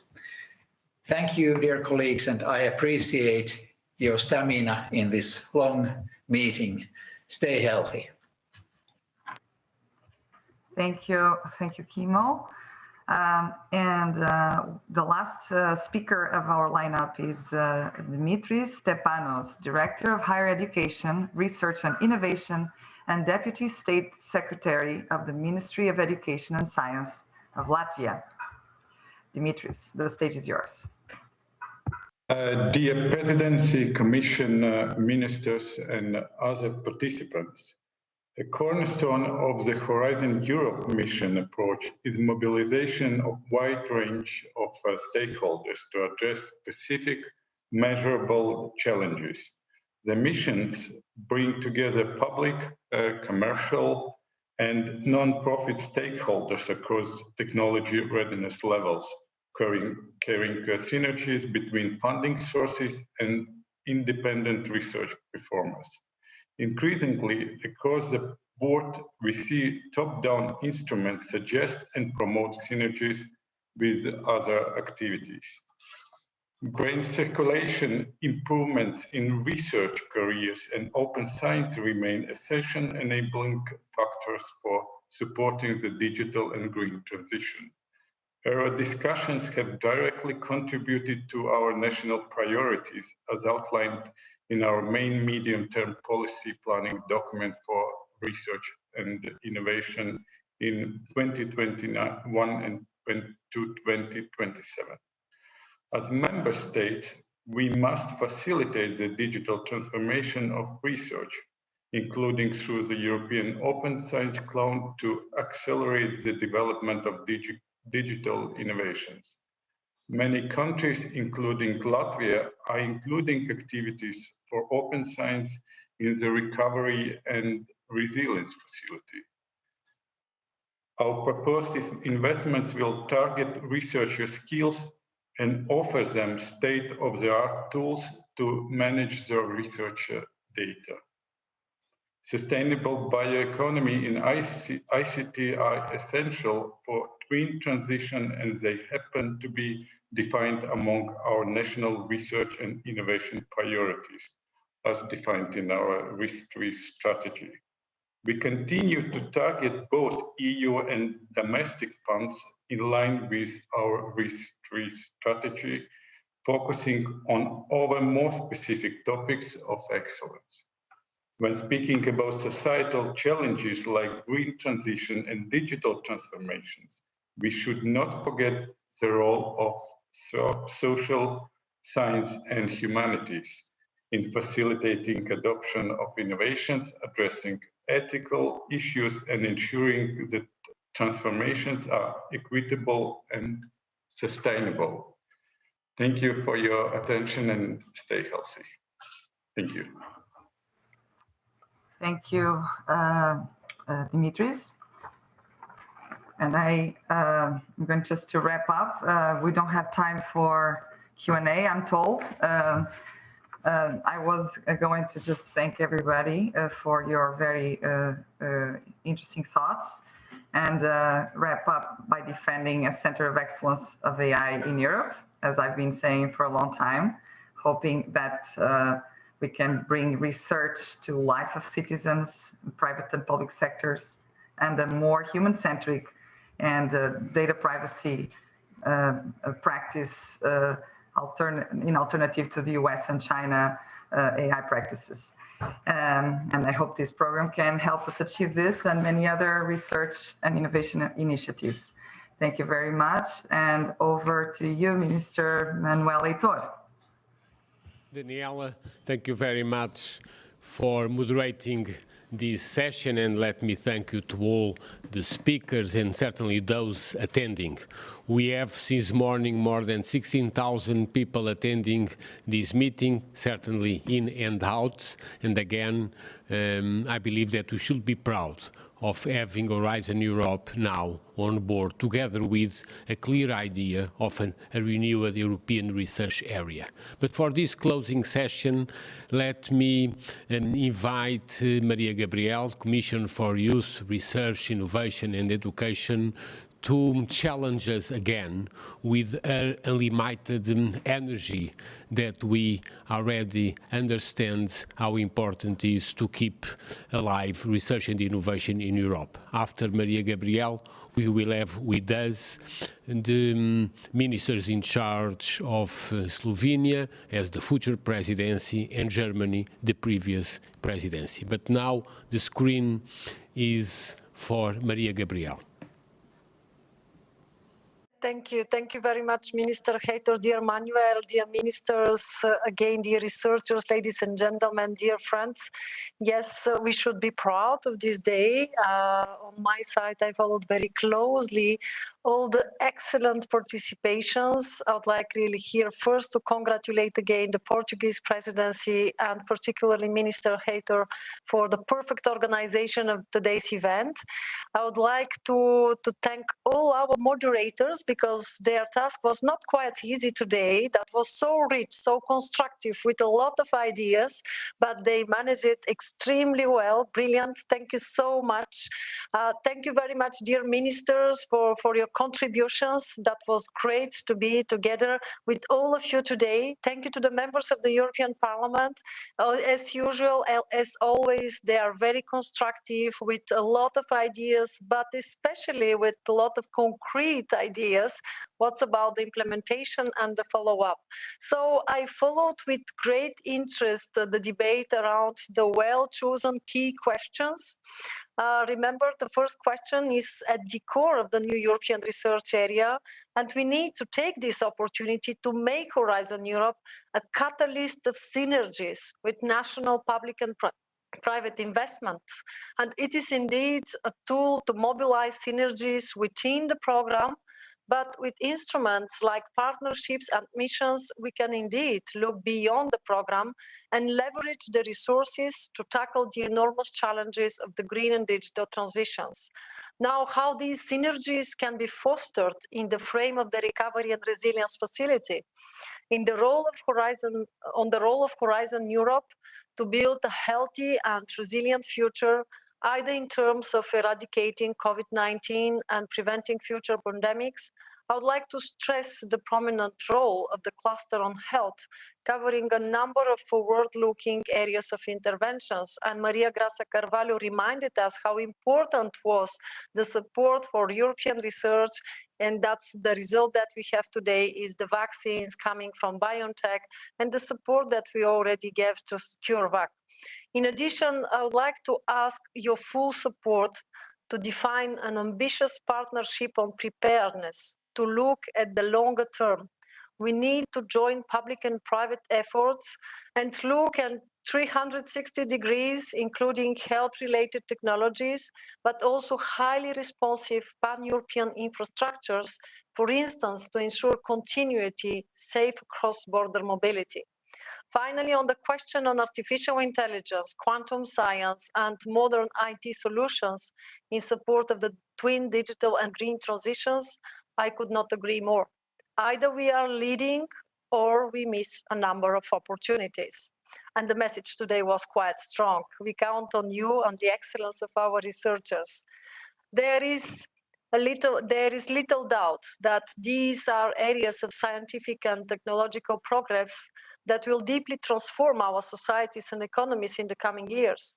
And we can only join research efforts, look at it, as a terrain to conquer with advanced knowledge and innovation to safeguard European strategic autonomy.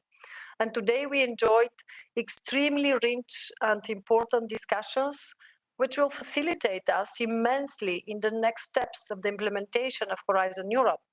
What is even more important, I'm sure that researchers and innovators following the debates online in Lisbon, around Europe and across the world, received information and insights on how to get ready for competing for Horizon Europe grants.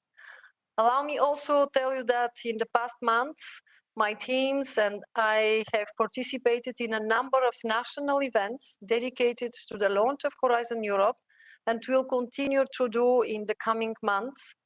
And this gives an opportunity to address individual questions and elaborate on national priorities.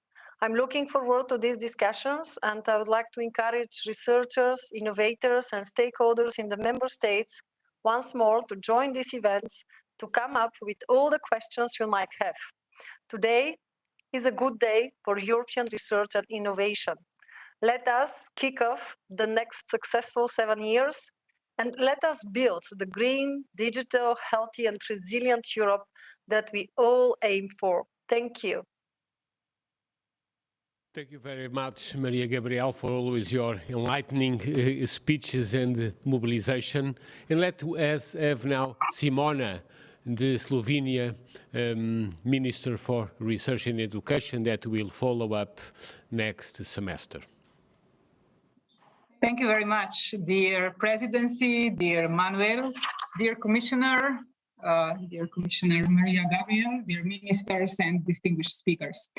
It was really an honor to be part of this fruitful meeting, launching the most important and ambitious EU framework program.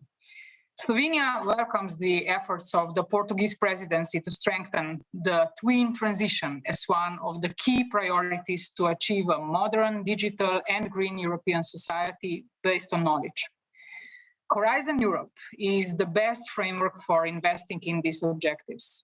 It combines collaborative research and innovation, public and private efforts in European partnerships, directional research with other policy actions, and concrete objectives with missions, which Commissioner Gabriel already highlighted very importantly. What remains as the next challenge is how to make a fully coherent use of all mechanisms at our disposal. I'm talking about the European semester, recovery and resilience plans, missions, partnerships, industrial ecosystems, all working together to achieve European resilience and technological sovereignty.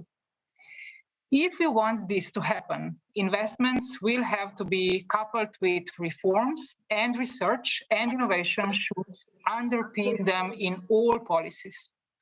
In other words, I'm talking about achieving a new European research area, and Horizon Europe, as its key instrument, will effectively link national and EU scientific policy instruments. I see three aspects as key. First, rational and synergetic use of all available public funds and private investments, where Horizon Europe plays a central and leading role. Second, generation of new scientific knowledge and innovation solutions, followed by support for their widest possible application.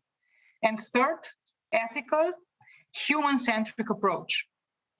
Dear colleagues, I'm sure that Horizon Europe will give wings to research and innovation and contribute to building a strong Europe on the foundations of knowledge, education, research, and creativity. Thank you very much, and take care. Stay healthy. Simona, thank you very, very much for your words. And let's now pass to the German Minister of Education and Research, Anja Kalizarek. I should, first and foremost, to acknowledge and to thank the previous German presidency for completing such a complete and very complex set of files, which allow us now, today, to be here launching Horizon Europe. Under the German presidency, last semester until December 2020, in fact, working between the Council, the Parliament and the Commission, a very important set of files and rules were concluded so that now we can launch Horizon Europe. Anja, please, the screen is yours. Thank you, Manuel. Dear Maria, dear Simona, ladies and gentlemen, I'm really glad to meet you the first time after our presidency ends, and we left to do the work in the last semester, and we want to join now Portugal and in the next semester Slovenia. For me, this event once again highlights the importance of close links and solidarity between governments and science community. Today, I have again seen and felt that we stand shoulder to shoulder. And so allow me to thank all of you very much for this excellent exchange. I'm very glad that we finally came to an agreement on Horizon Europe in December before the end of the German presidency. It was not an easy feat. You will all be aware of the fact that right from the start of our presidency, cooperation with Portugal and Slovenia played a central role for us. So in a way, the successful conclusions of the negotiations is also a shared success of the trial presidency. And I'm very grateful to Manuel Heitor for this commitment and support. Thanks again. With the new framework program, we are combining tried and tested elements of Horizon 2020 with fresh new ideas such as the missions or the European Innovation Council. I also hope that the new program will send a clear signal for the European idea and our support of one another. Your commitment, your ideas, and your dedication help to foster social cohesion in Europe. We witnessed some very powerful presentations and discussions earlier today.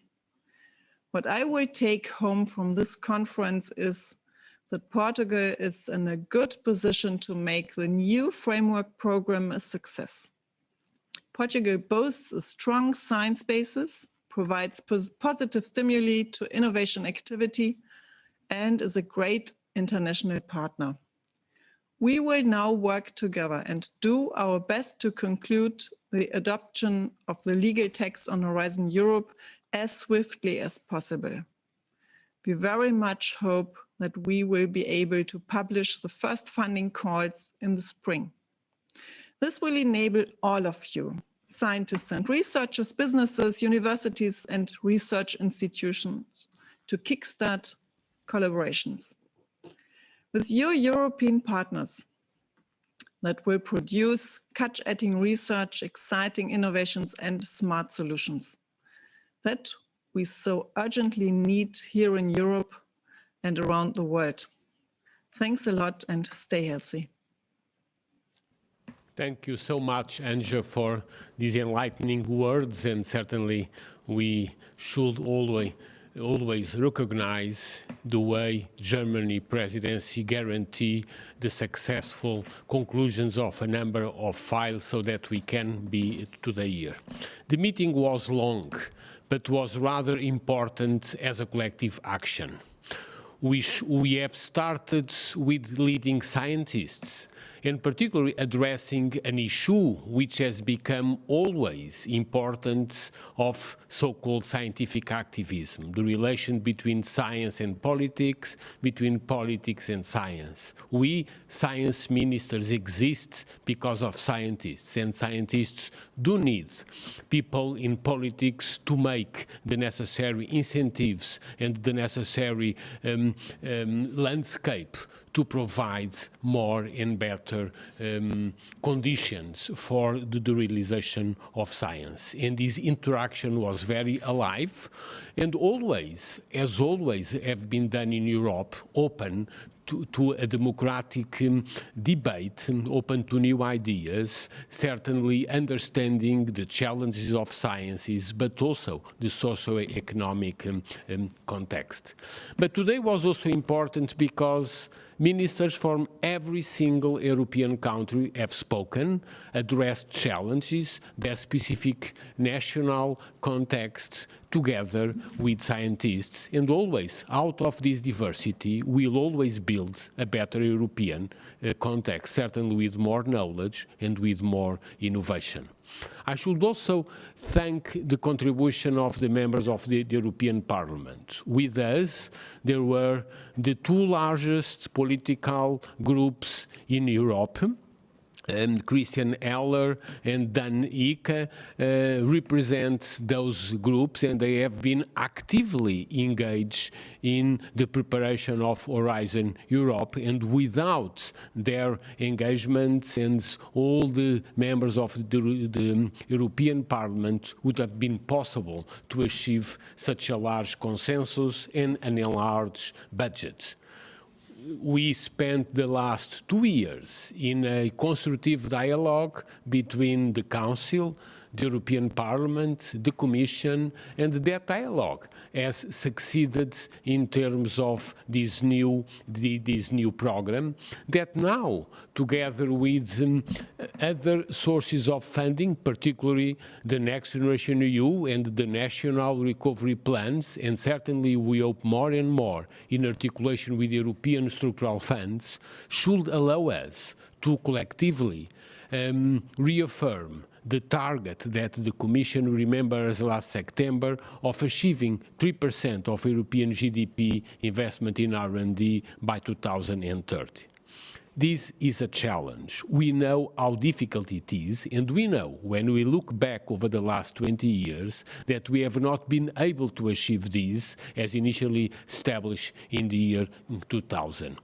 And so we need to do it in a different way. And again, the meeting today has shown how consistently we can bring together the opportunities of the digital transition with our needs to foster green transition, certainly building the strategic autonomy of Europe towards a resilient European context. And we know very well in Europe that this can only be achieved with an enlarged social cohesion pattern, and one which drives certainly all of us in any single European region. That is the way it is so important to better articulate Horizon Europe with cohesion funds, and several examples were given, for example, of the use of the Seal of Excellence, which was launched in the last years, and we want to enlarge it more and more so that no one is left behind. No European region is left behind this overall European effort of making a better quality of life, of providing the conditions and giving the opportunity to everyone access to knowledge. The European Research Council has been continuously identified throughout the day in several interventions, which was a turning point in the European science policy created in the year 2007. And after 13 years, we certainly understand how important will become now Pillar 1 of Horizon Europe in terms of promoting scientific excellence, and together with the Marie Curie actions to enlarge advanced training and to better articulate research and higher education, which will have within Horizon Europe a new instrument of the so-called European universities, which certainly will facilitate and will promote day after day a better articulation of higher education and research, and essentially in a triangulation of education, research and innovation as we have been used to work within the European context. But for making this happen, we need certainly to better understand the challenges of economic development, and that is the reason why it's so important the new conditions established under Pillar 2 of Horizon Europe, either in terms of the 5 research missions that Jean-Henri Paquet and Pascal Lamy, among many others, so well address today, as well as about the institutional partnerships that Anja and many other ministers have referred during the day. The conclusions of this package of the institutional partnerships in articulation with potential articulation with Next Generation EU will be certainly a step to move forward in the coming weeks and months, and I'm sure that the Commission, the Council and the Parliament will agree to make sure that we speed up the acceleration of the new partnerships towards Horizon Europe.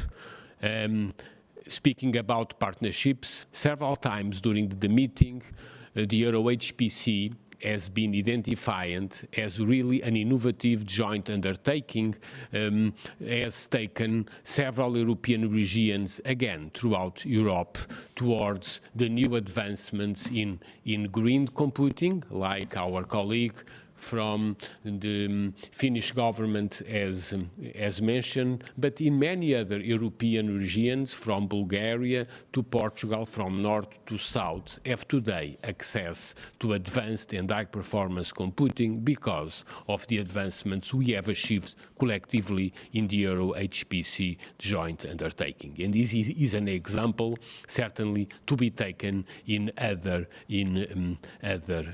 areas. Also, in partnerships, we have addressed the way we should foster the new challenges we all face as society, and therefore the best way to look at our Mother Nature is also to better integrate space systems and high-resolution image from low-orbit satellites with in situ satellites. And Miguel Belo from the Atlantic International Research Center was very clear in providing an holistic view of the way research and innovation can be accommodated, certainly with an entrepreneurial spirit. We have seen during today people like Ugur Sain from BioNTech, a Turkish citizen that went to Germany and provided, and through European funds and German national funds, has created one of the most successful world biotech companies, and have provided all of us with the possibility of having today a new science-based vaccine to face COVID-19. And he was very clear how important was European funding, how important was the European Research Council to provide the necessary conditions for today we are able to have a vaccine, to prevent further pandemics and to essentially create trust on the future generations. We need more and more cases like this one. We have also seen Peter Vessel, among many others, discussing atomic layer deposition for the future of solid-state lithium batteries, which will allow to decrease very, very much the amount of lithium that we will need for the batteries of the future. At the same time, João Barros from the Devinian company has shown us how can we start using more and more internet for mobility access, particularly to address green transition in a digital society. And all of them are young entrepreneurs in the 40s that have been using European funding in different sources, articulating national and European centralized and decentralized funding to matter all to realize always a better Europe. And again, this is the reason why the European Innovation Council was created, to help accelerating startups and new companies in the European landscape, and at the same time Pillar 4 of our Horizon Europe do provide the conditions to help renew the European research area with certainly more conditions for widening the conditions to every single European region. And in fact, the day was long, but was very productive. And first of all, we gave the floor to everyone, to all countries, to different researchers, different business leaders, different members of the Parliament, and collectively, I believe we will have done one additional step. Again, thank you very much for your participation. I welcome certainly all the technical people that during the day have allowed this to be possible. We certainly look forward to presential meetings, to face-to-face exchanges, but in the times we live on, we need also to better understand the conditions and guarantee that next month we live in better conditions than today. Thank you very much for your participation. Thank you.